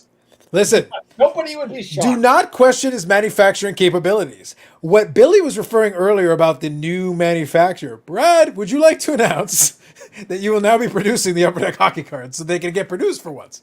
That's Wouldn't why it be so Billy nice got if snuffed. me and Jay are working on the side right now, and Eric, since he's slow to get it copyrighted, I will be the official owner of Poopy Pony going forward. Yeah. He fills in the paperwork first. It's like, you got scooped on your own creation? Yeah. It'll be Bradley V. Exactly. Well, I've got something super cool I'm taking with me to California, and I don't know if I got to get it in a proper holder, but All right, hold on here. Uncut panel. Oh, There you it's go. nice. yeah, it's an on-cut panel. It's got a blank back. Oh, Anyways, what it is, they're it's going to from- grade that? It's from the top. It's the hockey on-cut card proof strip from the Topps vault. Oh, it's the Topps Vault one. Oh. Okay. So I think it's the only one. Like, it's only the only Is that one. signed by Mike Jasperson? Yes, it is. Yeah, that's that. Yeah, all that stuff. I would think with the paperwork, then that would be something they'd be able to do. Then usually, as long as there's some paperwork with it, They stuff will. Like that They did all the. They actually did all the proof single cards. Did they Makes not? sense. Yeah, So that makes what's the sense. story on this one? It's- What were these made for? I It's don't original really know. Tops. Original Tops. No, the Topps Vault stuff. It was all came from the original pre-production. Stuff they had in. Like the Gretzky is very unusual though. I don't know about that one, but all the other ones were like the different color variations of all the different cards. They sold them all. What year was that? 2003 on eBay. 4, 5. The Doesn't Vault say just on did it. a whole run of. Oh yeah, they did every card. And it went on for years, and then people tried to resell them later on down the road, and they still are today. They did the wrappers, they did the box proofs, they did you name it. They did everything. Actually, there's something on the internet. If you do Topps Vault, you can go in and see what they sold over the years, over the course of the years. That Nice. piece is a very interesting piece because why would they have Gretzky? Honestly, back in the day, if this a period, Gretzky's nothing in 79, 80. Why is he in this strip?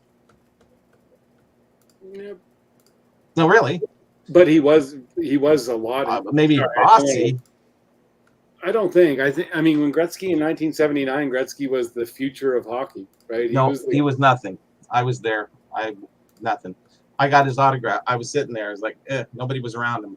Honestly, he didn't score any points or records. He was the new upcoming, yes, but there was no new big upcoming. We were all about sustained stars. We weren't about the rookies coming, and Gretzky wasn't that. He was a didn't care. WHA All-Star. Yeah, That's it. Superstar. He was, He only but played a hadn't short proved time himself in at that WHA. point. He was already an All-Star at like 18 years old. So And you get a panel made of yourself, and you're a superstar coming from a lower league and haven't proved yourself in the NHL. Interesting. I don't know.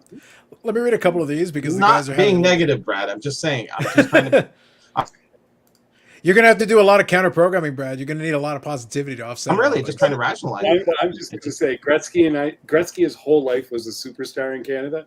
I mean, from 14 on, he was a star, and everyone knew he was the future of hockey. So that's just my tournament here all the way. And that's why Gretzky cards were so expensive in 80 and 81 and 82. Well, I don't think anybody who came out. I don't think anybody in that 79-80 set would have been expensive that year. I don't think it mattered who was in it. What when they came out? What were they 20 cents? I was gonna say like it wouldn't have been anything crazy at that point. And I've told you guys before about that card, right? What little I know about it is that it was the picture was taken by Steve Babineau, the photographer of the Bruins for like 20, 30 years. And it was taken in Hartford against the Whalers. And if you look in the background behind Gretzky, you'll see Pi McKenzie in a Whalers uniform. Mm-hmm. So, yeah. Mm-hmm. And while you're talking, I'm flipping through. I'm actually enjoying this conversation. We've got a lot of alliterated animals. I'm just giving some information. Oh. I can tell you who took the picture. I can tell you where the picture was taken, and I can tell you who else is in the picture. It was a WHA game. So if you look at his uniform, that's his WHA uniform, not his NHL uniform. Right. Well, for the timing, that would make sense. I like Rabid Raccoon. I think that'd be solid. Maybe that's your next character. Stopped up Stedler. so that is the Topps version, correct? Yeah. It would be without the dot. Okay. Yep. I have the original artwork used in the back of the Salming Topps card. Very cool items from the Topps vault. Nice. Oh, I had a uncut sheet of with blank bat at the show, right? 3 of the sheets. I think so. That sounds right. Yeah. Here you go, Brad. They're talking up with Manoa, Yankees broadcasting the Yes Network. You trying to get the pump going, Brad? You got the Yes Network on your side now. That's when you go to the next level. I see what you're doing. It's a huge game tomorrow. It's a huge. The Jays are getting pumped. Oh yeah, he just said that. The Jays are getting hammered. I'm listening to it in the background. Yeah. Taking care of the Australian version of Poopy Ponifiere, Poppy Platypus. Nice. There you go. He was a top scorer in the famous Quebec tourney. Yes. Yep. Cliff Clavin. Yeah, I understand that. You guys don't understand that one. Yeah, cheers. Yeah, he was Mr. Know-It-All, knew all these facts. Is that what you are now? Well, it seems to be what I'm being accused of. And then we refer back to your entire rest of your body of work, and it gets undone? Well, the rest of it I just make up. That's really all I know. The rest of it I just make up as we go.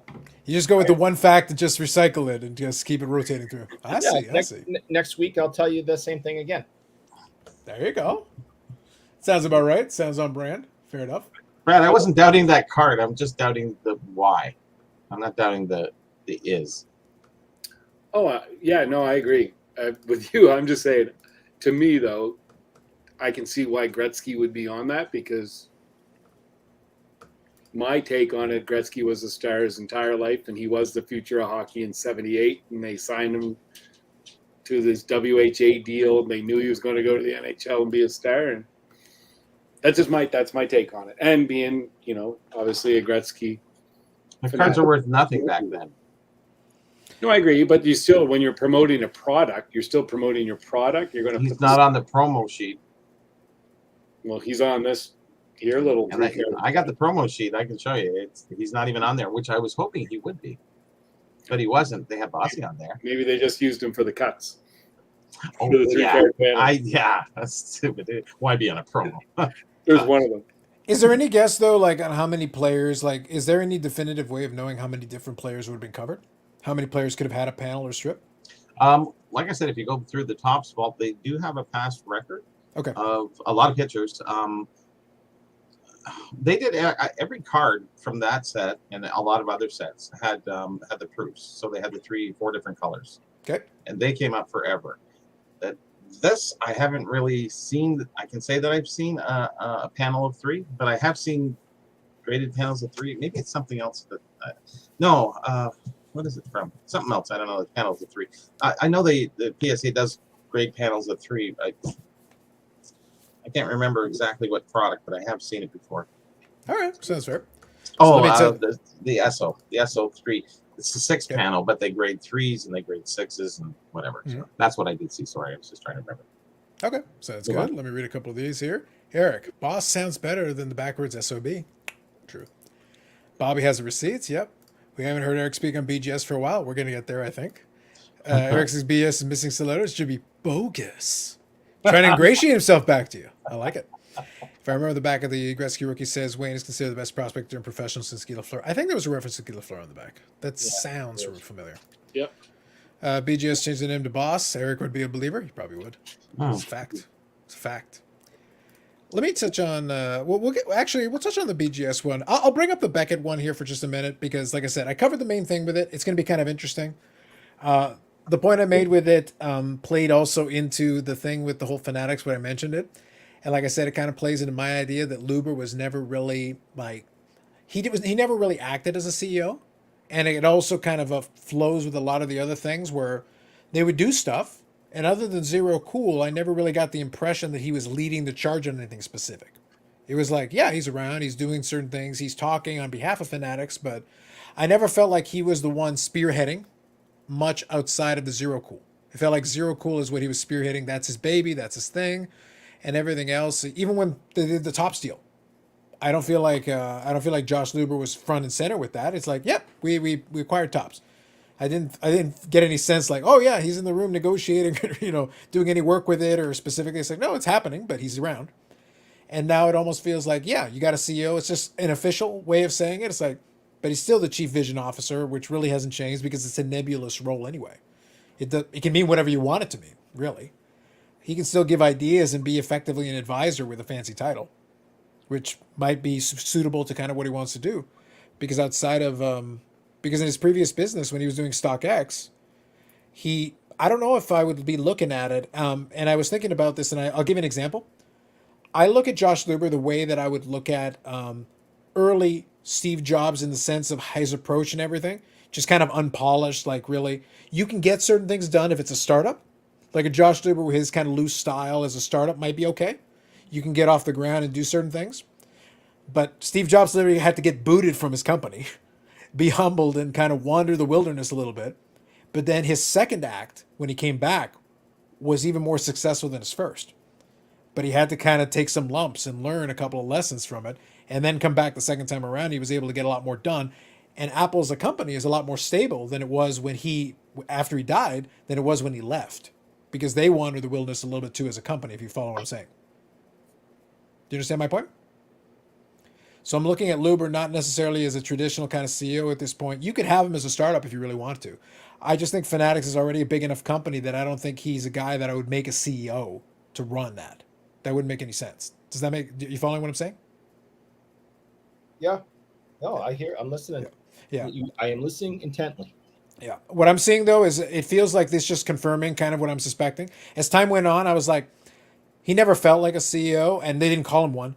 And he never felt like he was operating in the convention. Because the thing is, he likes to get up later, which I can respect.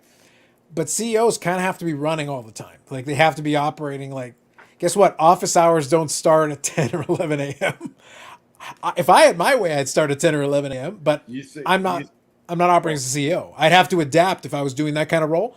Then I have to be up at 8 a.m. I have to be taking those morning meetings. Because guess what? That's when other people are doing business.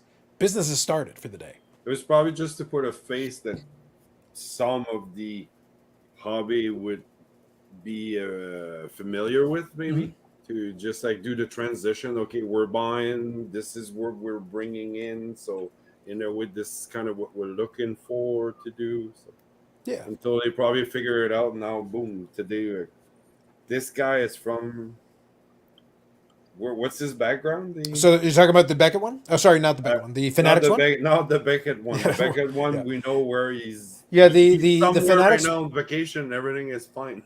Well, he's calling. He's about to call Eric on the red phone so they can talk, so they can consult. Eric is the secret advisor in the background. I only want to talk to the owner, and I don't know when he's allowed to make phone calls. He makes one phone call once in a while. Eric. Yeah, he's got to talk to the lawyer before probably he gets to you on that one. Yeah. But I think what's going to Beckett is in prison. No, the new basically a Topps guy. the Fanatics one. Yeah. So the Fanatics guy came from Bear Stearns. So he did that, and also so that his background is he did some stuff Bear Stearns, and then he did Dick Clark Productions. So he was doing he was doing stuff related to that. That was kind of his background. Again, not necessarily a card guy. So both these CEOs, one is a technology guy, and one is like an entertainment business. New Year's Eve show. Yeah, very different kind of thing. So let me kind of incorporate you in this one, Eric. Sorry, this one, Brad. What do you think about that whole thing as far as you're getting a lot of these hobby companies now with introducing the CEO guys that are really not card guys per se? They have, their experiences and their backgrounds in that. How do you feel? Because Fanatics is a big one. Beckett less so. Despite Eric's constant fanboying of them, it's embarrassing, really. But aside from that, like these guys are generally out of the card space. They're bringing in folks from the outside. I think it's a great thing because, it shows that big businesses, these are huge businesses, and you need the proper people to run them. And that could be a card guy, but it might not be a card guy, right? It's like, the CEO of Coca-Cola, maybe he doesn't drink soft drinks. There's quite possibly all these things. When you have a big business like Fanatics, and you need the best person in there to run it as a business. And that's the most important thing for them. Not for us. I mean, sure, but I think they're doing the right thing. Yep. So let me grab this one here. Yes, he is compared with Steve Jobs because Steve Jobs, I don't care about his ideas. I'm talking about the immaturity. And Steve Jobs, if you go look at his biography in his first run, he's about as immature as it gets. I think Hoodie Luber is actually more mature than Steve Jobs was in his first run. The good ideas, yes, but he also had a guy named Steve Wozniak, if you actually go back to the history of Apple, who had a lot to do with a lot of those ideas. Great wall. Yeah. Now, as a team, they did exceptional work, and Jobs was a force behind it with his energy. But that's why I'm trying to make a comparison. So I'm sorry to tell you, yeah, the comparison actually works very well. Not because of what they're doing in the long run. I don't care about that. Not about the ideas. I don't care about that. Apple became very successful and then almost immediately ran into the ground as Steve Jobs got himself booted out of his own job. That's not actually very successful. And the company almost went bankrupt because the people that came in charge of it, kind of bring it back to my analogy from earlier, the people that came in charge of it didn't understand their business. They tried to do certain things. They were guys that were good at business.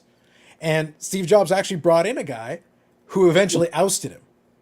And when Jobs came back the second time around, he was much more smooth. He still had good ideas, but he was now more refined, and he was actually able to operate more effective as a CEO. But he still had his moments with his temper and different things, but it was a lot better than the first time around, and he was actually able to harness that energy.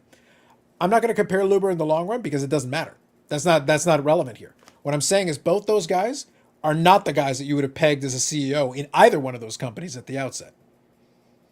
Can Luber become a guy like that down the road? I have no idea. I don't know if he has any interest in it. He's already made a lot of money, so maybe he doesn't care. Maybe he just wants to kind of operate in a consulting capacity. He's happy with that. That might be his role today, and that might be what he's good with. But you could put him in a startup scenario, and guess what? In a startup scenario, he'd be fine until you ran to a certain point, you grew to the business to a certain point, in which case then you'd run to go get one of the more traditional CEOs. And then it'd be, all right, Luber, thank you. Thank you for your service. Good day. Any thoughts on that? Anything you guys want to add on that?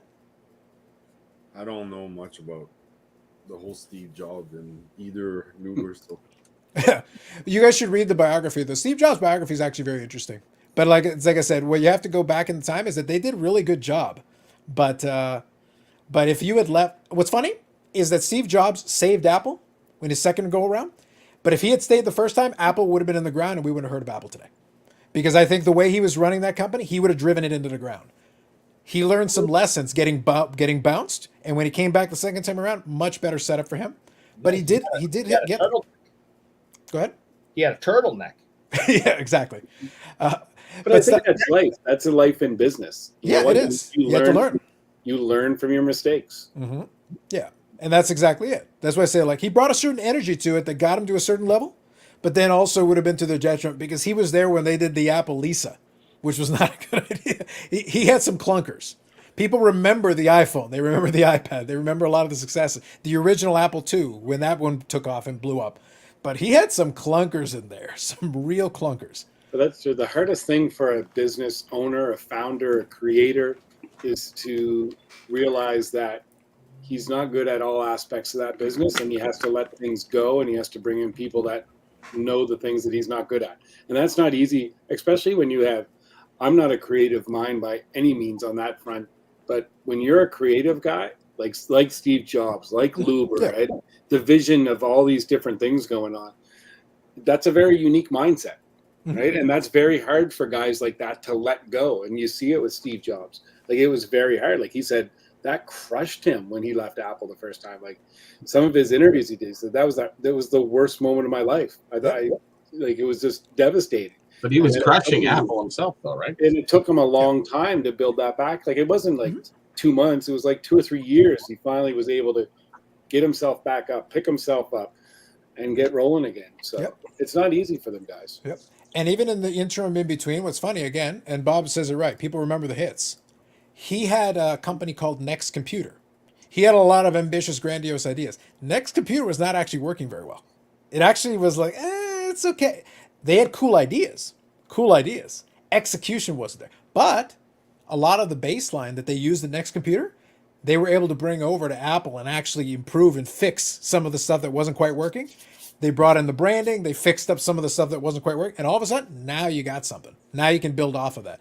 So you're taking your hits. You're learning your lessons. And then it got better and better as it went on. And then once they started fixing it the second go around, got those little early colorful iMacs, did that great job with the branding. And then the iPhone came out, boom.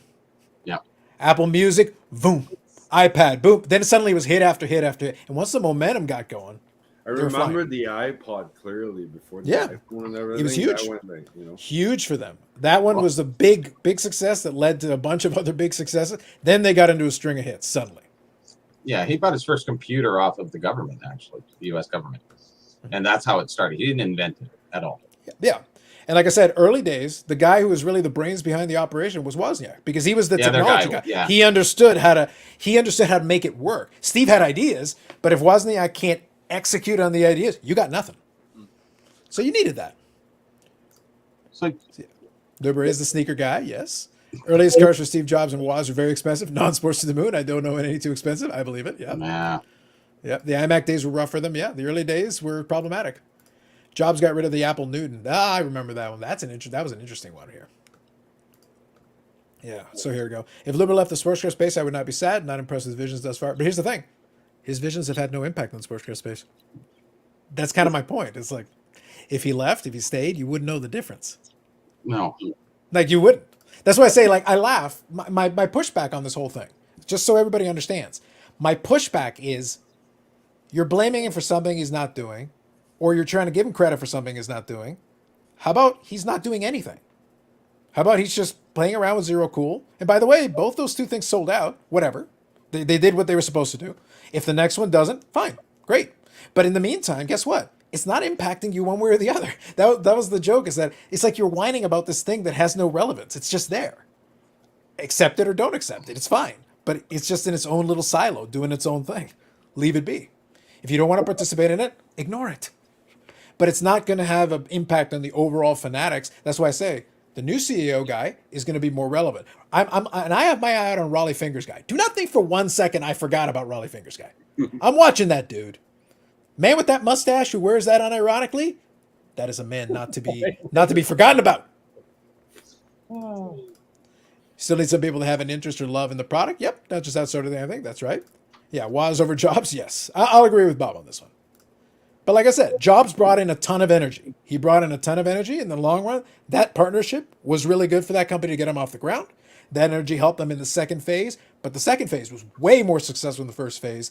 And they had a succession plan when he did pass away, where Apple is still operating today compared to the first time that he left, where he was in shambles. And it was, right now, Apple's still very strong. They're still doing a lot of things because the foundation was better the second time around. And of course, Pixar, and he was able to build a lot of these other properties. Much better job in the second go around. So I looked up Topps Vault. I went through a little bit of a story about Mike Jasperson, who was hired in 1989 by Topps to sell their archives. You know, they said they're not card collectors, so he was in charge of that. He sold them from he had on eBay from, from 2001 to 2014, they had the Topps Vault. But there was a large sale in 1991. It was in New York. It was a huge archive. Actually, I think they even said that they sold all the original paintings of Mickey Mantle, Willie Mays, Whitey Ford, Mhm. Roy Campanella. They were sold for $327,000. So these would have been the 53 top paintings, I assume? That's right. Yes, Yeah. correct. And which versus the catalog estimate of $22,000 to $30,000. Yeah. Those original pieces of art, like, I'm serious. I've said it before. The 53 tops mantle is my favorite mantle card. It is, well, I should say it's my second favorite mantle card after the 56, but like as a standalone image, like the original piece of art, that is a classic piece. Like it is, because it is art. It's an actual painting. It's a real piece of art. So it's like They only sold 6. So it was Mickey Mantle, Mays, Ford, Feller, Robinson, and Campanella. Feller is interesting as a combination of that. Bob Feller. I'm surprised they didn't have the Jackie. Yeah, Jackie would have been a big well, one. there's 6, right? So Yeah. $327,000 for all. That's a for good all deal. 6. That's a good deal in the long run. That's a real Well, good deal. you're talking 1991. Yeah. So I'd be curious what they would sell for when the market was going super hot. millions. Yeah. Yeah, it would have been crazy. It would have been crazy. The vaunted Luber PDF, yes, the paper. Yeah, I did a video on it, but it's one of those things. The fun part about a paper is you can posit any thesis you want. You can discuss any component of it that you want. It is interesting to get an opinion on the mindset, but the thing is, what I got out of it, and I mentioned this in a subsequent either video or live stream or both. I think Luber did study the card market, which is good. That was in the paper. But I don't think his understanding has grown that much since he wrote the paper. And that's problematic. With all this extra time and this exposure to the hobby people and hobby space, I think it's a shame that it feels like his knowledge base hasn't grown that much compared to where it was at the time he wrote the paper. So he studied enough to write the paper, but then after that, it's like, okay, what have you learned since? What else do you know now that you didn't know before? You've had some months now. And I don't know if I can say he's learned that much. That's why I say, like, I wouldn't be shocked if right now his role is come up with some ideas, throw them at us, and we'll see if they make sense. If they make sense, we'll try them. If we don't, we'll ignore them, and then go have some fun with the zero cool thing for a bit. If it doesn't make us money, we'll drop it. Things are going so fast, and I basically don't remember sometime what I had for dinner yesterday. But how long did the Fanatic bought tops out? Beginning of the year. Beginning of the year. 2022. We still, Yes, this year. There's been a lot this year, Yannick. dude. Eh? Yeah. Look, I'll put it to you this way. I talked about it I last thought it year. was more like fall or late summer last year. So Beginning of the it's year. still just 6 months, dude. Okay. Yannick, all you need to know is I already recorded the pickup video, which will come up in the morning. The next video I record, be it live stream or a standalone video, will be my 100th video this year already. Oh, wow. Celebration. I know. It's a fact. I was looking at it. It's like right now we're sitting at 99, including the one that'll appear in the morning. 99. We need one more. Gretzky. There's the, Gretzky. You got That's the right. uncut. It's the Gretzky episode. You know, That's Absolutely. right. That's right. There's Thanks going to be to Brad. whatever the next thing is. We need one more. We need one more. So I want to say, let me read this one real quick here. Paper is quite surface level, not really collector focused. Yeah, it was very, very generic. Like I said, it's not bad if you're getting started. You're learning a little bit. Good. It's a start. But my question was like, okay, what have you advanced since then? And I don't feel like it's really advanced that much since then. The 50 manual runs a close second to Poopy Pony original. Facts. Facts. Okay, let me ask you this question, Brad. And I pitched this to you later on. We'll figure out a schedule and everything. Yeah. I wanted to have a chat with Brad about golf and obviously his fandom of Tiger. I thought about it similar to what I did with Jay and similar to what I did with Andy, where we talked about, because with Andy I talked some UFC stuff. It's kind of fun getting outside the hockey realm a little bit with somebody who collects in those categories specifically. But let me ask you, so how are you feeling about the LIV? They actually had a tournament now. So what Yeah. do you think? Did you check any of that out? Oh yeah, we do a weekly golf pool every week, so we Okay. actually did it. Did you do LIV in the golf pool? We did our PGA every week, and then Okay. we actually had to pick a player from the Live. Okay. Tour. So any thoughts on that? It was the first tournament, but any thoughts on that in general? Not really. I hope they get. Well, it's been an interesting first 2 days, so we'll Yeah. see. A few of the guys have made the cut. A lot of the guys from the Live tournament didn't make the cut this week at the Open, so we're going to see what transpires. But it wasn't too bad. I watched it today while I was working. It was on in the background, and DJ Dustin Johnson and the guys, they get a friendly applause here or there, but you could definitely see it wasn't the same. That's for sure. Well, here's the funny thing, though. I think, and let me pitch this to you, and we can expand upon it more later. Yeah. At the end of the day, they're throwing a lot of money. The Saudis have a ton of cash. Yep.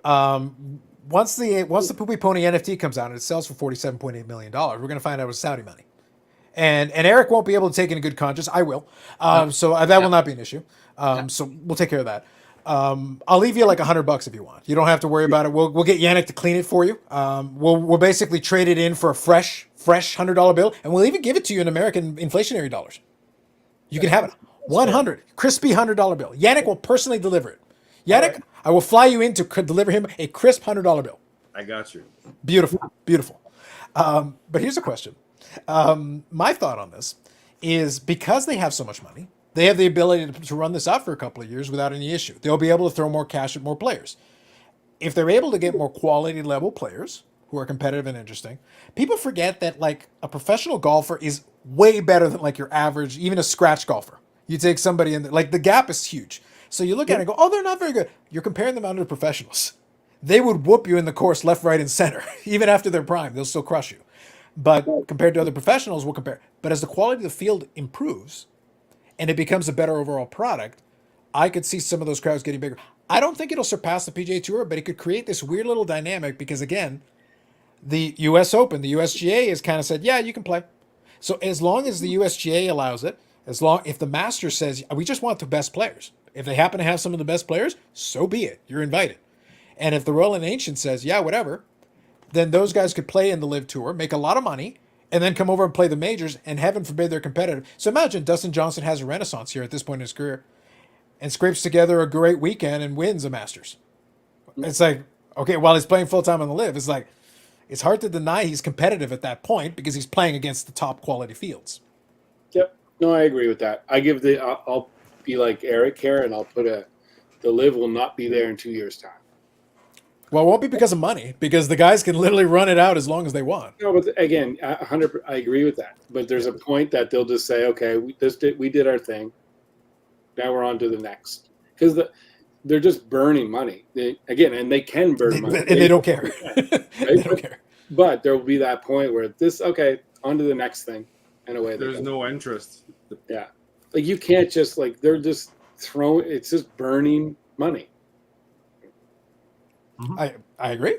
I think it's going to be interesting just because the PGA doesn't have as strong a brand as they think they do, because the Waste Management Open doesn't hold quite that appeal, and they've got a lot of tournaments that are like that. It's like, yeah, okay, it's like this generic sponsor Open. It's like, okay, cool. There are plenty of other tournaments that have a lot more prestige and hold in, like, the Memorial or a couple of they'll have the TPC, the Players Championship and stuff. But it's like not all the tournament stops are like that. A bunch of them are just generic, the Greater Kemper Open or something. It's like there's a bunch of these rando tournaments. It's like, okay, great. Yeah, but you know what it has brought out? It's brought out this. All of a sudden now you're getting to see more and more of the personalities of these players in golf. Mm-hmm. I mean, baseball had this problem when they were trying to bring out personalities. Now you're seeing it in baseball. Sometimes it goes a little too far for the purists, but in golf now you can see Rory McIlroy is he has just been great through this whole thing. Like his one-liners. Have you been listening to it, Carlos? I've been watching it. Like Rory's right up your alley. I think though it'll be funny. It works as long as he keeps winning. No, yeah, if he right now he's still playing extremely well. Yeah. And he won the Canadian Open. I think he won the tournament. But if Rory McIlroy misses a cut at some point, he'll get it. No, absolutely, he's going to. But his little thing towards Greg Norman, I see Aussie Card Dad says there, but it was like, because Rory won his 21st. Greg Norman has 20 wins. That's right. And I forget exactly how the line went, but it was a great subtle little chirp. The shark. Yeah, I think NATO well played. But I think the thing though is that now. He's right, but at the same time, it's like, Greg Norman didn't play on the PGA Tour full time for the Jewish chunk, and he basically kind of walked away when he still could have played to do business. Yeah, like to become really rich doing business. Mm-hmm. Rory's still a young guy, and he can focus still on golf full time. So he's doing that. So I don't disagree though. Look, I'll be the last person who will complain about Shade. Big fan of Shade. I was like, talk your trash, but you better keep winning if you're going to talk your trash. Otherwise, that's going to turn on you real quick. Oh yeah. And he's good enough too. Yeah. So here we've disowned Greg Norman in this house. Absolutely, that's fair enough. Eric is making that poopy punny Saudi blood money. Yes. I'm here for the free tacos. I didn't know we had free tacos. And the Vinny McMahon type bomb. There you go. The PJ has also had plenty of shadiness throughout the years. Yeah, absolutely. So it's one of those things. It's kind of weird. We'll have to see. Okay, so here we go, Jay. PGA is a 501 nonprofit. They can't pay for appearance fees. The PGA influence will gradually decrease. Yeah, that's why I say, like, all they have to do, really, the live, it would not shock me if there is a point in time where the two leagues continue to exist for a while. But because, like I said, the PGA's brand is good as long as they have enough of the top players. Now, I'll throw one thing back at Rory McIlroy. Like I said, I have no issue with this point. But Rory McIlroy was playing on the European Tour, and why did he leave the European Tour? To go play in the PGA. Why is he going to PGA? More money. Oh yeah, it's the best company. It's more money. It's more money, Rory. The European Tour Order of Merit sounds great and all, but you know what's better? PGA money. Then they got McAvoy from Tin Cup. Right, but conversation. These guys want to play in the PGA at today. The PGA Tour, as long as they're at full strength, yes. is the best players in the world play on the PGA Tour. Period. Is Shooter McGavin there? You know what I mean? Like, do the best hockey players play in the KHL or they play in the NHL? I think it would have been more entertaining though. Look, the KHL can't pay like the NHL can for the top tier, but it would be funny. The KHL can pay more than the NHL if they wanted to. For a couple of guys, they can with the oligarch money. All of them, if they wanted, Putin can sit there and give them. He could have a budget of $10 billion for the league. Or I think that 1,000 pounds of fertilizer each. I remember a buddy of mine, a good friend.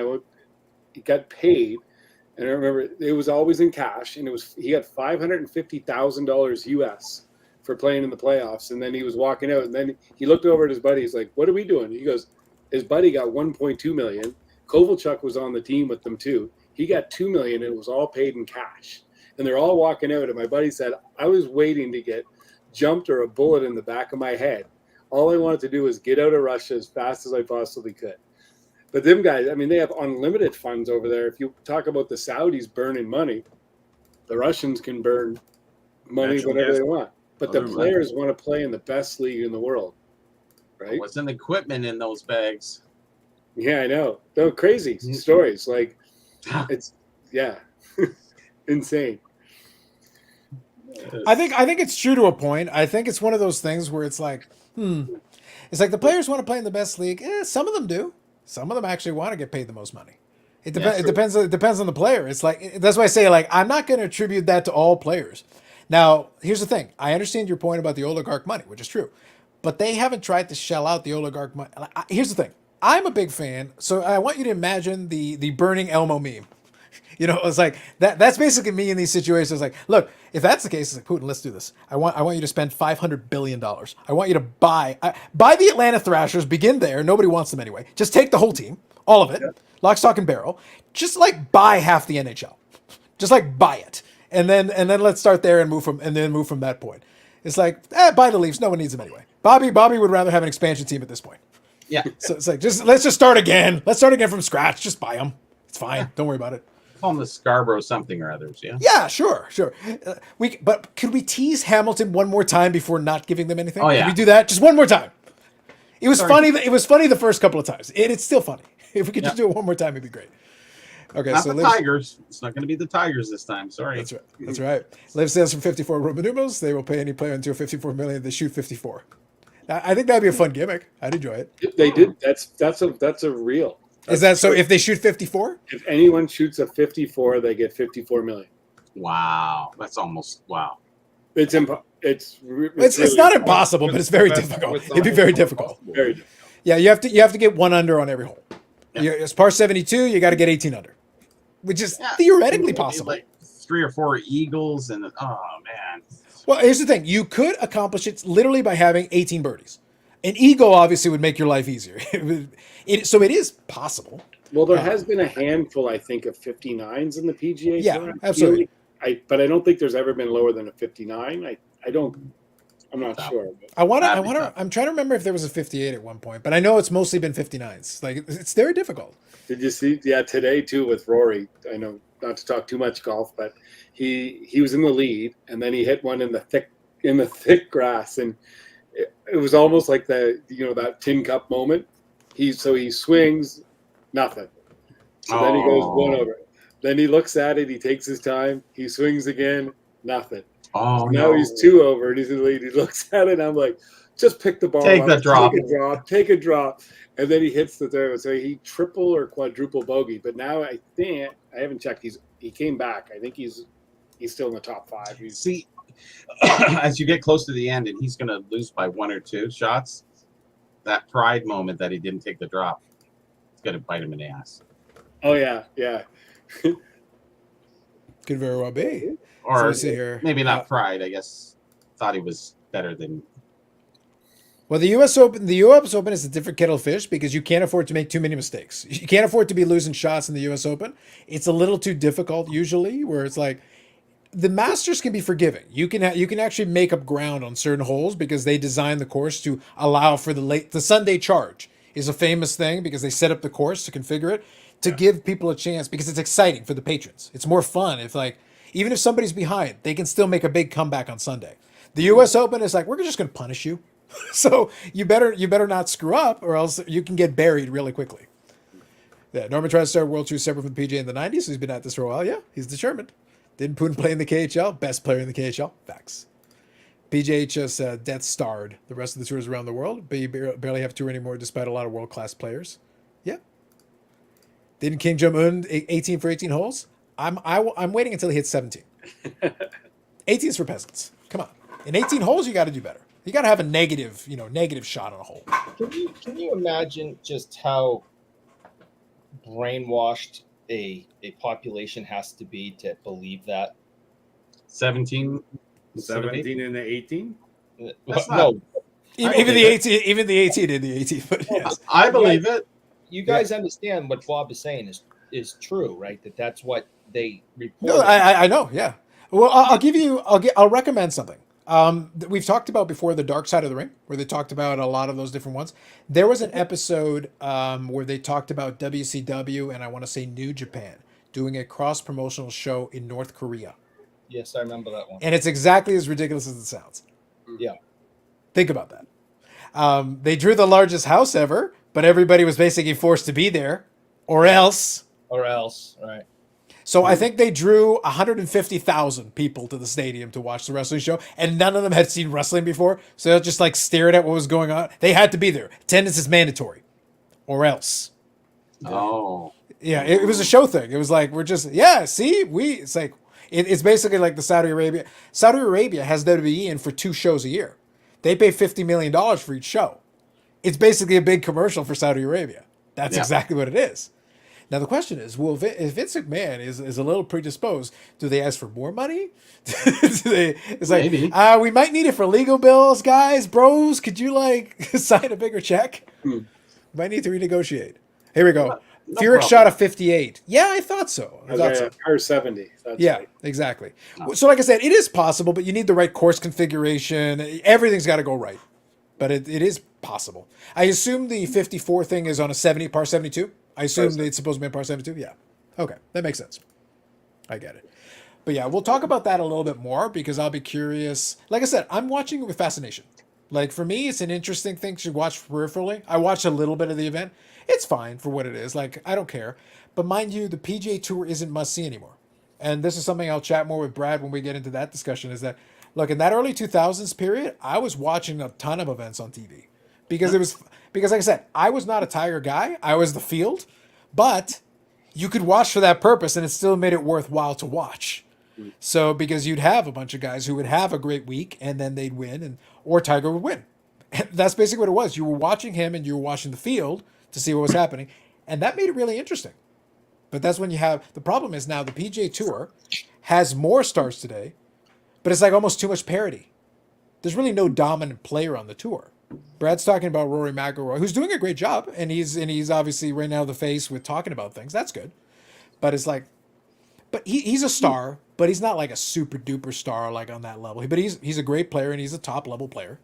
But I don't think the PGA has a superstar at this moment, do they, Brad? Yes, they do. Tiger Woods. A superstar who can actually win right now. Who can walk? Right now, maybe not. Yeah, he can show up and wave and take a couple of shots. I'm talking about somebody who can win conceivably every week. Yeah. No, you're right. There's a lot of great golfers out there. Yes. There's a lot of talent, and anyone can win on any given Sunday. Yeah. So Yannick, if you need to take off, feel free. Appreciate you popping in and hanging out. Thank you, guys. Guys, I got to roll Carlos. too. See you, I Yannick. got See you a later, buddy. crazy day tomorrow. So, Sounds good. Have yourself, See have Yannick. yourself a Take good it night. easy. Take it easy, Yannick, and take it See easy, you, Brad. boys, have a great time. I'll finish the rest of the show tomorrow morning while driving. So, There you go. Sounds good. Perfect. We'll talk later. Listen to all the bad things I say about you. Uh-oh. Too late. Well, now you got your window. Now you got to say it. So what I'll do, guys, is I'll leave it open for any topics any of you guys want to discuss a little bit. I'm going to crack open my beer and enjoy it one way or the other. So that's my plan. I needed to wait for it to get cold. I got to put it in the fridge late, so that kind of ruined the whole thing. I didn't get to start off with it. So I'm going to do that now. But then, yeah, we can talk about whatever. News-wise, it's been a slow week anyway. And honestly, all I have to do is look at the clock, and it's like, we managed anyway. Yeah. It's the usual. So imagine if we had more stories to talk about. Heaven forbid. What a crazy idea. We'd have to do it 2 days a week. But look, it's like we managed between Sharknado, between Poopy Pony, becoming ever closer to our reality. Sharknado Snakes on a took plane up cards. Sharknado took up a fairly decent amount of time. But it was worth it. It was worth And it. it made for some great, fast, funny references, too. It was worth it. Everybody won with Sharknado this week. Everybody Yep. won. Yep. So let's see here. Wasn't one of the shows in Saudi Arabia Elimination Chamber? Yeah, it was. Oh, that one. WWE does not understand. They don't even think about it anymore. They're just like, hey, let's do this. And it's like, oh, which pay-per-view? Like, I could see Vince at this point just accepting any pitch. I would, if I was working on this on the staff, I would like keep pitching things to see how long it would take him to register. It's like, hey, I was thinking about putting a new pay-per-view for Saudi Arabia. Oh, okay. What do you want to call it? I want to call it Complete Repression. Sounds WWE good. Complete Repression. It's like, hey, sounds good. It's like, yeah, that sounds like serious. Kind of goes. Yeah, yeah. Mm-hmm. Why does they don't call it Elimination Embassy? Yeah, exactly. Oh. It's like just to be like less and less subtle as the suggestions go along. Moving Yeah. on. Body in a trunk match. Basically, yes. Like just keep going down. Just go with it. Go with it. Yeah. There's also new nuance in playing styles anymore due to technology. Yeah, absolutely. At this point, like almost everybody can hit it like 300, 320, 350 yards. Like, Well, that was right around 2000. Isn't that when the Big Bertha came out and like the sweet spot? Everybody was cranking like Joan Daly. John. yeah. So there was right around that time. You're right. So there was the Big Bertha brand existed prior to that, but they came out with that club. They came out with a very specific modification of it, Massive. where there was a whole debate on how thick the face was because it created what was called the trampoline effect. And it was very interesting. Now, in the end, the specific club that they were talking about was banned on the PGA Tour. They did not allow it after a little while because they thought that it was too much of an advantage. But today, there's clubs that can crush that one. Like the technology has passed it several generations now. Well, I had a really nice set. I had a nice Tommy Armour set, and the sweet spot, like you had to be right on. But then my son Steven, he got this Big Bertha, and he was cranking. I'm going, what? Give me that thing. So I'm like 300 yards, no problem. Bang, bang. I was a good driver, anyways. Mm-hmm. And he's cranking them. I'm going, how do you do that with that club? Is that legal? Like, honestly, because it was big. It was almost like Fred Flintstone kind of big club at the bottom of a stick, right? Just unbelievable. And I think that's what really changed the game because there were certain guys who had the knack, like the Gretzky, the natural kind of, they had that swing. They know how to, and they could drive the ball. And then everybody kind of caught up to that, which was good. And that's where the competition really came in like 80, 98, 99, 2000, 1, 2. Yeah. That was really starting to, everybody was watching. Greg Norman is one of my favorites, actually. Yeah. And Callaway is the one. That's right. Thank you. Callaway. Thank you, Azar Dad. Yep.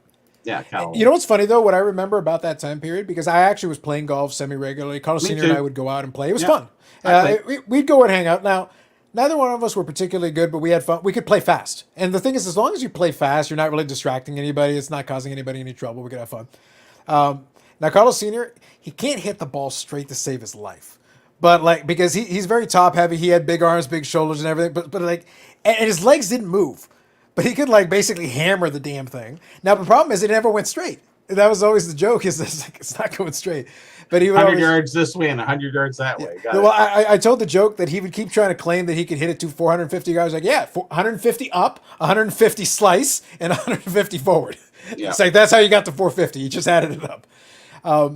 But once some of those clubs started to come in, you could really feel the difference because I started off with a certain starter set of clubs. I had them for a long time, and then I switched over to the club that I have in the bag today. I haven't played in a long time, but I had that club, and I could hit it okay and hit it pretty solid. But once I got that other club, face is bigger, so you got a bigger sweet spot. You can they're light, so you can swing it faster, and if you get the right shaft to go along with the club head. Then all of a sudden I was able to go, we'd get like a par 4 that was like 340, 350. So it's short par 4. And I was able to drive the green. Yep. So it's like, because as long as you can hit straight. So if I hit it clean, I could drive that green. So all of a sudden it's like, so when we go to the longer holes, I'd be like, are the people far enough? I'm going to need to let them go. Because the thing is, the damn didn't thing know. would go. And if you hit it with the right trajectory, it would also roll. So you get air, and then you get roll and roll and roll. And if the conditions are right, the thing would just bomb. And now the rest of my game, my short game was okay, but my irons were terrible. So like I couldn't be a great player because I'm missing too many. Those elements of the game are critically important. But I could, if you do like best ball, I could be the driver, put it in the right spot, and then you know what? One of y'all take over. You're going to be able to put it right on the green. I'll put you in a good spot. Putting's a killer. It's bad. Either you're really good or you just suck most of the day. Yeah. Yeah. It would come and go for me. There would be times where it's like, all right, my putting's good today. And then sometimes like, oh, no. I quit golfing because I lost my shot. I lost my drive. I don't know what happened. I just couldn't drive one day and I just went, what happened? I don't know. I just went, that's enough. That's the thing. It kind of comes and goes. Here you go. Who has the better swing, Carlos Sr. or Charles Barkley? Carlos Sr. Probably. His swing made sense. Like he literally had one problem. He would actually leave the club head open. Like we could actually see it. Like the problem was he would leave it open. That's what created the slice. Actually, even though he doesn't move his legs enough, I always thought it was very funny. Like he was, but here's the thing: he's solid to the ground, so the base is stable. So you can actually swing very hard without. That was the advantage of those new clubs, is that you can swing harder. So it also allows you to build up the club head speed. So you could actually, as long as your base was solid, you could really crush it. It's when I get into the turf and all of a sudden it's like, all right, I better be on, or else I'm either just topping it or I'm taking out a chunk of dirt because I'm putting it too low. But off a tee, you've got the beautiful starting spot every single time. If you can, I guess the key to golf is really, if you can learn it when you're driving, is to let the club do the work. Like really let the club do the work. And your head, it's hard to get past that because you're holding it, you're directing it. But once you let it go, it's like a hockey. I used to really have a great little shot, and guys said, "How do you do that?" I said, I don't know. I just shoot. It just comes and it goes." And they go, "Well, you're picking corners left and right." I'm saying, it's just look where you're shooting. And some people have that natural part, but then golf, I just lost it, and I said, "Well, that's enough for me." Yep. The one thing that worked for me is that my tempo was good, which keeps certain shots, makes it a little easier. The tempo was always solid. Once that technology helped, I actually would just stand a little bit wider so that I could swing a little bit harder without keeping my balance. My legs still move, but once I started getting into that position, my legs would move less. I wouldn't be as stiff as Carlos Sr. just standing there, his legs are planted in the ground. But if you're not moving too much, it actually means you're more stable. It means the swing can be consistent. You know where the club is going to end up at the end. Easier to then swing freely without worrying about it because you know where the club's going to be. That's confidence, and off the tee, that's huge. That'll take care of like 80% of your stuff. Basically, yeah. Yeah. So here, I'll read a couple of these here. If Vince goes down for investigation, who else do you think will go down as well? John Laurinaitis. He's like one of the lieutenants and one of the guys named on there. He's got a lot of problem. Bruce Pritchard knows almost everything that's going on around there. Wouldn't shock me if he's in trouble. Those would be the first names that would come in mind for that. Paul here says, did you guys talk to be somehow getting a demotion CO? Briefly. If there's something in particular you want to touch on it, Paul, throw it in there. But we talked on it briefly. We heard Eric's take on BGS Jailbird Boss yet. He did make a reference to it. You want to take a few more shots at the guy while I grab my beer, Eric? Now's your moment. Go. I just think it pretty much sums up the entire company when the head, the leader, the top rung of the ladder is in prison for fraud and embezzlement and wire fraud and everything else that he's in for. Probably murdered some chickens or something too. Is there a pending appeal? There might be. I'm sure there is. Yeah. So, I mean, obviously, this guy's the worst human being on the planet, and it trickles down to the company. He probably, probably puts kittens in a sack and throws them in the river and stuff, So he's that kind of guy, I'm sure. And, that's the only thing you can imagine, because the company is so bad, that the top of the rung must be that evil of a person. So, Eric, what is your prediction for the grading companies going forward, and where does Beckett fit into that scheme, sort of, where we're going to be along the way?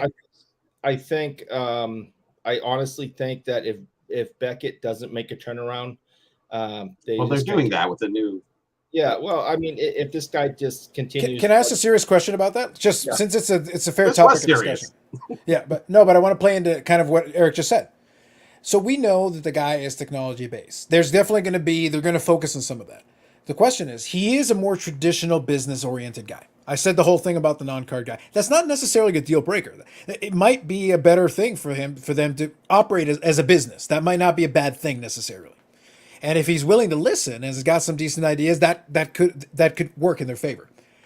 My idea, though, and where I made the reference though to the guy in jail, is that because they're part of a conglomerate, they're really a division. If you really think about it, they're not like an independent. They get to operate semi-independently, but they get a budget given from up above.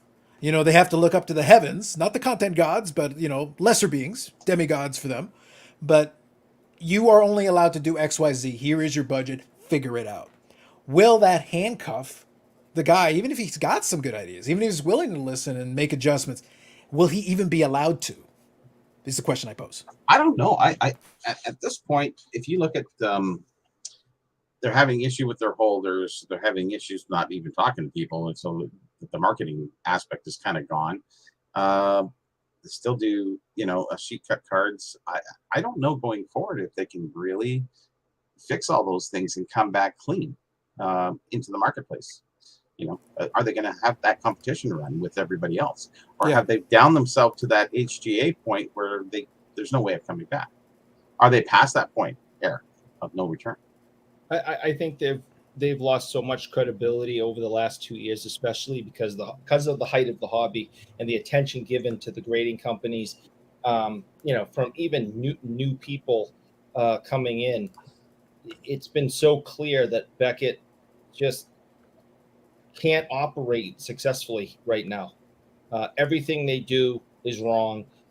Every change they try to make is the wrong one. Every decision they make is the wrong one. It even starts with, okay, so who is Beckett? What's Beckett? Let me look it up. Okay, I'll Google it. Oh, look, they have a website. Let's go to their website. It is a dumpster fire. Can I ask you a question since you bring that up? I wonder if, because in relative terms, the cost might be less. Could they do a lot of good things just by fixing the website? Could that be like a huge first step in being like, at least make the information you do have easier to access? Make, for population reports, don't make me have to jump through hoops to get basic information that I should be able to get. Little things in the grand scheme of things, relatively, just to make life a little easier, and then build off of that, go from there. Oh, I'll just say, just let me say this real quick. Just like I said last week, KISS. Keep it simple, stupid. Their website is ridiculously complicated, and it doesn't need to be. Keep it simple, stupid, and people will like it. Yeah.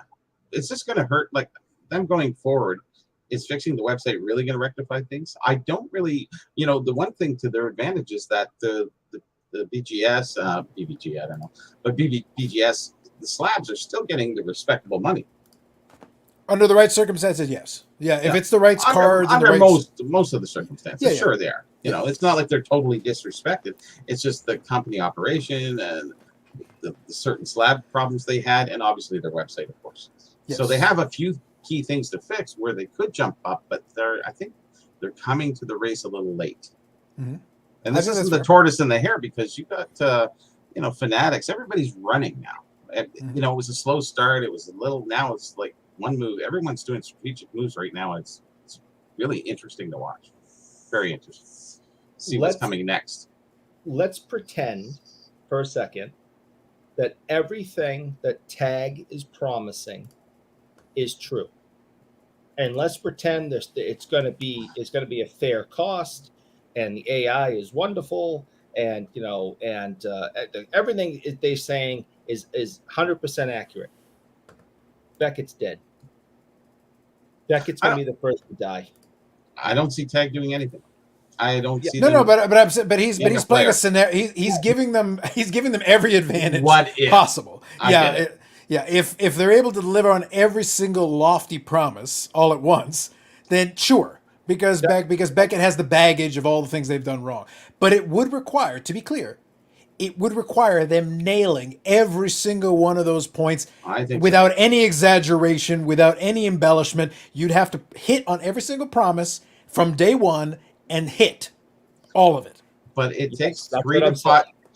I think it takes 3 to 5 years for a newer company to come in to get the respect. I think it takes. Look at SGC. Yeah. Great holders, great everything. They're still not getting that total respect for their grades cards yet. But give them another year. I think they're progressively going to keep moving on as long as they don't have any issues. Tag coming in at this bottom edge after HGA drops out. I don't even see why they're even coming into the marketplace. PSA is going to rule the roost forever. We know that. There's no question there. You're welcome, Brad. Big to fail. Huh? They're too big to fail. There's too much money invested in them by collectors. PSA can become a dumpster fire, and people are still going to use them because we all have hundreds of them in our collections. Yeah, I know. They got the Stockholm holders. Anyways. But do they have the cell phone holders? No, they don't. And I kind of like that. I here's the thing. I like the novelty of it. I wouldn't want too many of these, but I do like the novelty of it for a couple. I think that's kind of fun. I actually think that's all right. Yeah, if it's a nice centerpiece, yes. Yeah, that's what I say. Like this card presents very well with that setup. I don't mind it. Like that works just fine. I wouldn't need a stack of these, but a couple of these. I just thought it was neat for what it is. That's okay.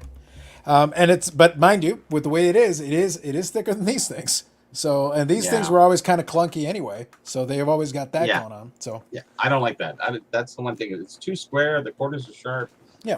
If Beckett would change those and get a new nice clarity, and I don't think the Becketts were ever really too clear, like brand new, but over time they just didn't hold up as well as maybe PSA or whatever. Well, the other thing I think that hurt them, and like just, again, we're being serious here, even with the BVG and the whole problems that we discussed about my issues with it. Because of the nature of it, a lot of vintage is not going to be high grade. So it means we're still getting these boring generic white labels. We're not going to get 9.5s and 9s on a lot of this stuff. It's just not going to happen. So it's like this label sucks. Like this label flat out, it's clear, like it's fully legible, but it sucks. It's plain and generic. Like there's nothing going on there. I remember when BVG came in, and I had a hard time. At that time I had a hard time understanding what they were really trying to do. And then I thought, okay, well, what they're doing is saying, okay, newer cards have a better chance. They haven't, had to go through the history of time of being abused or put in a shoebox or what have you, where the newer cards, obviously opened last week, last month, last year, they have going forward, it's a little different, and the better cuts and all these other things. But, then Carlos talks about chipping on these new refractor cards and what have you. Yeah. I understand that too, but then we're talking 8 to 9 to 10. We're not talking, 4 to 5 to 6. Big difference. So I had a hard time with that. And I thought the BVG was good, but I don't think it's good today because you're the only one who's partitioned their grading service to setting something aside that vintage to modern. And I think that it confuses too many people. It does. And it creates that little distinction. Like I said, and unfortunately, because you decided to do that, then those boring generic white labels become the norm because of the nature of a lot of vintage. And it's just not as good an aesthetic. Like this isn't aesthetically pleasing. I can accept it because at least it's in the holder. I paid an appropriate price for what it is, less than it would have been in a PSA holder, probably less than it would have been in an SGC holder with an equivalent grade, to be blunt, because you have to make those adjustments and accommodations just to understand the market and accept it. But one thing I agree with is that they're always been good graders. They've always had a good Yeah, generally they've done a sense good job. of the grade, and I've never really got it and said, hey, this is 3 grades over, 2 grades over. Yeah, and that's why I say like it's a value play. Like there are opportunities to find decent cards in those holders and take advantage of that fact. Well, you're going to see, actually, this is a great example. Well, you'll see what comes up back from PSA. But going forward, if they can rectify a few key things, A, a new holder, B, fix the website, and we're not talking about major, well, the website might be a major fix. New holders shouldn't be a big issue. Tags coming in, all these other companies, they're getting good holders, SGCs. Well, they need it for security though, because they had that issue More with the than counterfeit anything slab. else, Like literally, they need to make some comment. Like I said, when I talked about this thing, the label is the change, but we've got a QR code. If you scan that QR code with your phone, you can get an image of this front and back. Mhm. These are relatively small things, but when you've got a unique patch, then you can make sure that this matches what's on the image. That's critically important. It's super important. And they don't have that either. So They do there's not another thing. There's another thing that they lack in. Correct. So Beckett could be still a viable company, but they have 4 key things they need to do, and they need to do them quickly and then do them right and get working now. Because otherwise, you can get all the new CEOs, CFOs, whoever you want to bring in. You can't turn a company around when there's so many things that are wrong. Maybe Beckett needs a chief vision officer. I think so. I Eric? think we put nail polish. Eric, Get your daughter to get how's the your nail how's your polish. hoodie how's your hoodie game? I think I own one. Can you grow a beard? Yes, 3 weeks? in less time than that. Ooh. How's your shoe game? Yeah. This is crucially important. Sneaker game. Sneaker. I have my shoes are all very old. I don't. We buy need more heat, Eric. We need way more heat. No, As the kids would say, we need a lot more heat. What, you no, got they Adidas, Stan Smiths or something? Or? I got a pair of Stan Smiths. What I was expecting Eric to say is like, what does Walmart sell? Yeah. Not even Target. Not even Target. Well, Bougie Eric. What have we done? I'll tell you what I wear the most, but then people are going to call me bougie. Oh yes, but I definitely want that. Let me read a couple of these comments, and then we need more Bougie Eric. I heard that. I need that. Yep. Yeah. Okay, so Jay says, because Sharknado is funny, and it is. And what I have not found is an official release of the Left Shark game used from Super Bowl. Oh, okay, so that's from the Super Bowl. That one of one is more important than LeBron, triple logo man, and me. Yes, absolutely, 100%. 100%. No doubt. So here, I'll read this. This one here. Thank you for the comments, guys. Appreciate it. I know we were chatting about this for a bit, but we get passionate when we talk about fixing this nonsense. You guys wanted Eric talking about Beckett? We're doing it. Okay, so the assumption is the entire basketball market would make an immediate shift. One more point, and this is fair. I get this idea. I think any new company in the space, by the way, even the one we're making fun of, any new company in the space is going to have a struggle because there's a lot of folks that already have cards inside of these holders where, look, you better have a damn good reason for wanting to switch it. Like, if you don't need to, you don't need to. Like I said, I'm not the biggest fan of these, the way the holder is and everything. But I'm not going to immediately crack it out and switch it unless there's a good reason for me to. If the price is fair and I can make that happen, sure. Then that's fine. Great. I wouldn't mind having uniformity with the mantle and with my other ones from 53 Bowman. That's nice for me. But here's the thing. And I don't think I showed this one tonight. I might have. I don't remember. SGC. So there's the Pee Wee Reese.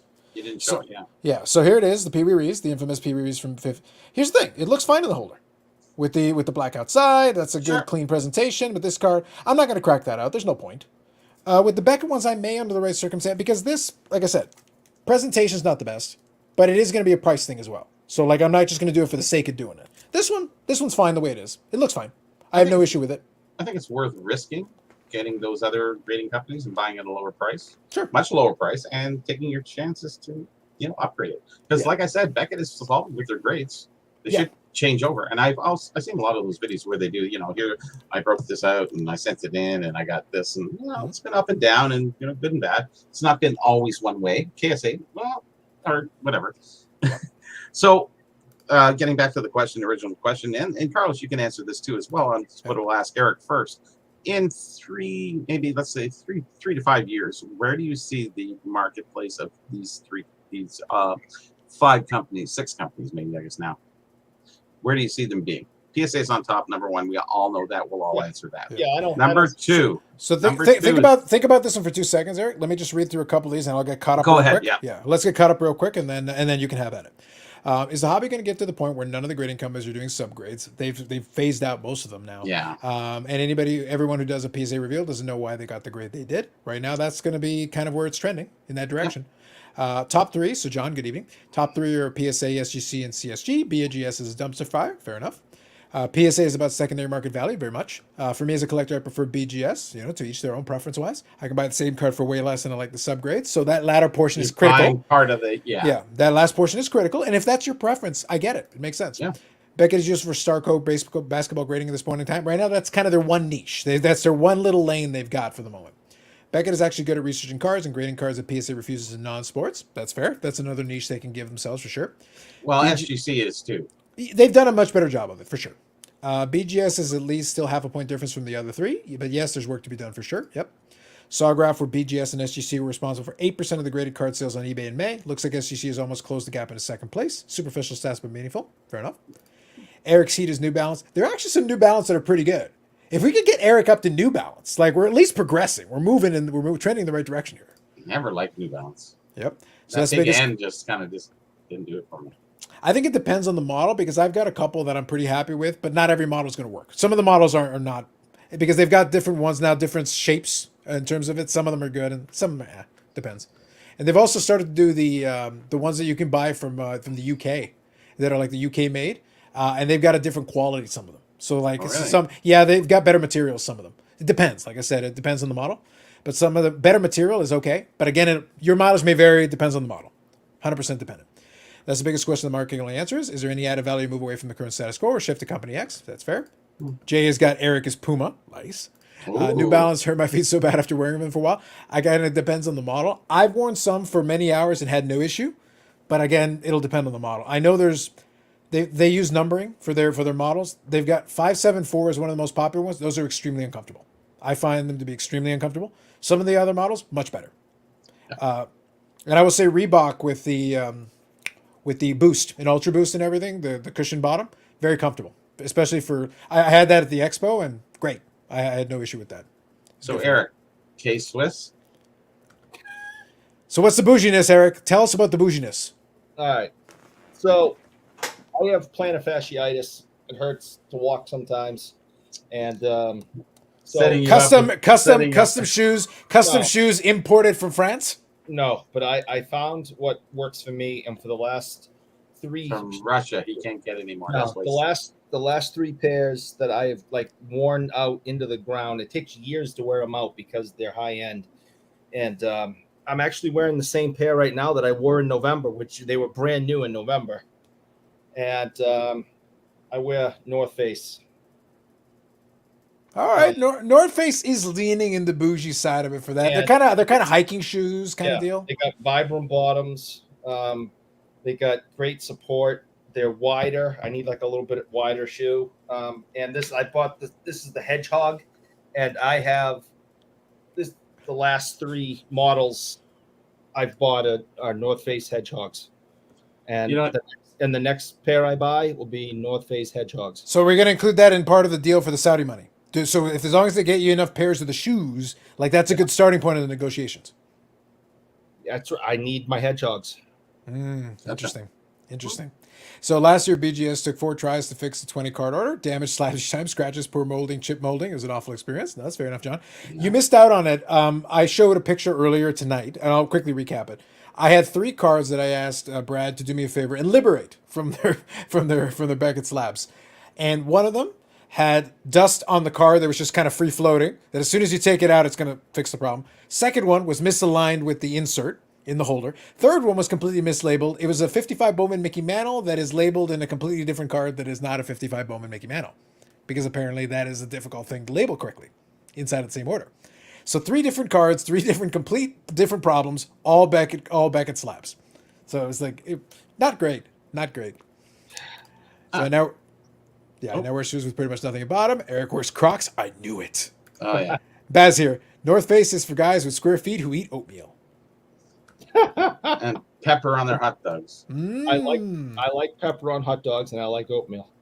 Hedgehog is John Jeremy's nickname. Eric's Boo movie role model. Interesting. Oh. Hedgehog. I think I've heard it all now. Sign that man up for a sneaker deal. Eric, hit me up, and I'll get you some back-end rights. Nice.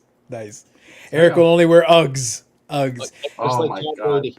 There's a man who spent time in New England who wear Uggs unironically. On my list of reasons to mock this man. Uh-huh. Absolutely. Guess who? Deservedly so. All right. Nobody supported that.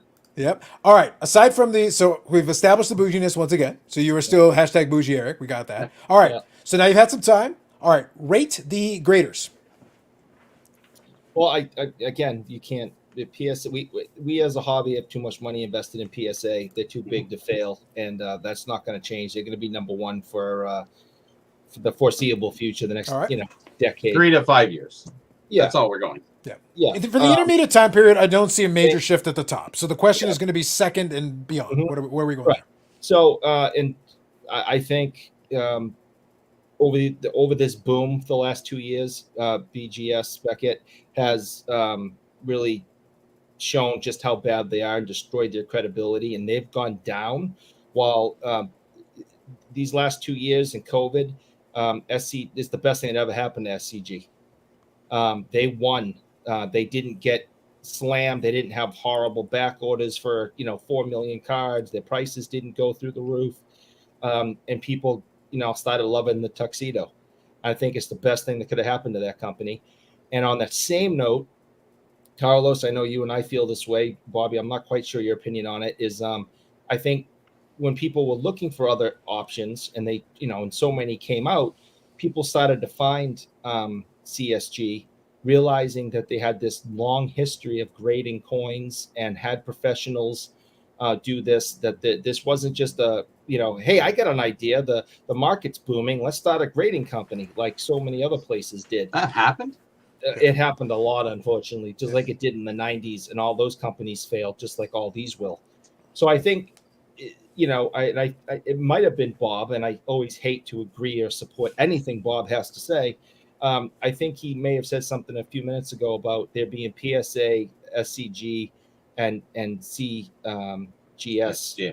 CSG. Yeah. So it gets ABC. The letters become a problem after a while. They really do, actually. Yeah. So I have them down, thank God. and Beckett is just going to continue with their downfall until they realize they have to do something. It hurts their feelings that we can't get the acronym right. Hold on. Sorry, They're very sad. They're very sad right I now. really like you. I'm sorry. So, Eric, let's just, rather than the explanation, give us the rundown of the 6 companies and put them in perspective, and then you can talk. Who's 5 and 6? Well, We got the four. We got the 4 conventions. So PSA, SGC, BGS, CSG. Those are your quote unquote. we're just And giving then- the nod to the 2 Canadians, so we're going to see. where they Oh, so can- you give them KSA and MNT? Okay, KSA and MNT are last. as, They much, are. as much as we don't like it, if you look at numbers and how long they've been around, how as much as it disgusts all of us, how could you not put KSA in the top 6 when they've been around for 30 years 20 and something, I think. and the vast numbers more than 20, yeah. that Yeah. they have slabbed. I think they came out in '96. Does that sound about right? I feel like '96 is right. Yeah, Steve, was it Steve? Yeah, I think Steve. Which, by the way, is pretty early. It's actually predates SGC, if you can believe it. and he was pretty good. Yeah. I So but he sold. you can't ignore the length of time that they have survived and everything else. All these hundreds of other companies have failed and it disappeared in the middle of the night. And the numbers, I mean, you guys were there just a couple of weeks ago. How many submissions did KSA get? You were talking about it earlier in the show. You were shocked. Like, there's a line out the door. People want to give them the business. That can't be ignored.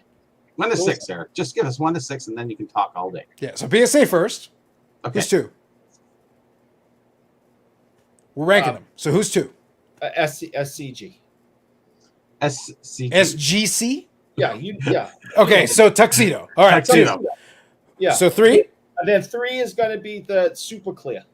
Okay. CSG. CSG. I'm not saying them anymore. All right. That's okay. We'll All right. fill in the blanks. So now, out of basically necessity, given where we're at, do we put Beckett at 4?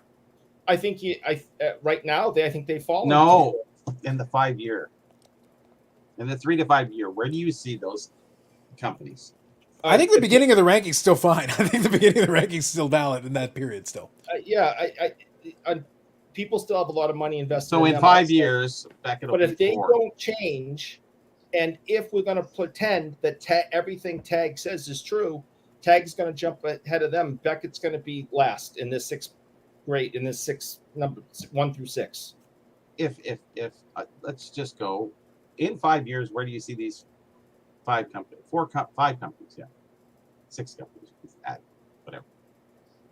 So I think really it comes down, like, honestly, I think the ranking where was he's already. putting Tag. But Tag wasn't really. officially in the top 6. Like They kind of are. They're in there. They haven't graded a single card. I can't. Well, no, They're in 5 complete. years. In 5 years. In 5 years. Everything. In 5 years, when they still haven't graded a single card. We'll see. He's saying let's pretend. Yeah. And we're talking about a 5-year period. Sure. Yeah. Beckett does nothing to improve. Yeah. They continue to just mess everything up they touch. And Tag is 100% accurate in everything they're promising. You're telling me Tag's not going to kick their ass in 5 years? No, that's my opinion. I do.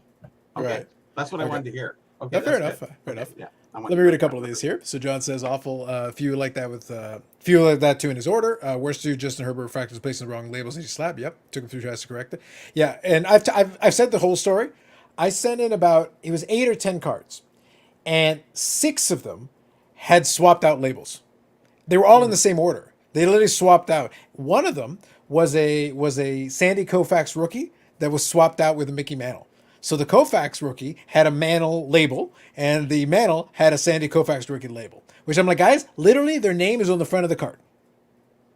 QC is not too difficult. Sandy Koufax is not Mickey Mantle. Mickey Mantle is not Sandy Koufax. We don't have to work that hard. I don't need an expert in the field to be able to read the name on the front of the card to determine they are 2 different players. Obviously, you do. Clearly, yes. So yeah, that was exceptional. That was like top tier. Mwah. So PSA number 1 when PSA pricing comes done. SGC Beckett and CSG for PC and cracking. If Tag can deliver, there could be ultra modern grader. Otherwise, CSG will 2 for that. And CSG has this opportunity right now to try to build market share because right now they still do have the cheapest offering in the bulk rate at the moment. And they've got their partnership with eBay. And if eBay eventually offers like grading through this whole deal, that could be a direct avenue to submit. That could be a thing they could do. So what's the panel opinion on the grading companies if resale price and backlog times were taken out of the picture just purely based on look of slabs? Based on look of slabs, I like the CSG product. I do like the clarity of the slab. That is, like I said, I joked about the whole cell phone thing, and like I said for this one, but I love the clarity of the slab. I think it's really good for what it is. Now with the basic black label, I'm okay with it. Like this is fine with me because it fits the aesthetic just fine. For PC, I wouldn't hesitate with this if the price stays reasonable. Like I would be happy to put stuff in this holder. If it's resale, then we're having a different discussion. But if the price is reasonable, I'd be more than happy to have PC cards in this without too much issue. Vintage, the tuxedo fits fine, but I would have no hesitation. Again, if it's strictly PC, I'm fine with that. It works. But it depends on the card. Like, honestly, outside of Vintage, though, I don't really need SGC. With due respect to them, I think Vintage is their bread and butter. That's kind of where they built a beautiful brand. They did a great job with it. With the Vintage cards, it works great for me.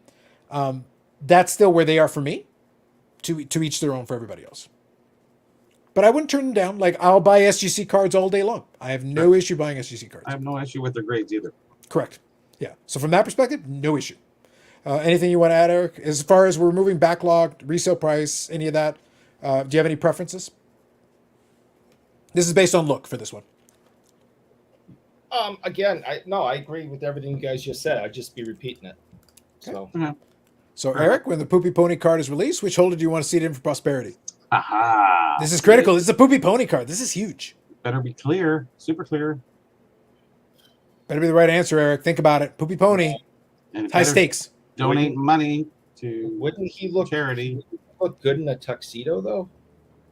With the white borders, perhaps? He would look pretty nice in a tuxedo, but Mm. I've been pumping and pushing the clear. So I guess I got to stick. Which company with would allow it? That's the funny part. Look, y'all think I was joking. I kind of want to pitch. It's like, can I seriously grade the Sharknado cards? Because if I can find, if any of them are like good, I want it. Like I want this. Look, I was like, I will promote whichever one of y'all. Look, CSG, if you all want to promote the Sharknado card, like let's go. As the kids would say, let's go. Yeah. Yeah, I see. I Well, see. there's one kid who says that a lot, who's like 45 years old now. Who says that a lot. Probably. Wouldn't me. surprise me. I All see right. So, CSG really jumping up. I think the cost price is a really important thing for a lot of people, Yeah. and they're I- starting I- to get I some think it's respect fine. I by like it. 5 years. Yeah. I think they're fighting for number 2. yeah. Here's the thing. I'll position my answer this way as well. I agree with Bobby, but I also position it this way. It is better for the ecosystem if SGC stays strong. It is better for the Oh, yes. ecosystem if CSG builds up its brand. I want those guys. Look, if PSA is number 1, fine.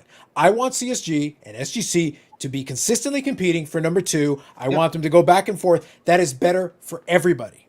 Yep. That is a win for everyone because then you have viable options. You don't like PSA? No problem. I have 2 solid viable options. And in a perfect world, if BGS could ever figure out its own shit, fix the holder, fix everything else. 3 to 5 anyways. Yeah, but I'm saying in a perfect world, if they ever figure out that, I want 4 viable options. That's better for everybody. Then you can pick the one you prefer, and then you win, and I win, and everybody else wins. And it keeps the prices low. Yeah, Well, that's the competition, other part. legitimate, good, quality competition is good. And we have enough. We have 4 players who theoretically could provide that competition if they can all get their collective act together at the same time. That's better for everyone. Okay, and now we'll get into the tag, and we'll say, where do we see them going?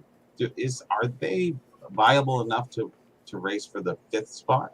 Well, until they can grade pre-2000 and No, until they just can grade thick cards, They came on. they're behind KSA and MNT for me. right They have now. a business model. They I understand. They've worked it out, and they've obviously invested a lot of money. So going forward, like from their interview I saw, Mhm. is this going to be a viable company? Which one? 1, 2, or 3? Just the first one. yeah, yeah, After that, after one doesn't matter. yeah. There's Right. only so much you can talk in an hour about it. Anyways, Yeah.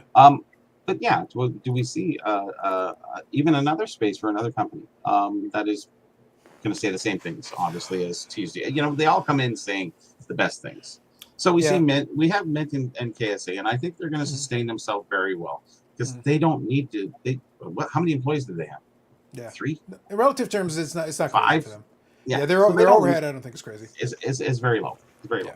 Yeah. So we have tag HGAs out of the picture, far out of the picture, but there will be a 5th one, and I think that tag will be that one, I guess. And will they even sustain themselves? No, I don't. I think I'm betting against late. that. I'm betting against that. Will they even start? Will they even start? Is the other part. I know I'm usually the pessimist, and I'm sure what everyone's saying is I'm sure it's completely true. But wouldn't it be nice if everything they're promising is real? And this, I mean, it would change everything. It would change everything too much, though. Information. They're talking AI, where HDI fell flat on their face with AI. Now they're going to say they're going to super zoom in and give us a new grading scale like that. Then you're changing the marketplace and you're starting at the bottom. Good luck with that. Yeah, no, listen, I hear you, and I don't even like graded cards, guys. Years they're not going to be in the top 3, but imagine if everything they're promising is real. Just for a second, they're going to be challenging for number 1. Yeah. I'll be honest with you. I still hate the clear slab. Really? I hate it. Yeah. I think I literally would be like, no, I reject you on the slab alone. Forget everything else. I reject you. All right. You have been rejected. For security purposes, I 100% agree with the concept. For security purposes, it's a great idea. For my collection, I actually would pay to crack that shit out immediately. If I bought a tag card with that slab, crack that shit out. It looks like crap. You just don't like the way it looks. I don't like it. No, I'm saying, and I'm being clear. I'm speaking on aesthetics. Yeah. I do not prefer that clear because I'm thinking about if I want to take a picture of the card for Instagram, or I'm doing this suddenly I have to pay attention to the background because the label can get drowned out with the wrong background. That's shit to me. I hate it. That's why I say, like, where I gave the credit, I go, this aesthetic works very well for me. There's still a ton of clarity. It gives me a lot. The label doesn't get in the way. It's not the fanciest thing in the world, but it also doesn't get in the way. The tuxedo works really well with this card. I think aesthetically that's great. I like that combo. Wonderful. The aesthetics do matter. I don't love their label. Yeah, I think that's fair. And like I said, this I just don't like. No. Not a fan. But My favorite. But the thing is, the aesthetics do matter. Like if we're talking PC, then you're talking about the presentation. The presentation does matter. Like I said, literally for me, the visuals of the slab, I actually don't like them. So forgetting everything else, I'll make fun of the other things at a later date. But that specifically, the aesthetic, I don't like it. Does anyone now forget about value? We're talking about aesthetic again. I'm talking strictly aesthetic. Anyone really like PSA? Yeah, they're fine. Do I need to get Brad out here again? I don't know. I mean, Don't make me bring Brad back out. He hasn't went to bed yet. He's still listening. I mean, PSA isn't like this gorgeous thing. But here's the thing: it goes into the CSG thing. I don't need it to be the best aesthetic look. It just needs to be unobtrusive. Because really, literally, with a lot of the cards that I have in the PSA holder, its job is just to be a label. I don't need you to do anything crazy. I don't want you to do anything crazy. I want you to keep it basic. And for a lot of times, those slabs actually do that. They stack pretty well for that. Again, everyone's gonna have their preference, whatever that is, and like totally, that this is a subjective conversation. There is no right or wrong answer. It's whatever you prefer. So, like I said, some people like one touches. Some people will swear by the top loaders. They won't go away from it. Like it's and that's fine. It's all good. Semi-rigids, like whatever works for you. I think the tuxedo label, I actually the classiest one. I like that one the most. Yeah, and for some people, it works amazing. I don't like it at all. I don't like the number. I don't like the font. Number. Yeah, but the font's wrong on the number. I don't mind the big number, but the font is wrong to me. Yep. I hated the previous one. Yeah. That's yes, fair. I hated the previous one. But they had a couple of versions of the previous one also. To be fair, they had a couple of versions. I didn't like any of them. Yeah. But I do like. I think it looks nice with the tuxedo and their newer label over the last couple of years. I really like the improvement. Mm. Yeah.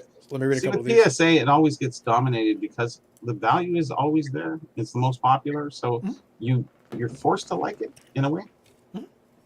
I think though, to be fair, like I said, that's why I was very clear. Well, we're supposed to be liking the cards here, guys, but let's talk. No, I get it, but I said that's why I was very clear on this. With the PSA, I don't feel strongly for or against it. It is an unobtrusive standard design, so I think that worked in their favor. The CSG originally got hurt because the green apparently was very polarizing. Yeah. And it wasn't like it was a terrible label in the first place, but the spacing was weird. It's just weird. PSA's spacing on the thing is very basic. It's straightforward. It's black and white. It literally is black and white on the label. And that CSG listen was great. Yeah. Yeah, and that was a classic one with the 100-point scale as well. I like that one. I like that one a lot. Yeah. When it was like that. Yeah, let me read a couple of these here real quick. Like Carlos said, but it's the number 85. I'm just saying that number scheme was wrong. I'm with you. But I like the font. I like the balance. Where this, I don't think green and black and white go together. It's like the green is washed out by the black. Yeah, and is that the version with the hologram back? Just out of curiosity, or is that the one where they engraved it? No, that's the one where they engraved it. Okay, gotcha. Oh yeah, they had a couple of. What I'm saying is they had a couple of versions of it. With the one had like a hologram sticker back thing. I remember from years ago, but they had a couple of iterations back then. And then here's another one that they did with red and white. They tried to copy PSA. Yeah, for the authentic. Dare they? I know. I don't think you need the red. I don't think it needs it. No, I think what they have now. I don't actually own a current one to even pull out as an example. I don't. I do. Yeah, I'll grab. Yeah, Bobby's got one, and I can grab the thing in a second. Let me read a couple of these though, because there's actually a bunch of comments. Thank you again, everybody, for the comments. Some good stuff. My 11-2-year-old boys. My 11-year-old two boys. Okay, now I got you. Sorry, John. I'm misreading it. Yeah, there you go. I think that's nice. Yeah, can do a better job with the correct labels than the BGS graders. That company's gone down the toilet. Yep. Here we go, Aussie Card Dad. I'm sure HGA could grade the NATO for you. Despite your tongue, sir. Tag is the OA. Is tag the company that Floating has been pumping ad nauseum? Yes.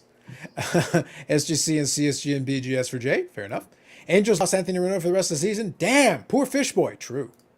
Okay, tag interview will be interesting tomorrow, breaking down exactly how grading works, thankfully, in episode 4. Oh. Transparency they tease to offer somebody nobody else offers to any reasonable extent. Not true.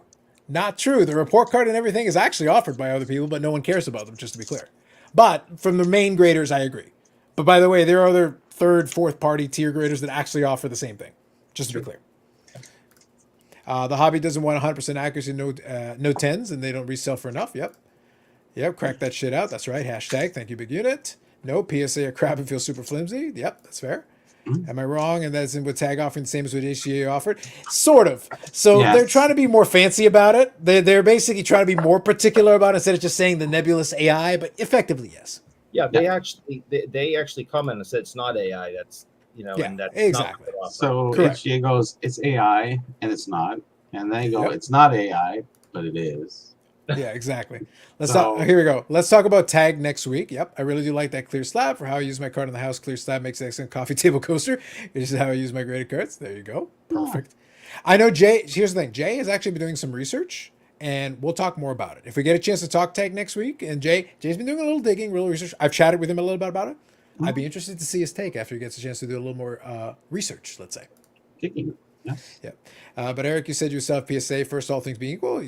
Now you don't like the PSA slab. I think if we're talking about we were talking originally about kind of resale value, Yes. but then the second time around, if we're talking just whatever, then I think what's your number one if we forget everything?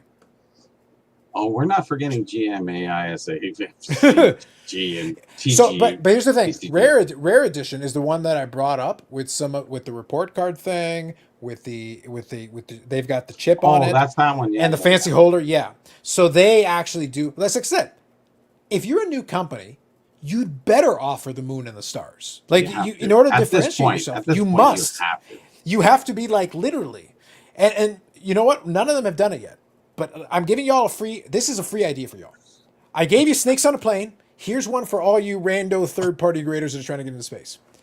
You need a building that can be seen from space. I think This has historically worked. I don't care if it's empty outside of like the grading area, but you need a building that can be seen from space if we were to take you seriously. Yep. You want to be a player in the space? Get a building that can be seen from space. There's only so much you can Really the offer. only option. You know, the funniest thing that they don't talk about, or most of them never even talk about, is the quality of graders that they have. Like honestly, that's the least. It's the holder. It's this. It's that. It's really about. Well, grading. CSG tried to do that out of the blocks by being like, "Hey, we have graders with some experience. Like, Yes. we actually have some graders," which, by the way, was a good move. That we for them stole from initially. Beckett. Yeah, I understand, but at least you have all these other new companies are like, we've got graders. Okay, who are they? From do we know them from Adam? Or like, have they ever graded a card in their life, or did they just show up one day? Like, you've told me nothing. So like CSG led with that. They said, okay, so we at least have some guys who have 20 years of experience. Blah blah blah. Here you go. Yes, and I think that's a great focus that has been sort of put down on the list of the fourth or fifth thing they talk about. Yeah. And at least though, if you're gonna come later in the space, then that is at least a differentiator, a tangible differentiator that you can hang your hat on and actually say, telling me about newest AI technology, like I don't really care. You're not the first one to pitch this. I saw the episodes, I saw the thing. I'm still not impressed. I still don't care. I have 3 questions. You haven't answered them yet. What's the price? What's the proposed turnaround time? And who the hell is calibrating these systems? These are my 3 questions. You're on episode 4. Would you like to answer one of them now? Nope. Anytime, guys. 5,000 videos so far. Maybe they're feeling the marketplace out. Obviously. See if it is viable. Like Yeah. they're doing a test market without putting too much money into it. I don't know, man. But that's kind of my main issue is like I said, I'm going to be consistent on this point. I'm not going to deviate. My biases are known as far as this project is concerned and how it's being promoted. But I want to be clear. I am asking for 3 things. They have not been provided through 3 full episodes of this thing. 3 things. None of them have been provided. Just to be clear. So PSA took a big pandemic bomb on most flavors, maybe the most money. Yep. Did SGC put the red label on the music because it's authenticate? I think they had the red label for authentic for a while, for a little bit there. It was a moment in time when they had it. Needs to be able to see from Uranus. Look at you, Bob. Maybe Neptune is sufficient. Maybe Neptune is sufficient. From space. I said space. Y'all figure out where you want to be. What happened to Masterpiece Grading Company? Gone already? Probably. Often overlooking before the grade is the ability to authenticate. Exactly. That's what I say. Like all these new guys. Here you go. Does Tag have legit authenticators? No one knows. And that's my point. It's like, now, to be fair, they've said they're going to focus on modern. They said they're going to focus on 2000 and beyond. Yes. And they said they're not going to do any of the thick cards out of the block. Well, fine. You just eliminated a whole bunch of stuff, potentially. off the top. Yeah, but I think it's a good thing because if you're going to specialize and be good at something, you might as well, like I said, specialize. So I think going forward, if you're to do that, I think you're in the greatest market to do that. I think that's the only way you can see success coming into so late into this marketplace at this point. That's And if they're going to do modern and they only do this and this, that's fine. And if they become the specialists at it, they might have a little bit of market share. They might take away.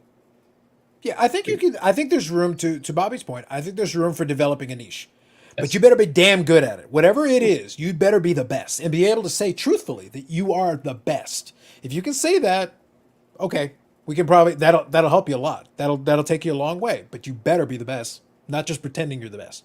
Yeah. So here, Paul says these four big companies are all going to die quickly. Pretty sure the hobby figured out not to send a quarter of what they did in 2021 any longer. They're all going to die. Yeah, the amount of available product for grading is going to shrink. Yep.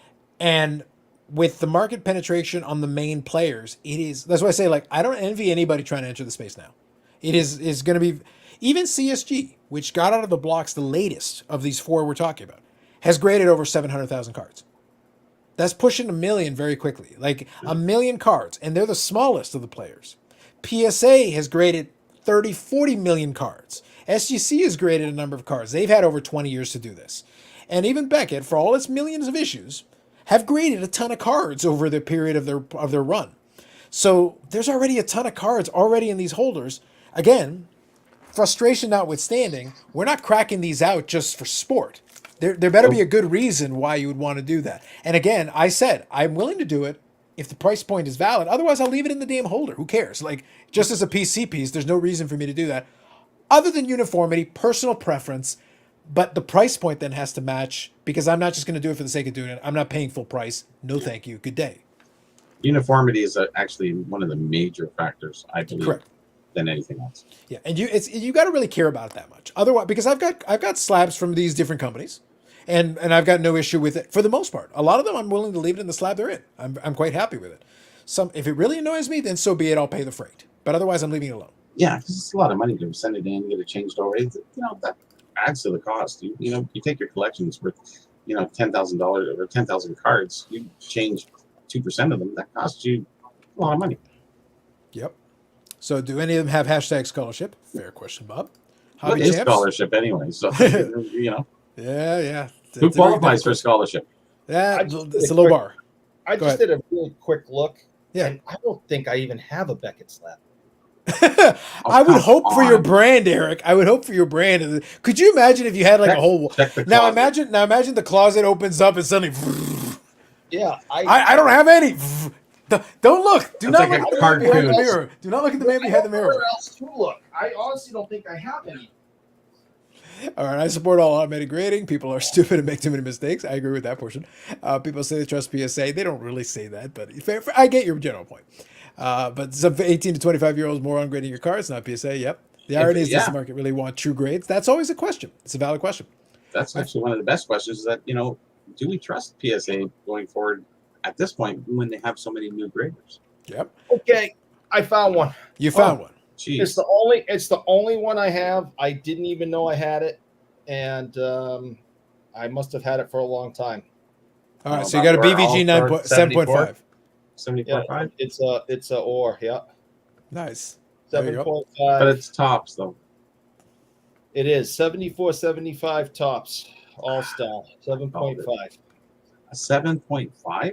I thought that's an 8 all day. So that's the only one I own. I didn't even know I had it. Looks nice. Yeah. Yeah. So at least in that grade, the label is not the stupid white. I don't like the white label for BVG. Not a fan. It's like a copper. Is it like? No, it's copper. It's copper. Yeah. Which is fine. It's still an improvement over that generic white. Like, I'm just not a fan. I've never liked that particular label for Beckett. But if you look here, I mean, here's kind of again, if the BVG is going to be just like the It new makes it looks offset. I know. Because it's see-through, and then you put the metal plate in there, but where it says, it's not metal. It's not. It's shiny. Yes.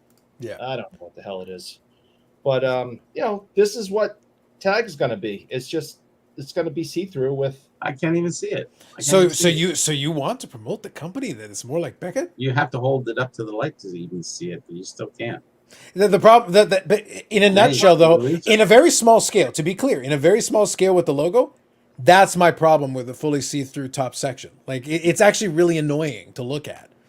Again, it could be fine if you've just got it in your setup and you got the right background for it to make it clear the background.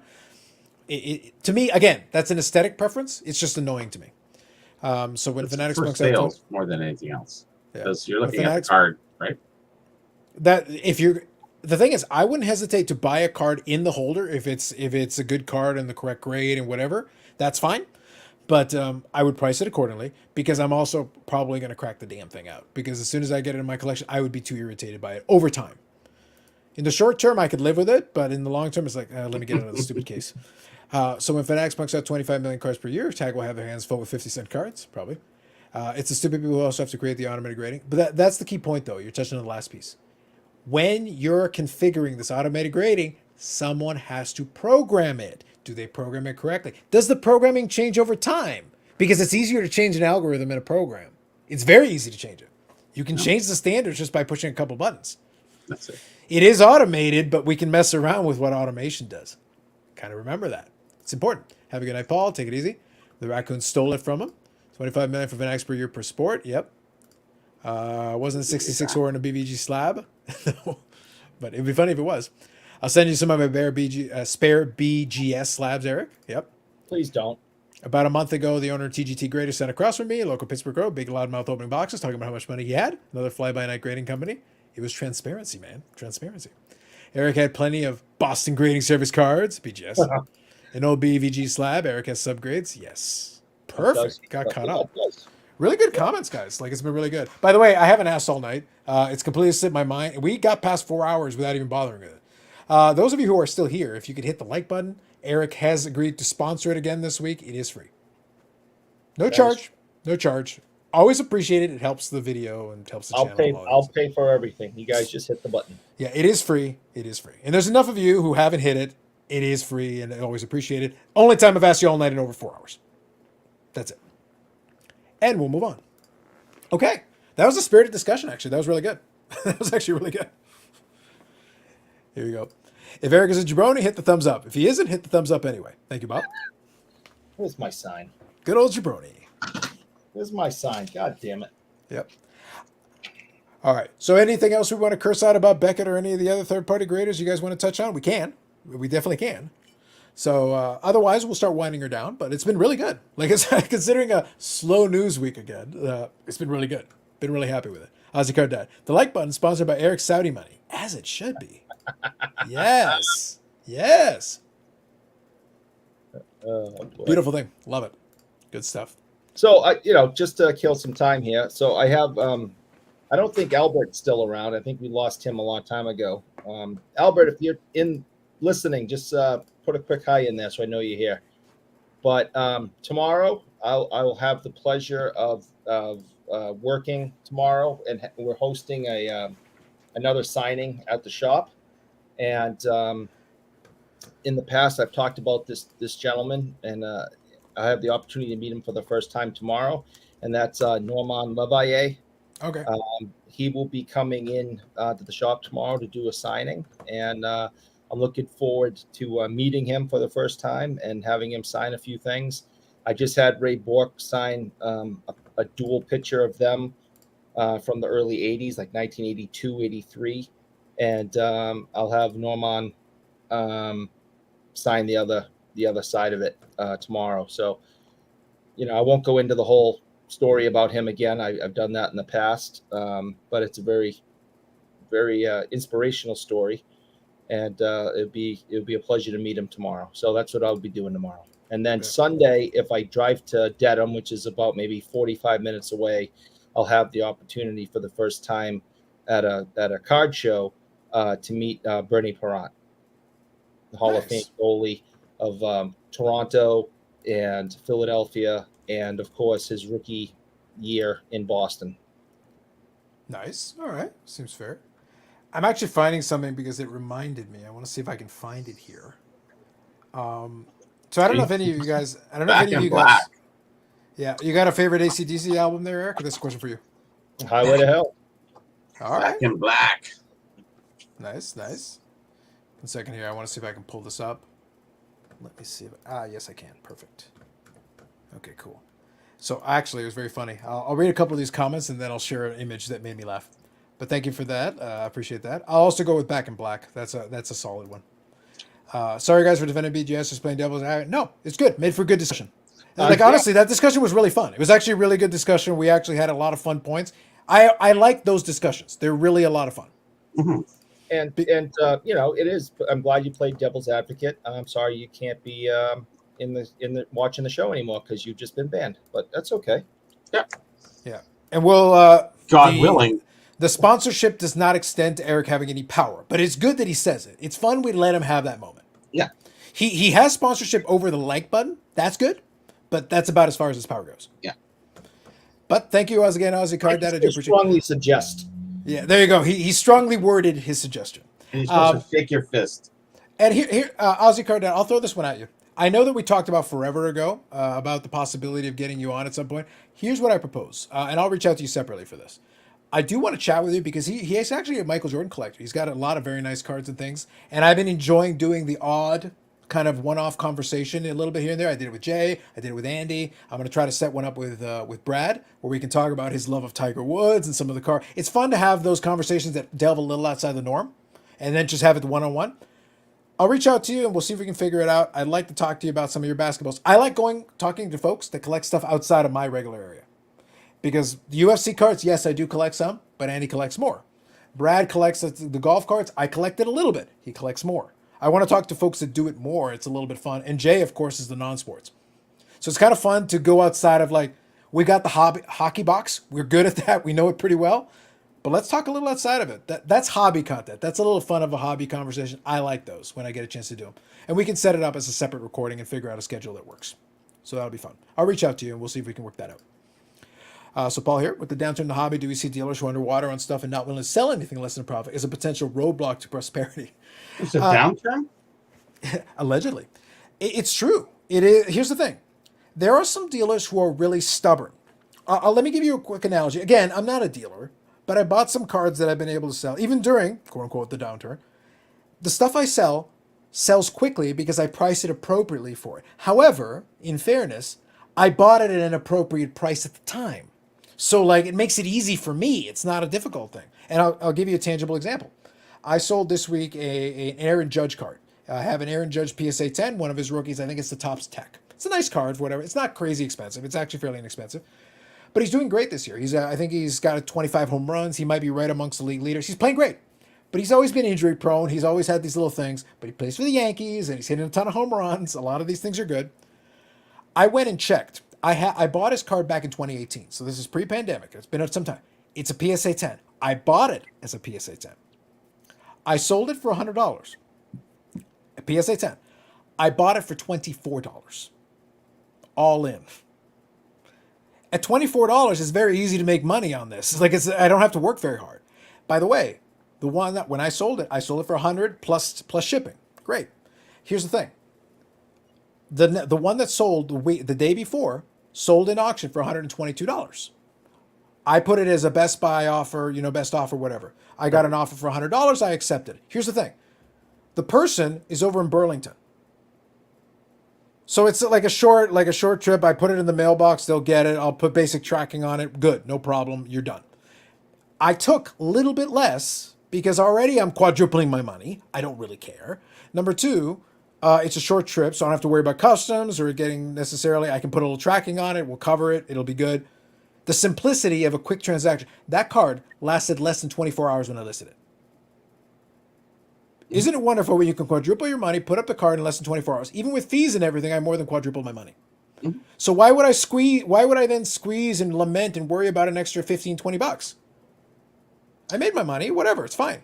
I think there's a somewhat of a weird answer for that with regards to being a dealer. I think dealers, especially now when we're dealing with comps, that's the biggest thing. So when you're buying at comps, you're buying it. You can't buy it 50%. I agree. So now we're up at around 75 to 80%. Yes. or maybe just the eBay difference. Now, if we've went down from that time, they're actually at the breaking point, if not lower. Yeah. Or And maybe that I sympathize with a lot more. That is completely understandable because they were trying to buy at a rate that allowed them to get merchandise. I understand. And now they're underwater, and unfortunately there's not too much you can do about that. when you're underwater, the problem is that you become stubborn, is you don't want to lose because you've won too many times, and you have to lose. You have to get in and get out.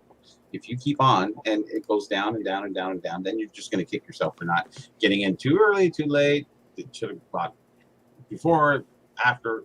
Just get it gone and get what you can for it. Is it coming back to the market? I don't know. You can push it all up with all these videos out there. Sure. Mm-hmm. Yeah. Maybe it'll go up a little bit, but it's not going back up to the where. Well, I don't think it is. That's just my opinion. Yeah. So we'll see. Well, I think where you end up in is to that point, that scenario, I can 100% sympathize with the idea of a person who has to consistently reshuffle the deck as far as the inventory, who's stuck having paid too much, not because of anything they did, just because the market took a dive on them. And now they're in a problem. And unfortunately, you also don't make money if you hold it. No. So you lose money if you sold it, but you also make zero if you hold it. So you're in this weird situation. It's almost like, and I'm not going to advise any dealers and anything. Like, look, you got to figure out your own situation. I understand. I almost feel like at this point you almost have to cut your losses on some stuff. Just accept it now, and then buy smart from here on in. With the new situation, the buy price is also lower. So now you're going to have to redo, like now you're going to have to try to win on the transactions where now you're buying it at a price that you can buy it at now and then move it in this version. Because I did that at the expo. Again, a small scale, it's small amounts. Like I'm not pretending, I'm not a dealer. I don't try to buy a ton of inventory. But if I did, my principle wouldn't change. I'm doing the math. I'm trying to figure it out. I bought an extra Medano that I had because I already know the card. I know the market. I know that well enough. I bought it for $80 at the expo. I sold it for 25% profit. I turned it around. After fees, I still made a 25% profit and shipping and all of it because I bought it at the correct price. And then I flipped it within a week again to somebody else and I made some money on it because they wanted the card.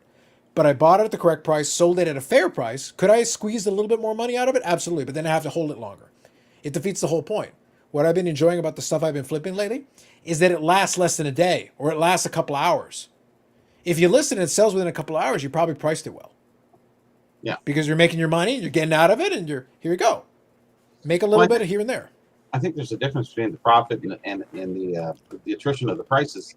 Okay, so you made, great profit here, and you're going to lose here. You're still going to be up, but people have a hard time going, I made this money, I'm not going to give it back. But it should be there to be a little sacrificial for the things that kind of go up and down or that maybe didn't do a good buy at, and now it's dropped in price. So, you have to bend, and I know this for a fact because when I come in to the show and I got the same item as 50 other guys, whatever, I'm selling mine at the show. I'm selling it. I don't care. So I look around, who's got what prices? Okay, that's that. I know I'm at this. I'll take less. I thought I was going to get 100. Okay, I'm going to take 60. I only got 20 into it. I'll take the $40 profit and move on. The other guys won't go down that low. And I am willing to because I know if I don't move it, then I'm just going to be another guy coming back to the next show with the same item again and still at the $100 price range. Unfortunately, the double, triple, quadrupling your money is no longer in play unless you bought at the earlier date price.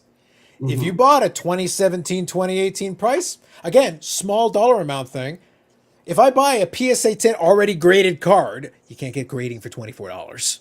Wow. I bought the card already in a PSA 10 for $24. By the way, if Aaron Judge continues to hit home runs, at the All-Star break, he's at like 32, 34 home runs, and he's challenging potentially, people are going to start that. The next person has a good opportunity to potentially flip the card from what they bought from me. 200, but sure. I paid $24 and I sold it for over 100. After shipping and everything. It's like, look, I'm not going to cry about that. Like, I made my money back. I'm happy. I'm good. I'll move on to the next thing. Like, that's all we're going to do. So it's like, don't play this game. It's not like you sold your PSA 8 Gretzky in 2020 January, opposed to 2021 January. Yeah. And by the way, all of us will make those mistakes. I sold both my Gretzky rookies before it really started crazily to take off. I did actually make money on them, but even a couple of months later, the lower grade one was over 1,000, and that's when it's like, and I just sit there and I just chuckle. I'm like, really? Yeah. Because I had a one that was really beat up, and I had a 3. And the 3s were actually doing pretty well at that point. I was they're like, really, guys? Like, now you decided to give a crap about the stupid card? I had these forever. It happens. But here's the thing. Okay, do better on the next deal. Like, I still made a profit, like a tiny one, relatively speaking. But okay, fine. I made a profit. Roll on. Go to the next thing. I'm still a net negative on my collection because, unfortunately, I'm a collector. I actually like some. Look, I bought stupid Sharknado cards. Okay, you think I'm going to make any money on those stupid Sharknado cards? They're a novelty. They're fun. They were a fun conversation tonight. At what price, though? Yeah, the value here, but that's the point. For fun, we can do that at the right price. We can still have fun. It's gonna be a novelty. I'm not paying top dollar for that crap. And look, and the joke will be, if for some reason some idiot gets the idea, gets a bee in their bonnet, and decides to make Sharknado, the next day I'm sitting there like, well, I got a couple shirts. I'll sell you that crap. I got a couple. It's like, I got a couple. Don't worry. I'll sell you that crap. Don't worry about it. But that's okay. It's still fun. It's funny. Like, I wasn't joking. I'm going to send Brad and Sherry a couple of their own Sharknado cards, and they can hang on to them. I paid less than $2 a card. What do I care? I think that's what's missing is the fun has gone out of the cards. It's more about the money first. Yeah. And Sharknado, as stupid as it is, I think it's funny. It's fantastic. Would I like to open a pack? Yeah. I think it'd be kind of fun. Because it's just a drop of, we don't care about that money. Yes. It's not a $1,600 box. Yeah. I think those 3 packs were under $20. It wasn't crazy. Like, that's shipped, by the way. That's shipped. Like, it's nothing in the grand scheme of things. I'd like to shout out the video I was watching. I saw a video where a guy was breaking down, if you open this box, you will get this, and this you will lose so much money on per box. Yeah, right. Just taking the average hits, just sitting there going, wow, where's the enticement? I think everybody's sitting on boxes, and then they went down dramatically now because the cards went down. At what point do you step out? Yep. How low do the cards go? How low do the boxes go? It's not like the boxes are from like 1985 or 79, whatever. Those ones will always sustain themselves. But all these newer boxes with the newer cards, you're gonna have to get out sometime. I agree. That's why I say, like, kind of playing to Paul's point. Those who want to be stubborn, look. But here's the thing. I'm going to answer the same way that I answer for almost anything else, because a lot of folks fixate and obsess over like the higher printing runs and everything and all that. And I laugh because they say like, oh, that's going to ruin the hobby and everything. It's like, you guys do realize the junk wax era already happened, right? Those cards still exist. You know what happened? People don't pay a lot of money for those. And then they pay more money for the stuff that's either rarer or they're more interested in it. Those cards still exist. Their existence did not negate the rest of the hobby. That's not how that works. People can then choose whether they give a crap about it or not. Do they want to open the boxes or not? Do they want to buy the cards or not? That's your decision. Like 91 Donruss, I don't ever need to see another 1991 Donruss card as long as I live. I saw plenty of them the first time around. I still have a ton of them that I'm confident if I throw them out, they'll find their way back into my house because they're possessed. They're demonically possessed. That I'm losing my mind. Yeah, like I don't need it. I do not need it in my life. Get it away from me. But I promise it will find its way back in somehow because they're evil. But it doesn't change the fact that there's other stuff that I enjoy that I'm able to get. Like it doesn't wreck the rest of the hobby. Find something else. Find a different category you like. I don't care what it is. Figure out. Like I collect a lot of stuff. I have fun with this stuff. I don't care. Dick Tracy, sure. Why not? It's fine. I've been collecting. I said this for the last couple of weeks. I've been collecting like $2, $3, $5 cards. Anything that has Cam Neely or Ray Bork wearing the All-Star Game patch. Yeah, and and in '96, I mean, there's like 5 different versions of this. There's, how many versions of these freaking Summit cards are there? I mean, I know, I actually know the answer to that, and I have it in one of the binders, but I'm not going to go into it right now. These cards they're nothing. They're cheap, yeah. They're like $2. Here's another one with, that's a shiny one. and whatever. And here's You are a wordsmith, sir. A maven of words. and then another one with anything that has them in a 96 Boston All-Star patch. I don't know why. I just decided that I thought it'd be interesting to do. It's fun. It's a theme, and it's passion, and it's a pursuit, and inexpensive too. That is the classic move, though, and I am a huge advocate of that. And look, as much as I make fun of Eric, and I do, and I will, and I continue to do so, Fair enough. I am an advocate for exactly that. I love themes. I love random themes. The more random theme, the better. I like it even more. Like, I don't care. Pick something. You like. That's why I think like the whole thing is weird. A lot of folks like they talked about it, the content folks and whatever. I was chatting with somebody and I was having a conversation, and they said like it's been crazy how some of these content creators have run out of ideas or whatever. And I sat down the other day, and I have dozens of talking head videos I can do, not counting my regular live streams, not counting my showcase videos. I have content for the next 3 years without any issue. But that's because I have a basis of hobby information knowledge in my head from the past to draw from. I have memories and things I can share. I can talk about this, that, or the other thing. I'm not out of ideas. I'm not even close to out of ideas. And I spend 4 hours every Friday talking this shit, and I still have standalone videos I can do. Mm-hmm. What does that tell you? I don't think you should come on this show and say that it's shit. I don't think that's the way to build an audience. But it's all about the promotion. The point is though, like, look, I don't care if they're out of ideas. Sucks for them, but like, I don't have that problem. But that's because I've been in this and I can take different angles on it, and I like having conversation with people outside of my realm. I like learning about what they do. I think that's fun. But the point is, it's supposed to be fun. If you're still having fun, guess what? This is not a bad time for you. No. If you're having fun, all times are good times. Doesn't matter. I just had fun because I realized I have a tops and an OPG. Look at you. There you go. Well, look at the thickness difference. Like one has 8 cards, the other one has 4. Now, what year was the Dick Tracy? I know it would have been 91. Like, I was going to say 90 or 91. Oh, okay. It should say. Well, yeah, it should say on it, right? Now, if there's Madonna cards in there, I bet they're worth something. For what, Dick Tracy? Yeah. If there are Madonna cards in Dick Tracy, yes. No. Madonna. Isn't Madonna? Oh, Madonna. He said Madonna was in that movie, I believe, wasn't she? Or am I misremembering? Because I only saw it once when it came out, and It's been a while since I've looked at it. Now I'm not sure. Let me read a couple. Waste all my money. Yeah, let me read a couple of these comments here. I went 2 months with 0 eBay sales. It was awful. I finally got better, but I got a lot of people trying to get graded cards for 40% off market value. Yeah, no, there are a lot of tire kickers right now. Don't be the same inventory every show. Correct. Yep. Happy to arrange a chat when our schedules match up. Don't forget also to hear your AFL key. Yes, we need to talk AFL too. That's very, very important. The Sharknado cards had content value at the very least. Absolutely. We had a good discussion on Sharknado. Dumb as it is, we had a lot of fun. We had a nice segment there just chatting on that. And Tara Reid goggles, razor blades. Love it. Fantastic. Anthony Reynolds is signing with the ages, 155 games, 3.2 WAR, $89 million salary. Sounds good to me. Sharknado will get their turn in the hobby sun at some point. They're still cheap. They are. If you enjoy the cards, they always have value. Perfect. Exactly right, card hobbyist. 100%. Been finding a ton of 2022 Donruss UFC blasted retail lately. UFC bubble already birthed. Here's the thing. It's Donruss.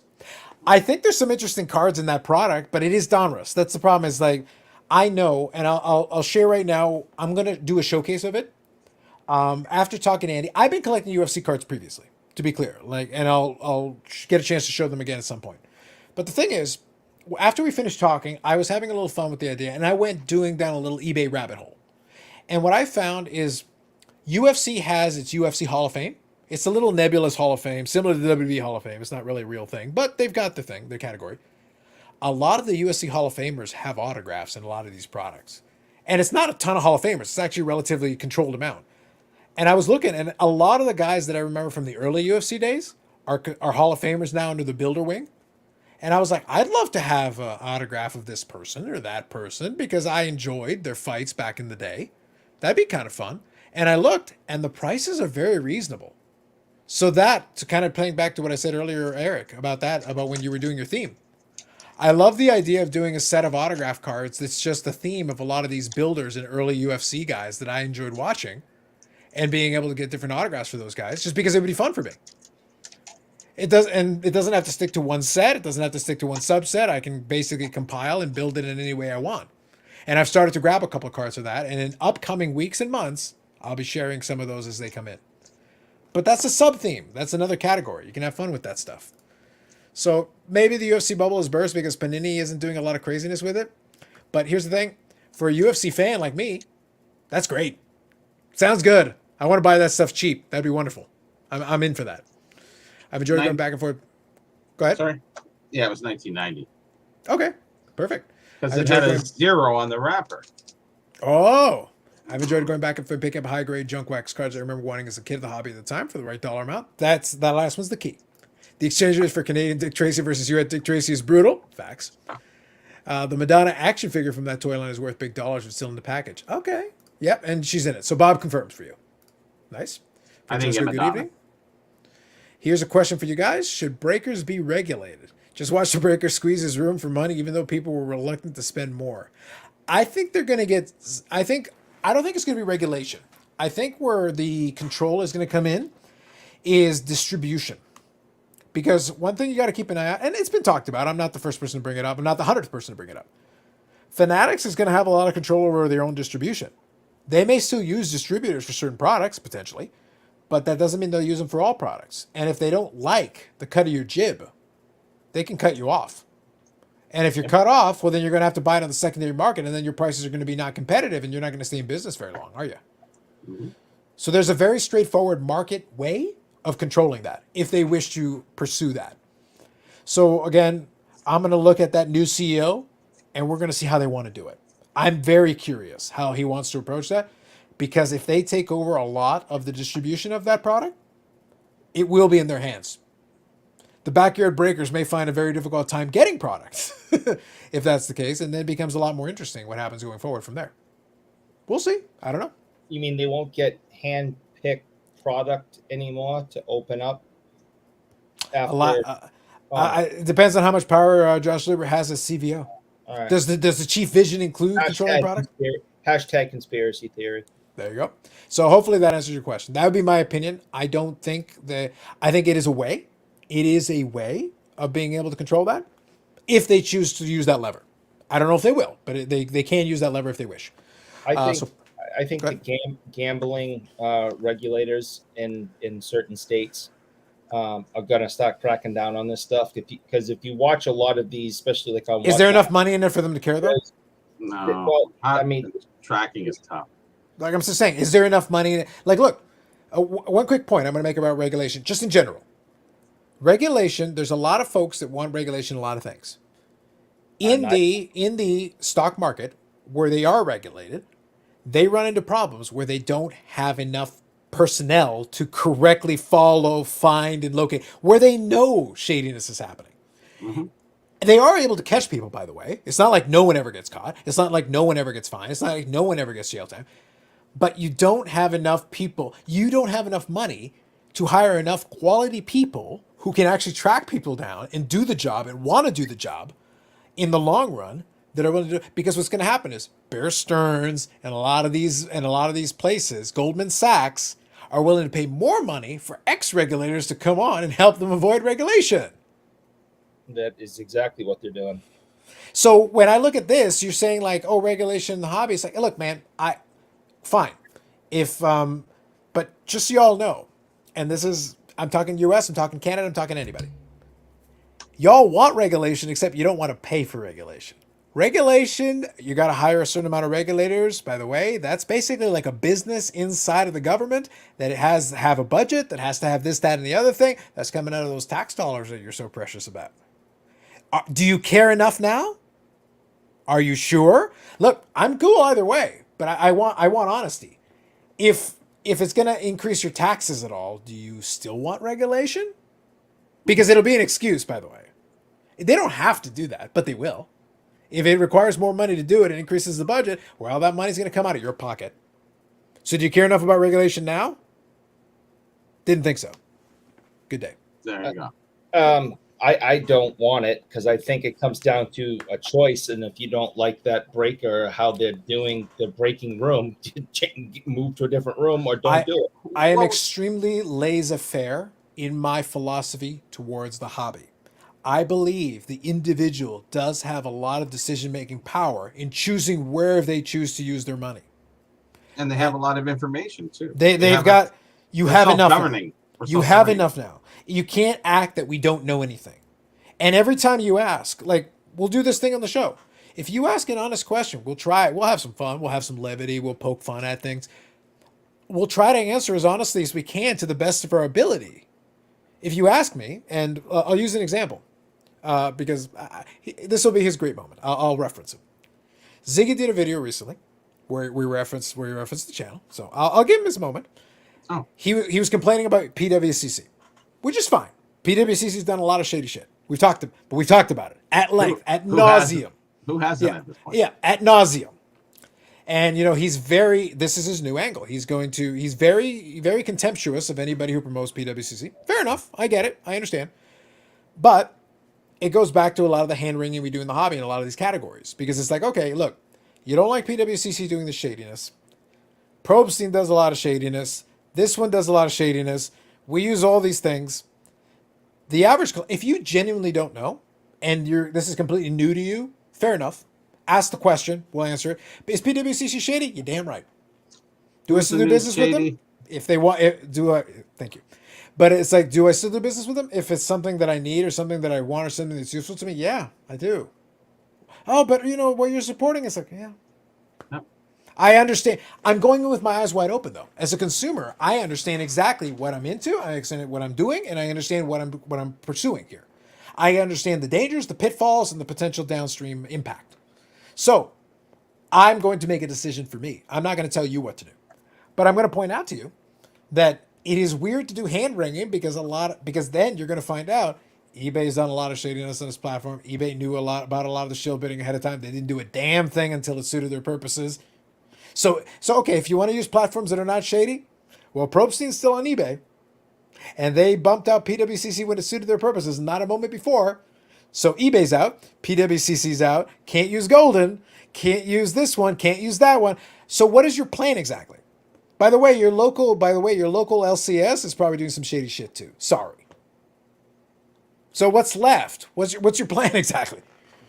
You're gonna find the one honest man in the hobby to buy a card from? Like, I can't help you. What if they don't have what you want?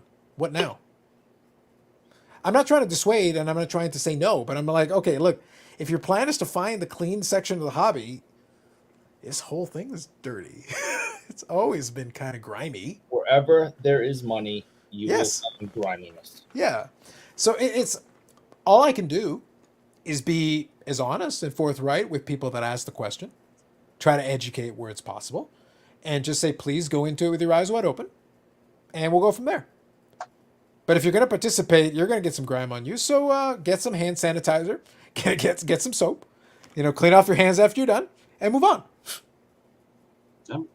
Like, am I completely off base here, Bobby? Like, am I losing my mind here? Like, no, I think it's fair going forward. Yeah, but that's the best we can do. And if there's a direct question, we will answer it to the best of our ability and as honestly as we can. That is a commitment I've made on the channel for the whole time, whether you guys realize it or not. I will piss off a lot of people because I'm willing to say the thing. But I'm also not going to go nuts on stuff that doesn't matter. Yeah, some of the stuff they get really wrong up doesn't matter that much. We're not coming in as yard apes here our first year or something like that. I got a world of experience. So do you. And Eric, we're still figuring him out. But I mean, who knows? For the most part. What are we here talking about? I don't know. We're saying you're old, but not in a way that helps us in this situation. Yeah. Oh. Yeah. All right. So there's quality cards if you want them. Right? Nice. Yeah. Yeah. But the bottom line on that point is that we will share to the best of our ability. We'll answer as honestly as we can. That is the thing I've always tried to do. But that's going to make some people mad. I'm going to poke some fun at some folks that don't like it. But, like, it is what it is, man. I'm not making shit up. True, but I'm saying, like, I'm not making shit up. I'm not just poking fun with them with no substance behind it. There is usually an underlying thing. It's like, I'm not making shit up. I'm just poking where I can. LPG and tops. No gum. 19. No gum? Not on that one? Okay. No, both either. Nope. Okay. No Madonna cards in 2 packs. No, I didn't open the other pack. No. Oh, okay. Okay. I can open Rocketeer. Maybe she's in there. I don't think she's. I doubt she's a Rocketeer. So here you go. So Paul says the whole appeal to UFC cards is rare. There's a lot of that, especially in the early days, because they printed in much lesser quantities because UFC wasn't as crazy a property at that point. No. Don't think it helps that they have the same sets as the other big four sports and the unique sets in my house specifically market cards is different. I think yes, but also there is something comforting to folks to know a familiar design, especially if they like the design. It gives it certain credibility. It was tough because, to your point, it also wasn't popular enough necessarily to warrant a completely different redesign for the product necessarily at that time. And I don't know if it still does now because right now we're in a nebulous period in UFC. It's still popular, but it's not at its apex right now. It had a big run up. I think it's been pushed up too a little bit. Yeah, absolutely. That's fair. Yep, that is fair. Is there a set criteria for getting the UFC Hall of Fame? Not that I'm aware of. I think it's kind of a nebulous thing. Builders are easy because you're looking at a lot of legends of the early UFC. That's usually how they do that section. Great fighters who had multiple. If you were a champion in multiple weight classes, that's probably going to get you there. If you were a consistent winner, you're going to get you there. I know that I think Forrest Griffin is in the Hall of Fame, but he's a builder, which, by the way, deservedly so, because him and Stephen Bonner had that big fight that launched the Zuffa era. So those guys helped build the ship, the mega yacht that became UFC once Dana White got a chance to take advantage of it. They were the help really build that and launch it. And then the fighters that came after then continued the legacy. Those were not the best fighters, but they were the right guys with the right fight at the right time with the right audience that helped it take off because that was huge for them. Kimbo should be in the Hall of Fame. Kimbo Slice? Yeah. We do love us some Kimbo Slice. Kimbo Slice. I don't even think they should have a Hall of Fame, but anyways. I don't think anybody did more to bring attention to the sport. Conor McGregor, come on, dude. we all know. No, talking about building and when the sport first came Kimbo Slice was a great attraction, but by that point they were built. Even if they weren't, he still didn't win very many fights. Yeah, he really did. But what he was doing on YouTube and the barnyard fights and the cellar fights and the backyard fights, really, that's like. Look, we like Kimbo Slice because he's a fun character in the space. Entertainment, Yeah, we appreciate Kimbo Slice for that. He is not a builder. He didn't elevate the UFC to another level. He came in, had a cup of coffee, and then left. And then died, unfortunately. Well, yes. But I was thinking more about bringing attention to the sport of ultimate fighting. I understand, but by that point, it was already done. Like, he was another attraction in a run of attractions. The big boost had already occurred. He came in. He was a big. You can pitch for Kimbo Slice. I'm going to move on to the next comment here. Choosing to break with someone is also your choice at the end of the day. 100% correct. Government might be the shadiest organization of all. Fair enough. Can't see them making the hobby better. I doubt they would not. Madonna cards, we talking music cards? Sort of indirectly, Paul. Indirectly for you. Indirectly. I went to school with Forrest Griffin. Very cool. Very nice. Oh, wow. Ultimate Fighter built the sport. It did. Yeah, absolutely. 100%. People online were talking about the fight, mid-fight. Yes. Like, I remember when that Ultimate Fighter fight happened. It was a huge, yes, the sport existed. Yes, it was trying to do its thing. It was trying to find its footing. That fight became water cooler talk at that time and put them on the map. And it allowed them to build. And then stars came after. Big stars that slowly built that. The Conor McGregor doesn't exist without Forrest Griffin and Stephen Bonner. That fight was critical at that moment in time to legitimize the sport because it had been basically, the analogy they used was human cockfighting. That was the reputation it had from the early UFCs. And then all of a sudden, Zuffa came in. They had the Ultimate Fighter. They had weight classes. They had athletic commissions and sanctioned judges and the whole thing. And all of a sudden, it started to feel like a legitimate sport. And okay, we can accept this now. And it got to build and build and build. And they learned from the WWE and stole some elements of it. The intro music. I remember tuning into the UFC pay-per-views. And they had the intro music with the cuts and the video and everything. And it was actually a great way to start the pay-per-view. Get everybody pumped up. You got this crowd freaking out in the arena in Las Vegas. And they're going. It was a spectacle. And they were able to build the brand based on that spectacle. It was good. And Rogan helped a lot. He did a great job. But here's the thing. He took it seriously. He took it seriously. He prepared. He understood who the fighters were. He did a lot of the work. Because if he had just been a dude just talking, that doesn't work. He's got to actually study the sport. He's got to understand the sport well enough to be able to speak to it intelligently. And then the black belt, right? And been involved in fighting himself. And even as a kid held some junior championships and stuff. So, I mean, he's been involved with the sport his whole life. He just also became a comedian and actor. and host of that Gross Out show, whatever the hell it was. And then Fear Factor. Fear Factor. Loved and it. then this came along, and he had a name and experience and knowledge, and he was perfect for it. Agree 100%. That's what I mean. Like the combination of things, it was right time, right place. And I don't think he's in now, but he will get in. And that UFC Hall of Fame concept, Joe Rogan will be in. As part of that, especially because he's a 100%. big part. He's been the voice of UFC for many years, so he's gonna be in there. So Garrett here says, I was in the same school wrestling team as Amanda Nunes and Jorge Masvidal. Very nice, very nice, good stuff. But no, that was fun. All right, guys. So we actually went past even what I intended to do. So wow, the conversation topics have been really good. So last thoughts, throw them in the chat. Do that. And if there's anything else you guys want to throw in there, thank you. The like button has been well appreciated. Eric's sponsorship has paid off to this week, so appreciate that. Good. Thank you all. Thank you all. Any last thoughts? Certainly throw them in. It's been a lot of fun. For a slow news week, we had a pretty good show. We were able to talk through a lot of stuff. Yeah. But yeah, if there's anything going forward though, my takeaway for you guys is my commitment is to continue, slow down or not in the hobby. I'm going to keep calling out things I don't like. I'm going to make fun of some things. I'm going to poke some fun at them because it's fun for me. And if I know somebody, it's fun too. But the reality is, to be fair, it's not being mean for mean's sake. It has to have a foundation. Well, no. Yeah. No, I'll stand behind all the things that I've said that are mean.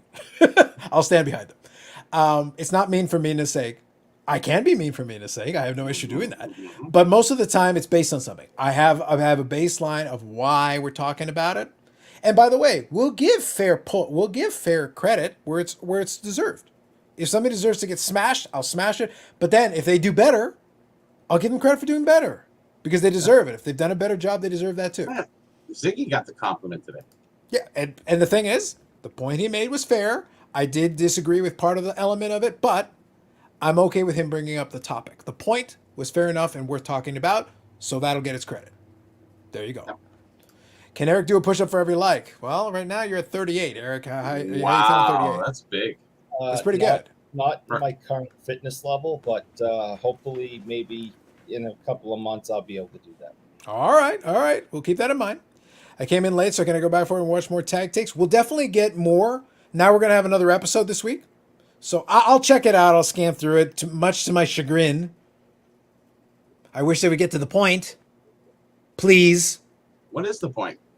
I don't know. I've forgotten the point. It's taken so long, I've forgotten what the point was. The holder's still crap. The see-through sucks. Sorry.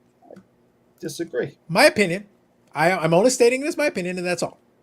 I get it. The rest of it, we'll discuss it in due course. Good evening, Baz. Thank you. How's your card died? Good stuff. Enjoy the overtime. Keep on being Carlos. We'll be in touch. Will do. Thank you, sir. And I will be in touch. Let's see who holder does in fact suck. Thank you, Bob. Bob is right. Hold on. Go ahead. Grab the sign.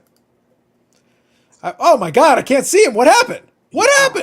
Bob, what did you do? Did you push a button, Bob? Scared and oblivion. Did you see how much power Bob has? That's weird. Did you see that? That is actually NFTable. I was gonna say, it's like, look, I'm gonna keep an eye on you, sir. You're gonna get yours after. Carlos and Bob have spoken. True. I'm sure the authentication sucks also. Facts. Why is it a content creator doing a 5-part series? There's no skin in the game. Can't figure this one out. These are questions we all ask ourselves. Yeah. Questions we all ask ourselves. And that'll be the last thought. The last thought actually will be this one. Indeed. You'll be dealt with in due course. Do not worry. We will find a way. Mm-hmm. We will deal with you, sir. It's coming. You think it was bad before? It's coming. Oh, July the 1st will be a celebration. It'll be a celebration of Eric. I'm promising a celebration of Eric on July the 1st because that's a Friday. That's a Friday. Don't worry. I got things planned for you, Sanderson Orr. I got things planned for you. Oh, I can't wait. I know. It's going to be great. Thank you all for the wonderful comments. Thank you all for the wonderful discussion. It has been a lot of fun tonight. Tonight has been really just us screwing around, having some fun with the topics at hand. And Sharknado. When is Expo? Do I need to look at the plane tickets? You might have to. It's coming, November. By the way, I didn't get a chance to do it. I'll do it real quick here at the end. By the way, did you guys see the early autograph guests? It was very, I feel pandering. y'all see this? These are the first couple of autograph guests. Oh, Reigns, yeah. Medano. Wow. 4 baseball players and a hockey player who may have come up before. Interesting, Steve Menzie. I see you. I see what you're doing out there. But here's the thing, by the way, if you guys remember and you follow Brad's stories previously, who's the third one? Third what? The third name on here. Jose.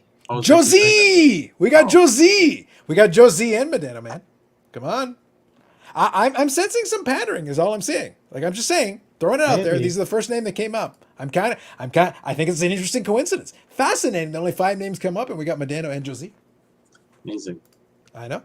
Yep, 4 A's, absolutely. Yep, Medano, absolutely. And get Josie for the car wash here in town for free. That's right. Carlos is going to have to fight floating head for Medano auto. I have many Medano autos. I do have one more replica jersey that I would think about it, but I'd have to use Fast Pass. I'm not getting in line for that. Sorry. I was there for the last Medano one, and I got him to sign something. I'm not getting in line. No. If I can do Fast Pass or something, cool. Then I'm for it. I'm certainly willing to do that. That's great, but no. Ozzy was signing for Josie. That'd be great. Actually, I'd enjoy that. I'd appreciate it. Ozzy Canseco's twin. Yes. Yep, does the Jimmy sign autographs at the car wash in Vegas every few weeks? Perfect. Is he drying the cars? Who knows, man? All right, so that's it for tonight, guys. Thank you very much for the conversation and the fun topics. I want to include that one at the end. Carlos and Bob have spoken. Have yourselves a great weekend. Enjoy the rest of your weekend, and we will catch you next week.